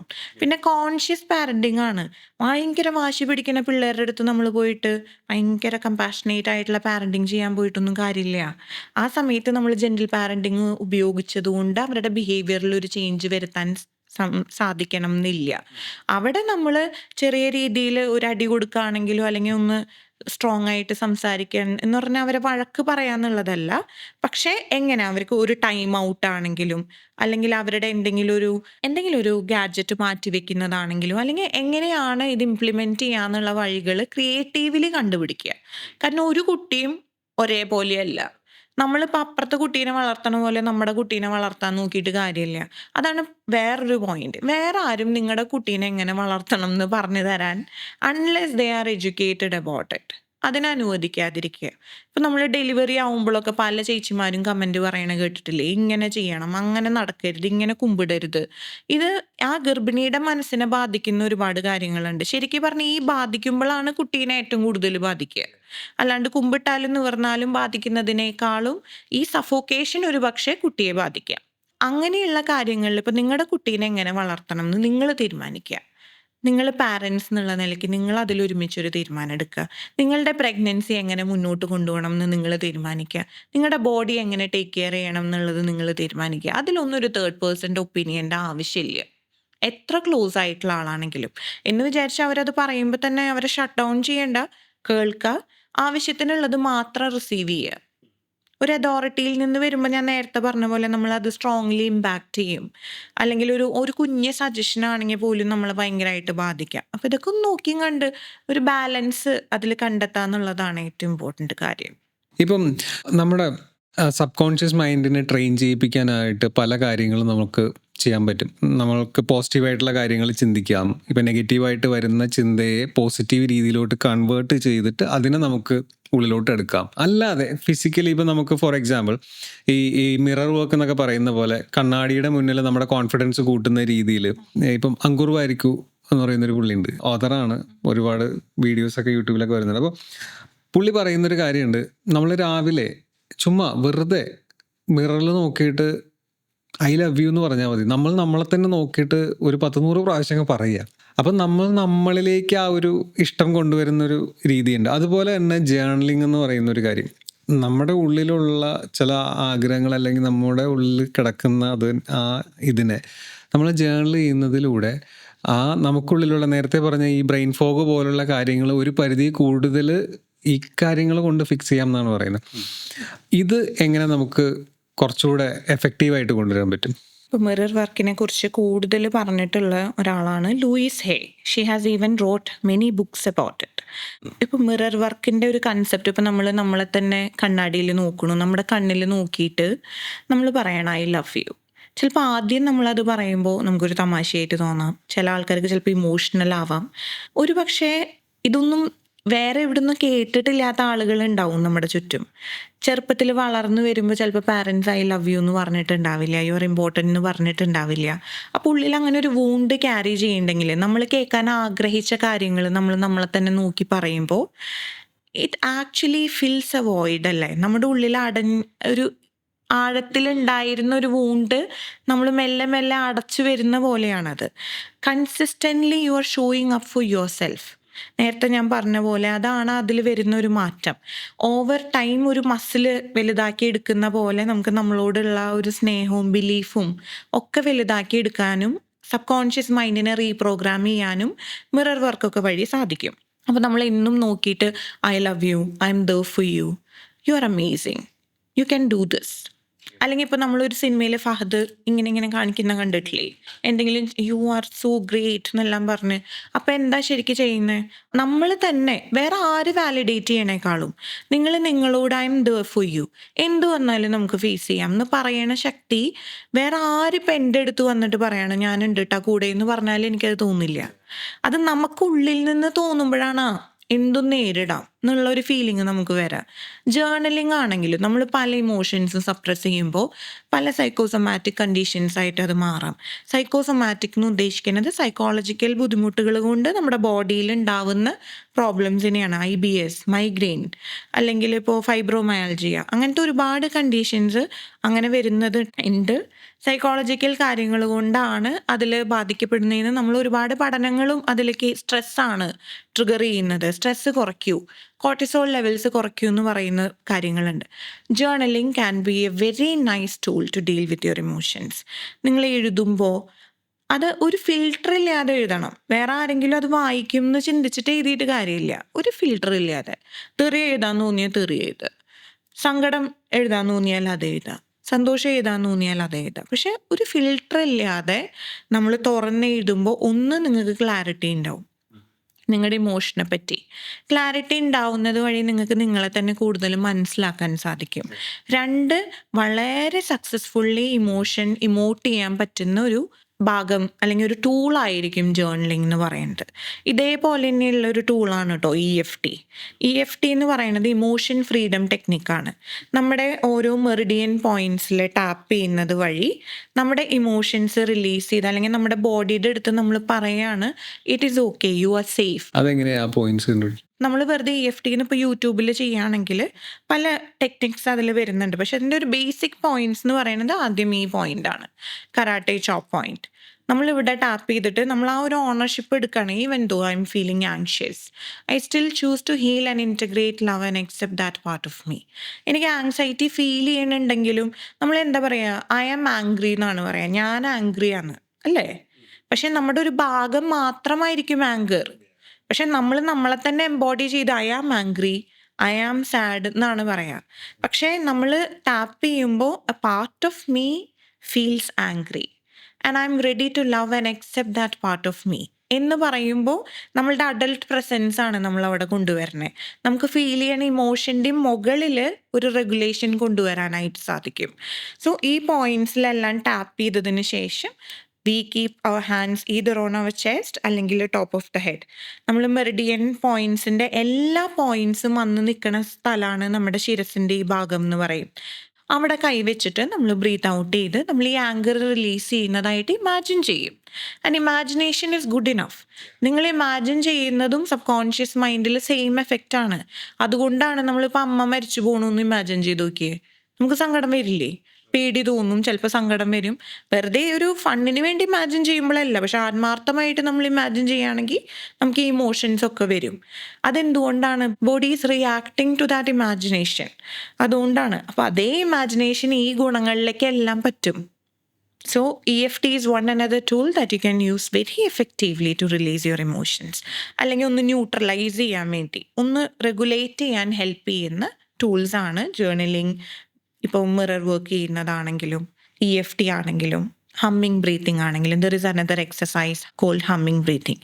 നമ്മുടെ ബോഡിയിലെ കോർട്ടിസോൾ ലെവൽസ് വളരെ താഴ്ത്തി കൊണ്ടുവരാൻ ഹെൽപ്പ് ചെയ്യുന്ന ഒരു എക്സസൈസാണ്. It only takes 5 minutes. നമ്മൾ നടുനിവർത്തിയിരുന്ന് കാല് നിലത്ത് ടച്ച് ചെയ്തിരുന്ന്, കാരണം ഗ്രൗണ്ട് ചെയ്യുക എന്നുള്ളതാണ് പറയുക. നമ്മൾ ഭൂമിയിലായി കണക്ട് ചെയ്യുക, റിയാലിറ്റി ആയിട്ട് കണക്ട് ചെയ്ത് നമ്മൾ എത്രത്തോളം അത് നീട്ടി ഹമ്മ് ചെയ്യാൻ പറ്റുമോ അത്രത്തോളം നീട്ടി ഹമ്മ് ചെയ്തതിന് ശേഷം take a breath in, breath out, do that for 5 minutes. ചെയ്താൽ it is said that 6 hours നമുക്ക് ഭയങ്കര നെഗറ്റീവ് തോട്ട്സ് ഒന്നും നമ്മളെ ബാധിക്കില്ല എന്നാണ് പറയുക. നമ്മുടെ കോർട്ടിസോൾ ലെവൽസും ലോവർ ആയിരിക്കും. ലൈക്ക് ഇതുമായിട്ട് കണക്ട് ചെയ്ത് തന്നെ like the power of I can അല്ലെങ്കിൽ ഐ ആം ഗുഡ് ഇനഫ്, ആ ഒരു സെൽഫ് റിയലൈസേഷൻ ഉണ്ടല്ലോ. എന്നെ കൊണ്ട് പറ്റുമെന്ന് എന്നോട് തന്നെ പറയുമ്പോൾ നമുക്ക് ആക്ച്വലി അത് പറ്റും. അതുപോലെ തന്നെ ലൈക്ക് ഇപ്പം നിങ്ങൾക്കൊരു പനിയുണ്ട് അല്ലെങ്കിൽ ഒരു പെയിൻ ഉണ്ട്, എനിക്ക് പനിയാണെന്ന് പറയുന്നതിന് പകരം I am coming out of a pani, I'm recovering from a fever, I am recovering. ആ വേർഡ്സ് റീയൂസ് ചെയ്യുമ്പോൾ തന്നെ അതിൻ്റെ അതൊരു വലിയ ഹീലിംഗ് എഫക്റ്റ് വരാറുണ്ട്. അതെ, പല ആൾക്കാർക്കും പറ്റുന്നൊരു കാര്യം ഞാൻ കണ്ടിട്ടുണ്ട്. ഇപ്പം എൻ്റെ ഒരു ഫ്രണ്ട് എനിക്കൊരു ദിവസം അയച്ചൊരു സ്ക്രീൻ സേവറായിട്ട് വെച്ചിരിക്കുന്നത് ഡോണ്ട് പ്രോക്രാസ്റ്റിനേറ്റ് എന്നാണ്. പക്ഷേ അവിടെ ഫോക്കസ് പോകുന്നത്, അറ്റൻഷൻ പോകുന്നത് എന്തിലേക്കാണ്? പ്രോക്രാസ്റ്റിനേറ്റ് എന്നുള്ള ടേമിലേക്കാണ്. ഇപ്പോൾ പ്രോക്രാസ്റ്റിനേറ്റിൻ്റെ ഓപ്പോസിറ്റ് എന്താ? എല്ലാ കാര്യവും ഓൺ ടൈം ചെയ്യണം എന്നാണ് ആഗ്രഹം എന്നുണ്ടെങ്കിൽ I am completing my task on time എന്ന് വേണമെങ്കിൽ ഇടാം. പകരം അവിടെ പോകുന്നത് പ്ലീസ് ഡോണ്ട് പ്രോക്രാസ്റ്റിനേറ്റ് എന്നുള്ളതാണ്. പക്ഷെ സബ് കോൺഷ്യസ് മൈൻഡ് പിന്നെയും ഫോക്കസ് ചെയ്യുന്നത് അവിടെ പ്രോക്രാസ്റ്റിനേഷനിലായിരിക്കും. അല്ലെങ്കിൽ ഇപ്പോൾ നമുക്ക് ആങ്ഷ്യസ് ആവണ്ട, അതാണ് നമ്മുടെ ആഗ്രഹം എന്നുണ്ടെങ്കിൽ നമ്മൾ ചിന്തിക്കേണ്ടത് I am calm. Don't be anxious എന്ന് പറയുന്നതിന് പകരം ഡോണ്ട് ബി ആങ്ഷ്യസ് എന്ന് പറയുമ്പോൾ നമ്മൾ പിന്നെയും മറ്റേ റെഡ് കാർ ചിന്തിക്കല്ലേ എന്ന് പറയണ പോലെയാണത്. മനസ്സിലായി? റെഡ് കാർ ചിന്തിക്കല്ലേ എന്ന് പറയുമ്പോൾ തന്നെ മൈൻഡിൽ റെഡ് കാർ വരുന്ന പോലെയാണത്. ഇതൊരു കോമൺ ആയിട്ട് ആളുകൾ ചെയ്തു വരുന്ന ഒരു കാര്യം കാണുന്നതാണ്. ഇതുപോലുള്ള കാര്യങ്ങൾ എങ്ങനെ റീസ്ട്രക്ചർ ചെയ്യാം നമ്മുടെ ഈ ചിന്തകളെയോ അല്ലെങ്കിൽ വാക്കുകളെയോ ഒക്കെ? എന്ത് വേണ്ടാന്ന് ചിന്തിക്കുന്നതിന് പകരം എന്ത് വേണം എന്ന് ചിന്തിച്ചാൽ മതി. വാട്ട് ഡു യു വോണ്ട്, അതാണ് ചിന്തിക്കേണ്ടല്ലേ. അതിൽ ഫോക്കസ് ചെയ്യുക. If you want to be successful, focus on the success. അല്ലാണ്ട് എൻ്റെ പൈസ പോവാതിരിക്കില്ല അങ്ങനെ ചിന്തിക്കേണ്ട. അല്ലെങ്കിൽ എനിക്ക് ചെലവുകൾ കുറയുന്നു എന്ന് ചിന്തിക്കേണ്ട. Money is flowing to me and it remains എന്ന് ചിന്തിക്കാമല്ലോ. എന്ത് വേണം എന്നുള്ളതിലേക്ക് ഫോക്കസ് ചെയ്യുമ്പോൾ കൂടുതലായിട്ട് നമുക്ക് അതിലേക്ക് അറ്റൻഷൻ കൊടുക്കാനും, നിങ്ങളുടെ ബ്രെയിൻ എവിടേക്കാണോ അറ്റൻഷൻ കൊടുക്കുന്നത് അതാണ് നിങ്ങളുടെ റിയാലിറ്റി ആവാൻ പോകുന്നത്. നമ്മളിപ്പം ദൈവത്തോട് പ്രാർത്ഥിക്കുകയാണ്, ദൈവമേ എന്നെ ദരിദ്രനാക്കല്ലേ. പലരും പ്രാർത്ഥിക്കുന്ന രീതി ഇതാണ്, ദൈവമേ എന്നെ ദരിദ്രനാക്കല്ലേ എന്ന് പറയുമ്പോൾ നമ്മളെ മെയിൻ സ്ട്രെസ് കൊടുക്കുന്ന അല്ലെങ്കിൽ ഫോക്കസ് പോകുന്ന ദരിദ്രൻ എന്നുള്ള രീതിയിലാണ് പോവുക. സോ അതിന് പകരം വേറൊരു രീതിയിൽ സ്ട്രക്ചർ ചെയ്തിട്ട് ആവശ്യത്തിൽ കൂടുതലുള്ള എൻ്റെ ഈ സമ്പത്ത് എനിക്ക് ഹാൻഡിൽ ചെയ്യാനുള്ളൊരു കപ്പാസിറ്റി തരണേന്ന് പറയുമ്പോൾ അവിടുത്തെ കംപ്ലീറ്റ് രീതി മാറി. അതിനെ വേറെ രീതിയിൽ പറയുമ്പോൾ like thank you for providing everything for me, എനിക്ക് വേണ്ടി പൈസ ആവശ്യത്തിന് തന്നതിനായിട്ട് താങ്ക് യു. അതെ, gratitude is one wonderful thing that you can carry to attract anything that you need. കാരണം it is said that universe loves a grateful heart. നമ്മൾ gratitude ആവുമ്പോൾ, കാരണം അതൊരു ഇമോഷണൽ കണക്റ്റ് ആണ്. ഇപ്പോൾ നമ്മൾ സക്സസ് ആവണം എന്ന് പറയേണ്ടത് എന്തിനാന്നുള്ളൊരു ചോദ്യമുണ്ട്. നമ്മൾ പൈസ വേണം എന്ന് ചിന്തിക്കണത് ഇപ്പം ഈ പറയണ കടബാധ്യതകളിൽ നിന്ന് രക്ഷപ്പെടാൻ വേണ്ടി മാത്രമാണെങ്കിൽ അവിടെ ആ ഫിയർ ആണുള്ളത്. ഏത് ഇമോഷനിൽ നിന്നുകൊണ്ടാണ് നിങ്ങൾ ഇത് ആഗ്രഹിക്കണേ എന്നുള്ളതൊരു വലിയ പോയിന്റ്. അപ്പോൾ നമ്മൾ സക്സസ്ഫുൾ ആവേണ്ടത് നമുക്ക് അടിച്ചു പൊളിച്ച് ജീവിക്കാനും ലക്ഷറി എൻജോയ് ചെയ്യാനും നമുക്ക് കുറേ ആളുകളെ ചാരിറ്റി ചെയ്യാനും പ്രൊവൈഡ് ചെയ്യാനും ഒക്കെ വേണ്ടിയിട്ടാണെങ്കിൽ ദെൻ ഫോക്കസ് ഓൺ ദാറ്റ്. ഏത് സ്പേസിൽ നിന്നുകൊണ്ടാണ് ആഗ്രഹിക്കുന്നത് എന്നുള്ളത് ഇമ്പോർട്ടൻ്റ്. അല്ലാണ്ട് ഐ എം റിച്ച് എന്ന് പറഞ്ഞതുകൊണ്ട് മാത്രം പൂർ മെന്റാലിറ്റി മൈൻഡ് സെറ്റ് മാറ്റി അവിടെ നിന്ന് ചിന്തിച്ചിട്ടും കാര്യമില്ല. ഇല്ല. സ്കേഴ്സിറ്റി മൈൻഡ് സെറ്റ് മാറ്റുക എന്നുള്ളത് വളരെ ഇമ്പോർട്ടൻ്റ് ആയിട്ടുള്ള കാര്യമാണ്. അത് നമ്മുടെ ബിലീഫിൽ നിന്നും ഉണ്ടാവും. കാരണം ചെറുപ്പത്തിലെ വളർന്നു വരുമ്പോൾ പൈസ ഉള്ളവരൊക്കെ പൊട്ടയാണ്. ഇപ്പം സീരിയൽ കാണുന്നു, പൈസക്കാരൊക്കെ അതിൽ വില്ലന്മാർ, പൈസക്കാരൊക്കെ വലിയ ജാട കാണിക്കുന്നു. അല്ലെങ്കിൽ ഇപ്പം നമ്മൾ ബന്ധുക്കളുടെ കാര്യം പറയുമ്പോൾ വലിയ പൈസ ആയപ്പോഴേക്കും എന്തൊരു ഹുങ്കാവിന് അല്ലേ, പൈസയായ എന്തോ പ്രശ്നമുള്ള പോലെയാണ് ചെറുപ്പത്തിലെ പല രീതിയിൽ കണ്ടീഷൻ ചെയ്തിരിക്കുന്നത്.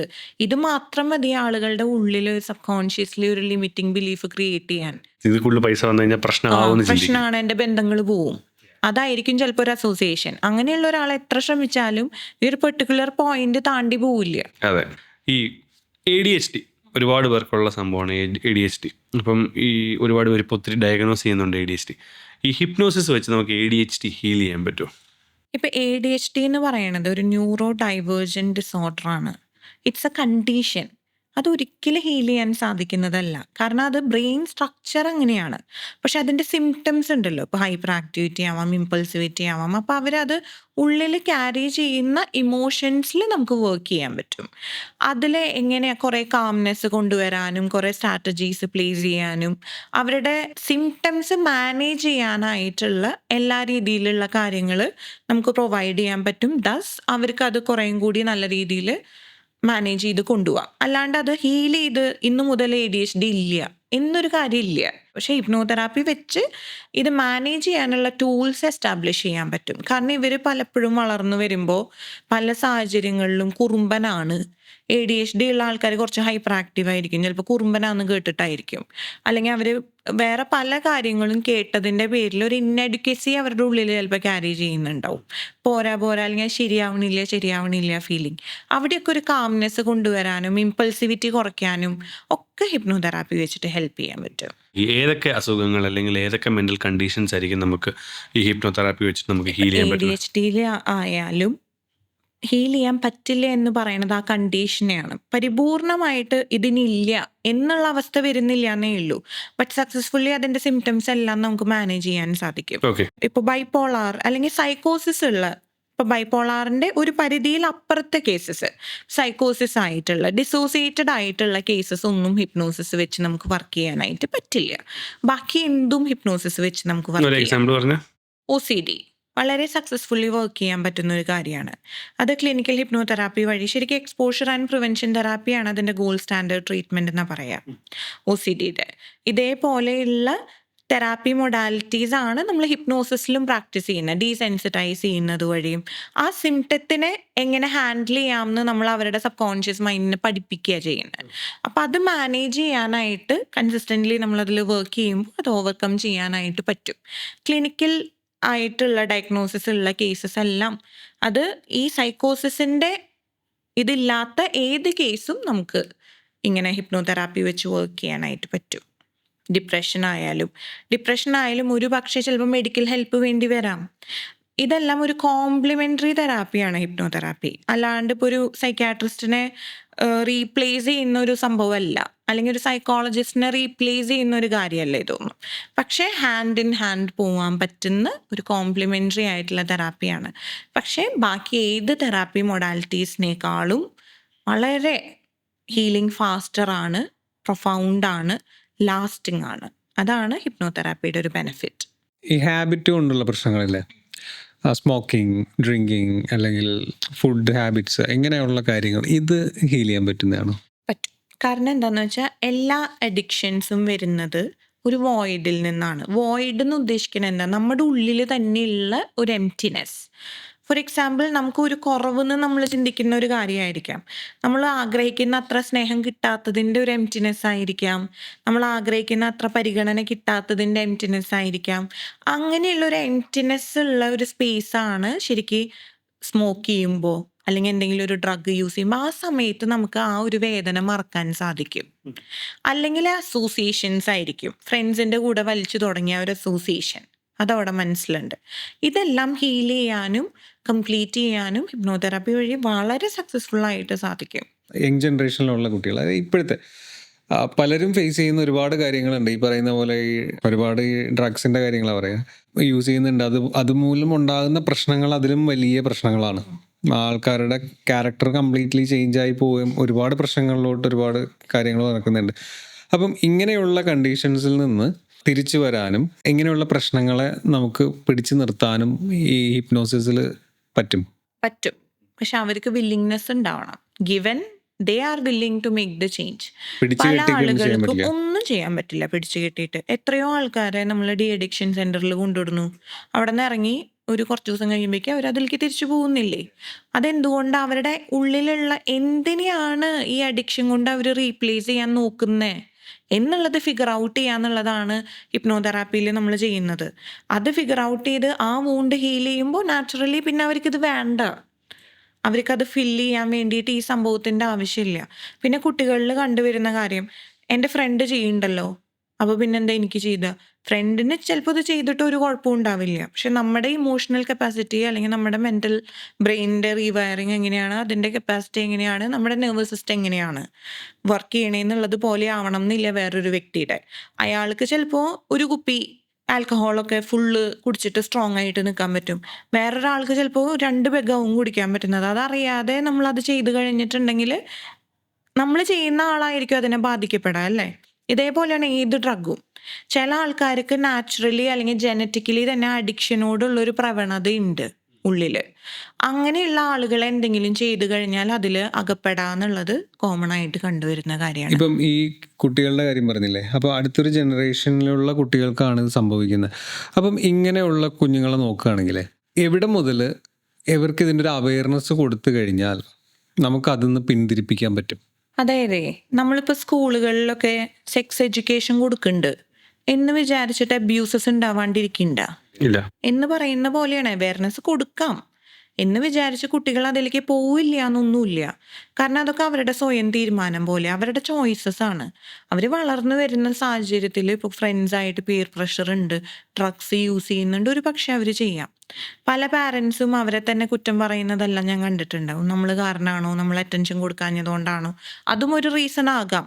നിങ്ങളെങ്ങനെയാണ് കുട്ടികളോട് സംസാരിക്കുന്നത്? ഭയങ്കര ക്രിട്ടിക്കലാണോ? നിങ്ങൾ ഭയങ്കര ഓവർലി സ്ട്രിക്റ്റ് ആണോ?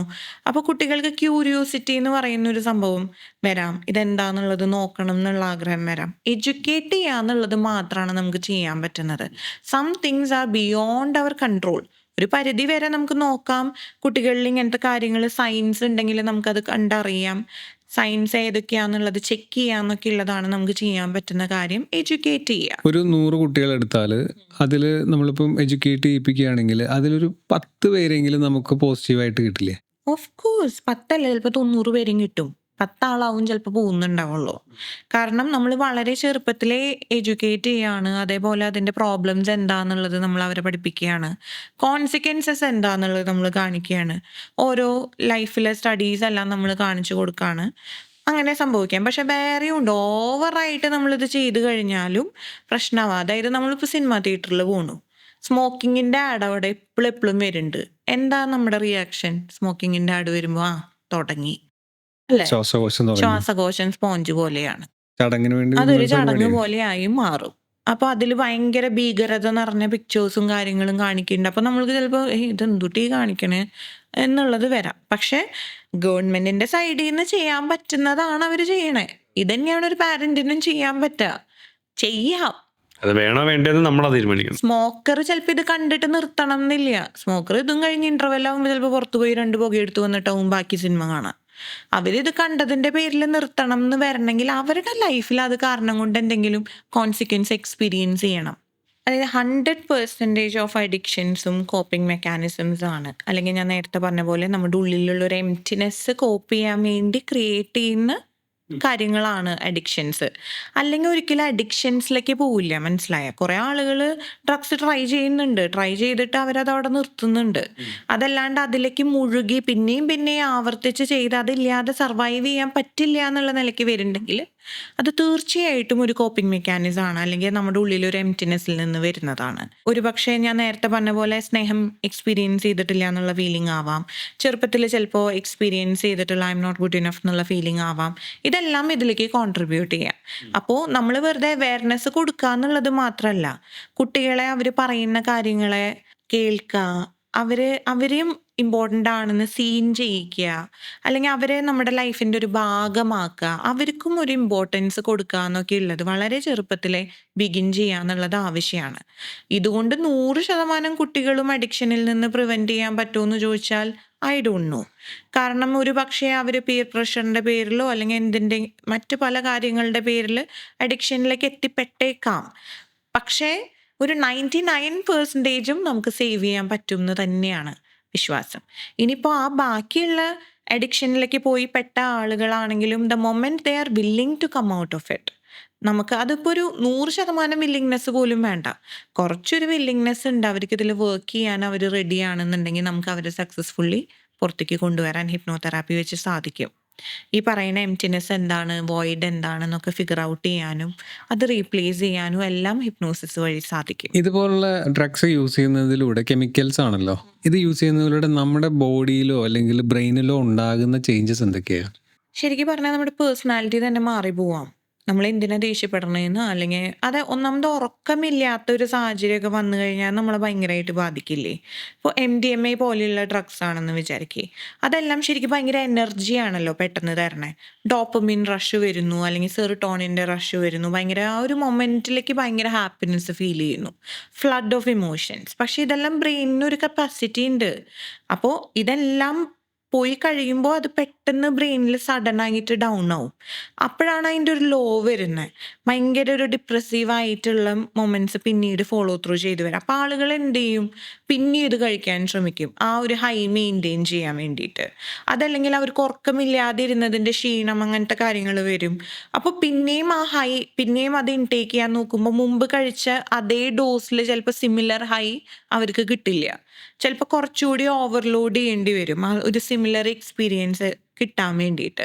അങ്ങനെ ഇതൊരു കണ്ടിന്യൂസ് ഒരു പ്രോസസ്സ് പോലെ, അല്ലെങ്കിൽ ഇടയ്ക്കിടയ്ക്ക് അത് ചെയ്തുകൊണ്ടിരിക്കുകയാണെന്നുണ്ടെങ്കിൽ ബ്രെയിനിൻ്റെ സ്ട്രക്ചർ തന്നെ മാറിപ്പോവും. സ്ട്രക്ചർ എന്നുള്ളതിനേക്കാളും നമ്മുടെ ഫങ്ഷൻ ചെയ്യുന്ന രീതി, കോൺസെൻട്രേഷൻ, ഫോക്കസ്, റിയാലിറ്റിയിൽ നിന്ന് ഡിസോസിയേറ്റഡ് ആവുന്ന ഒരു സാഹചര്യം എല്ലാം വരാം. ബേസിക്കലി നമ്മുടെ മൈൻഡിൻ്റെ ആ ഒരു നമ്മുടെ കൺട്രോൾ പോവും. എല്ലാ അഡിക്ഷനിലും അതല്ലേ സംഭവിക്കണേ. അഡിക്ഷൻ ഉണ്ടെങ്കിൽ നമ്മുടെ കൺട്രോളല്ലേ പോണേ. ഇമോഷണലി ആയാലും ഒന്നും ഇത് നല്ലതല്ല, നിങ്ങളുടെ ബ്രെയിൻ ഡിറ്റോറിയേറ്റഡ് ആവും. ബ്രെയിൻ മാത്രമല്ല, നിങ്ങളുടെ ബോൺ, ഇതെല്ലാം മെല്ലെ മെല്ലെ അത് നശിച്ചുകൊണ്ടിരിക്കുകയാണ്, ദ്രവിച്ചുകൊണ്ടിരിക്കുകയാണ്. അപ്പം സൂണർ അത് നമ്മൾ തിരിച്ചറിഞ്ഞ് അതിൽ നിന്ന് മാറുന്നു, അത്രയും നല്ലതാണ്. നമുക്കിപ്പം ഈ ഹിപ്നോസിസിൻ്റെ വേറൊരു പറഞ്ഞിലേക്ക് നമുക്കിപ്പോൾ ട്രോമാസ്, ഇപ്പം ആരെങ്കിലും ഇപ്പോൾ ഒരാളെ റേപ്പ് ചെയ്തു, അതിൻ്റെ ട്രോമയുണ്ട്, അല്ലെങ്കിൽ ഇപ്പോൾ ഒരു ചൈൽഡിനെ ലൂസ് ചെയ്തു, അല്ലെങ്കിൽ വേണ്ടപ്പെട്ട ആൾക്കാരെ ലൂസ് ചെയ്തു. അപ്പം അങ്ങനെ ട്രോമ ക്യാരി ചെയ്യുന്ന ആൾക്കാർക്ക് ഈ ഹിപ്നോസിസ് എത്ര ഇമ്പോർട്ടൻ്റ് ആണ്, അല്ലെങ്കിൽ അത് അവരെ എങ്ങനെ സഹായിക്കും? ട്രോമ വൺസ് എക്സ്പീരിയൻസ് ചെയ്ത് നമ്മളെങ്ങനെ പെർസീവ് ചെയ്യണു എന്നുള്ളതാണ്, അതാണ് നമുക്ക് ട്രോമയായിട്ട് മാറുന്നത്. അതായത് ഇപ്പോൾ റേപ്പ് സംഭവിക്കുമ്പോഴാണെങ്കിലും, ഇപ്പോൾ ചില ആളുകളെ സംബന്ധിച്ചിടത്തോളം ഇപ്പോൾ ബസ്സിലൊരു തോണ്ട് കിട്ടി, അത്രയ്ക്ക് വലിയ സംഭവമല്ല അവർക്ക്, ഇങ്ങനെ ഉണ്ടായി അത്രയേ ഉള്ളൂ, അവരത്രയ്ക്ക് അത് ബാധിച്ചിട്ടുണ്ടാവില്ല. ഒരു അൺസേഫ് ആയിട്ടുള്ളൊരു ഫീലിംഗ് വന്നു, അതിലപ്പുറത്തേക്ക് ഒന്നുമില്ല. പക്ഷെ വേറൊരാളെ സംബന്ധിച്ചിടത്തോളം അത് ഭയങ്കര ഇമ്പാക്റ്റ്ഫുൾ ആയിരിക്കാം. അതെങ്ങനെയാണ് നമ്മൾ പെർസീവ് ചെയ്യണേന്നുള്ളതാണ് അതിൻ്റെ ഇമ്പാക്റ്റ്, അത് എത്രത്തോളം നമ്മളെ ബാധിക്കും എന്നുള്ളത്. പിന്നെ ഹിപ്നോസിസ് വഴി നമുക്ക് ആ മെമ്മറിയിലേക്ക് തിരിച്ചു പോകാനും അവിടെ നമുക്ക് റീവയർ ചെയ്യാനും അല്ലെങ്കിൽ ആ ഒരു മെമ്മറീനെ നമുക്ക് ചേഞ്ച് ചെയ്യാനും എല്ലാം സാധിക്കും. അപ്പോൾ ഹിപ്നോസിസ് വഴി ട്രോമ വളരെ ക്രിയേറ്റീവ്ലി നമുക്ക് വർക്ക് ചെയ്യാൻ പറ്റുന്നൊരു സ്പേസാണ്. അതുപോലെ ഇപ്പോൾ ഒരാളെ നഷ്ടപ്പെടാമെന്ന് പറയുന്നത് ഗ്രീഫാണ്. അതിനൊരു 5 സ്റ്റേജസ് ഉണ്ട്. ഡിനയൽ ഉണ്ട്, വളരെ സ്ലോലി നമ്മൾ ആ ഒരു അക്സെപ്റ്റൻസിലേക്ക് വരുമ്പോഴാണ് നമുക്ക് അതിൽ നിന്ന് നെഗോഷിയേറ്റ് ചെയ്ത് നമുക്ക് അതിൽ നിന്ന് മൂവ് ഓൺ ചെയ്യാൻ പറ്റുന്നത്. അപ്പോൾ ആ സ്റ്റേജസിലൂടെ എല്ലാം ഹിപ്നോസിസ് വഴി നമുക്ക് ആളെ കൊണ്ടുപോകാനായിട്ട് സാധിക്കും. അതുവഴി അവർക്ക് അതിലൊരു ക്ലോഷർ കണ്ടെത്താനും മുന്നോട്ട് പോകാനും സാധിക്കും. അങ്ങനെയാണ് നമുക്ക് ട്രോമയിലായാലും ഗ്രീഫിലായാലും മറ്റെന്ത് ഇമോഷൻസിലായാലും വളരെ നല്ല രീതിയിൽ നമുക്ക് ഹിപ്നോസിസ് വഴി വർക്ക് ചെയ്യാൻ പറ്റുന്നത്. ഞാനിതെല്ലാം വളരെ ചുരുക്കിയാണ് പറയുന്നത്. ഈ ഒരു കാര്യങ്ങൾ മാത്രം ഒരു എപ്പിസോഡ് മുഴുവൻ സംസാരിക്കാനുള്ള രീതിയിലുള്ള കണ്ടന്റ് ഉണ്ട്. പക്ഷേ പെട്ടെന്ന് മനസ്സിലാക്കാൻ വേണ്ടിയിട്ടാണെങ്കിൽ നമ്മുടെ സബ് കോൺഷ്യസ് മൈൻഡിലാണ് ഈ അസോസിയേഷൻസ് എല്ലാം വന്ന് കിടക്കണേ. അപ്പോൾ എത്രത്തോളം ആഴത്തിൽ മുറിവുണ്ടാക്കുന്നു എന്നുള്ളതും പല ബിലീഫ്സ് ആയിട്ട് അസോസിയേറ്റഡ് ആയിരിക്കും. കാരണം ഒരാൾ തൊട്ട് കഴിഞ്ഞാൽ നമ്മുടെ ചരിത്രം പോയി എന്ന് ചിന്തിക്കുന്നവരും ഉണ്ടാവും. അല്ലെങ്കിൽ ഒരാൾ തൊട്ടാൽ അതിൻ്റെ പുറത്താണ് എൻ്റെ ബിലീഫ് എന്ന് അല്ലെങ്കിൽ എൻ്റെ ശരീരം എന്ന് ചിന്തിക്കുന്നവരും ഉണ്ടാവും. അപ്പോൾ നമ്മൾ ഹീൽ ചെയ്യേണ്ടത് പല കാര്യങ്ങളായിരിക്കും. അബ്യൂസ് ചെയ്യപ്പെട്ട ആളിൽ തന്നെ പല രീതിയിലുള്ള ഹീലിംഗ് ആയിരിക്കും അവിടെ വേണ്ടത്. ക്ലയൻറ്റിന് എന്താണ് ആവശ്യം എന്നുള്ളത് നോക്കി വർക്ക് ചെയ്യാനായിട്ട് അവരുടെ ഫേസിൽ മെല്ലെ മെല്ലെ മെല്ലെ ആണെങ്കിൽ അങ്ങനെ ഏത് പേസിൽ മുന്നോട്ട് കൊണ്ടുപോകണം എന്നുള്ളത് നോക്കി ചെയ്യാനായിട്ട് ഹിപ്നോതെറാപ്പിയിൽ സാധിക്കും. ഒരു സംഭവമുണ്ട്, നമ്മളൊരു സാധനത്തിനെ മാറ്റണമെങ്കിൽ അതിനെ അതായിട്ട് തന്നെ അക്സെപ്റ്റ് ചെയ്യുക. We need to accept the fact. അപ്പോൾ ഈ ഹിപ്നോസിസിൽ ചെയ്യുന്ന അത് തന്നെയാണോ? നമ്മൾ ആ മെമ്മറിയിലേക്ക് തിരിച്ചു പോയി you are facing that fear. Facing that fear, also we are telling ourselves that it is over. Trauma നടന്നു കഴിഞ്ഞു, ചിലപ്പോൾ 5 വർഷം കഴിഞ്ഞിട്ടുണ്ടാവും ക്ലയൻറ്റ്, പക്ഷെ ഇപ്പോഴും ആ ട്രോമയുടെ ബാഗേജും ക്യാരി ചെയ്തിട്ടാവും നടക്കണേ. അപ്പോൾ ഹിപ്നോസിസിൽ നമ്മൾ ആ മെമ്മറിയിലേക്ക് പോകുമ്പോൾ നമ്മൾ അതവിടെ റിസോൾവ് ചെയ്യാൻ മാത്രമല്ല, ചിലപ്പോൾ അവർക്ക് റിയാക്ട് ചെയ്യാൻ പറ്റിയിട്ടുണ്ടാവില്ല, റെസ്പോണ്ട് ചെയ്യാൻ പറ്റിയിട്ടുണ്ടാവില്ല. നമുക്ക് അവിടെ അതിനുള്ളൊരു സ്പേസ് ക്രിയേറ്റ് ചെയ്യാനും സാധിക്കും. ഓൾസോ ഈ എക്സ്പീരിയൻസിനൊരു ക്ലോഷർ കൊണ്ടുവരാൻ സാധിക്കും. We are also telling them the trauma is over, you are not there anymore. അല്ലെങ്കിൽ ഇപ്പോൾ ചൈൽഡ്ഹുഡിൽ ഉണ്ടായ ഒരു ട്രോമയാണെങ്കിൽ we can tell the adult the trauma is over. You don't have to be in that space anymore while acknowledging the trauma. അല്ലാണ്ട് നമ്മൾ ആ എക്സ്പീരിയൻസേ ഇല്ല എന്ന് പറഞ്ഞിട്ടല്ല ചെയ്യുന്നത്. നമ്മൾ ആ അക്സെപ്റ്റ് ചെയ്തുകൊണ്ട് തന്നെ ഇറ്റ് ഈസ് ഓവർ, അത് കഴിഞ്ഞു. Now I have the power to make a choice. ഇതാണ് റിയാലിറ്റി എന്ന് വിശ്വസിക്കും. ഇതാണ് റിയാലിറ്റി. ഈ റിയാലിറ്റിയിൽ ഞാൻ അഡൾട്ടാണ്, എനിക്ക് I am 30 years old, I can make a different choice. അന്ന് I was just a 12-year-old girl, പക്ഷെ today I'm a 30-year-old girl and I can make different choices. അതുകൊണ്ട് അന്നൊരാൾ എന്നെ അബ്യൂസ് ചെയ്തു എന്ന് കരുതി ഇന്ന് ഞാൻ പേടിക്കേണ്ട ആവശ്യമില്ല. I have control over my life എന്നുള്ള ചിന്ത കൊണ്ടുവരാനായിട്ട് സാധിക്കും. ഫോർ എക്സാമ്പിൾ ഒരു ഹസ്ബൻഡ് ആൻഡ് വൈഫ്, അതിൽ ഹസ്ബൻഡ് ഭയങ്കര അബ്യൂസീവാണ്. അപ്പോൾ ഈ പുള്ളിക്കാരി അണ്ടർസ്റ്റാൻഡ് ചെയ്തു, എനിക്ക് കുറേ ട്രോമാസ് ഉണ്ട്, കുറേ ഹേർട്ടൊക്കെ ഉണ്ട്. She comes to you, does a hypnotherapy, she feels all better. പക്ഷേ അവിടെ പുള്ളിക്കാരി മാത്രമേ മാറുന്നുള്ളൂ. The husband is still the same and she is going back to that same family അല്ലെങ്കിൽ സെയിം ഹൗസ്. അപ്പം ഓൺഗോയിങ് ആയിട്ട് നടക്കുന്ന ഇങ്ങനെ സാധനം നമ്മളിപ്പോൾ ഒരു ഇപ്പം ഹിപ്നോസിസ് ചെയ്ത് ഇതിനെ ഹീൽ ചെയ്താലും വീണ്ടും അതേ വീട്ടിലേക്ക് തിരിച്ച് പോകുമ്പോൾ ഇതേ കാര്യങ്ങൾ വീണ്ടും സംഭവിക്കുമ്പോൾ how can we overcome that? ഇങ്ങനൊരു സാഹചര്യം ഉണ്ടാവുമ്പോൾ what in my system is tolerating this എന്നുള്ളൊരു ക്വസ്റ്റ്യൻ വരും. ഈ അടിയായാലും അല്ലെങ്കിൽ ഈ അബ്യൂസീവ് വേർഡ്സ് ആയാലും അത് സഹിച്ച് നിൽക്കുക എന്ന് പറയുന്നത് എൻ്റെ സിസ്റ്റത്തിൽ എന്ത് കാര്യമാണ്?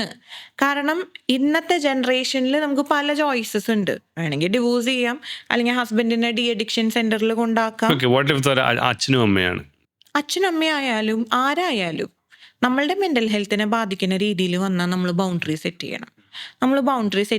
നമ്മുടെ മെൻ്റൽ ഹെൽത്തിന് എന്താണ് ബെനിഫിറ്റ് ചെയ്യുക എന്നുള്ളത് നമ്മൾ ചിന്തിക്കണം.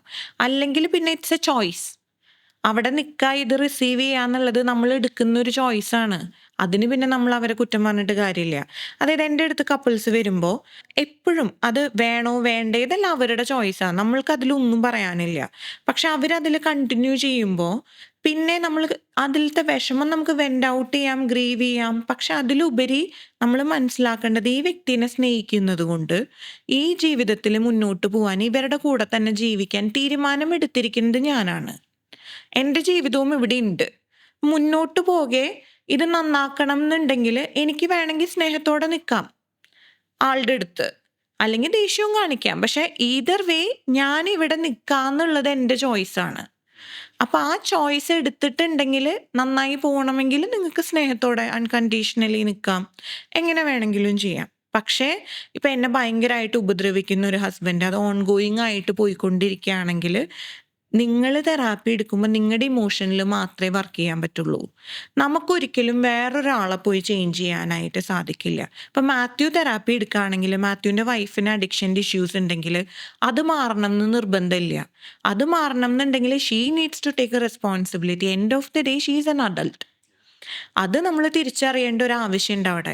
വേറൊരാളെയും നമുക്ക് ചേഞ്ച് ചെയ്യാൻ പറ്റില്ല. നമ്മളെ തന്നെ ചേഞ്ച് ചെയ്യാൻ എന്തൊരു പാടാണ്. തെറാപ്പി എടുക്കണം, കൺസിസ്റ്റൻസി കീപ്പ് ചെയ്യണം, ബ്രെയിൻ റീഫയർ ചെയ്യണം. ഇതൊക്കെ ചെയ്താലാണ് നമുക്കൊരു ചേഞ്ച് ഉണ്ടാക്കാൻ പറ്റുന്നത്. It's not easy, right? അപ്പോൾ വേറൊരാളെ ചേഞ്ച് ചെയ്യാന്ന് പറയണത് ഒട്ടും സാധിക്കാത്തൊരു കാര്യമാണ്. അവർക്ക് തോന്നി അവർ അതിൽ എഫേർട്ട് എടുക്കുമ്പോൾ മാത്രമാണ് മാറ്റാൻ പറ്റുള്ളൂ.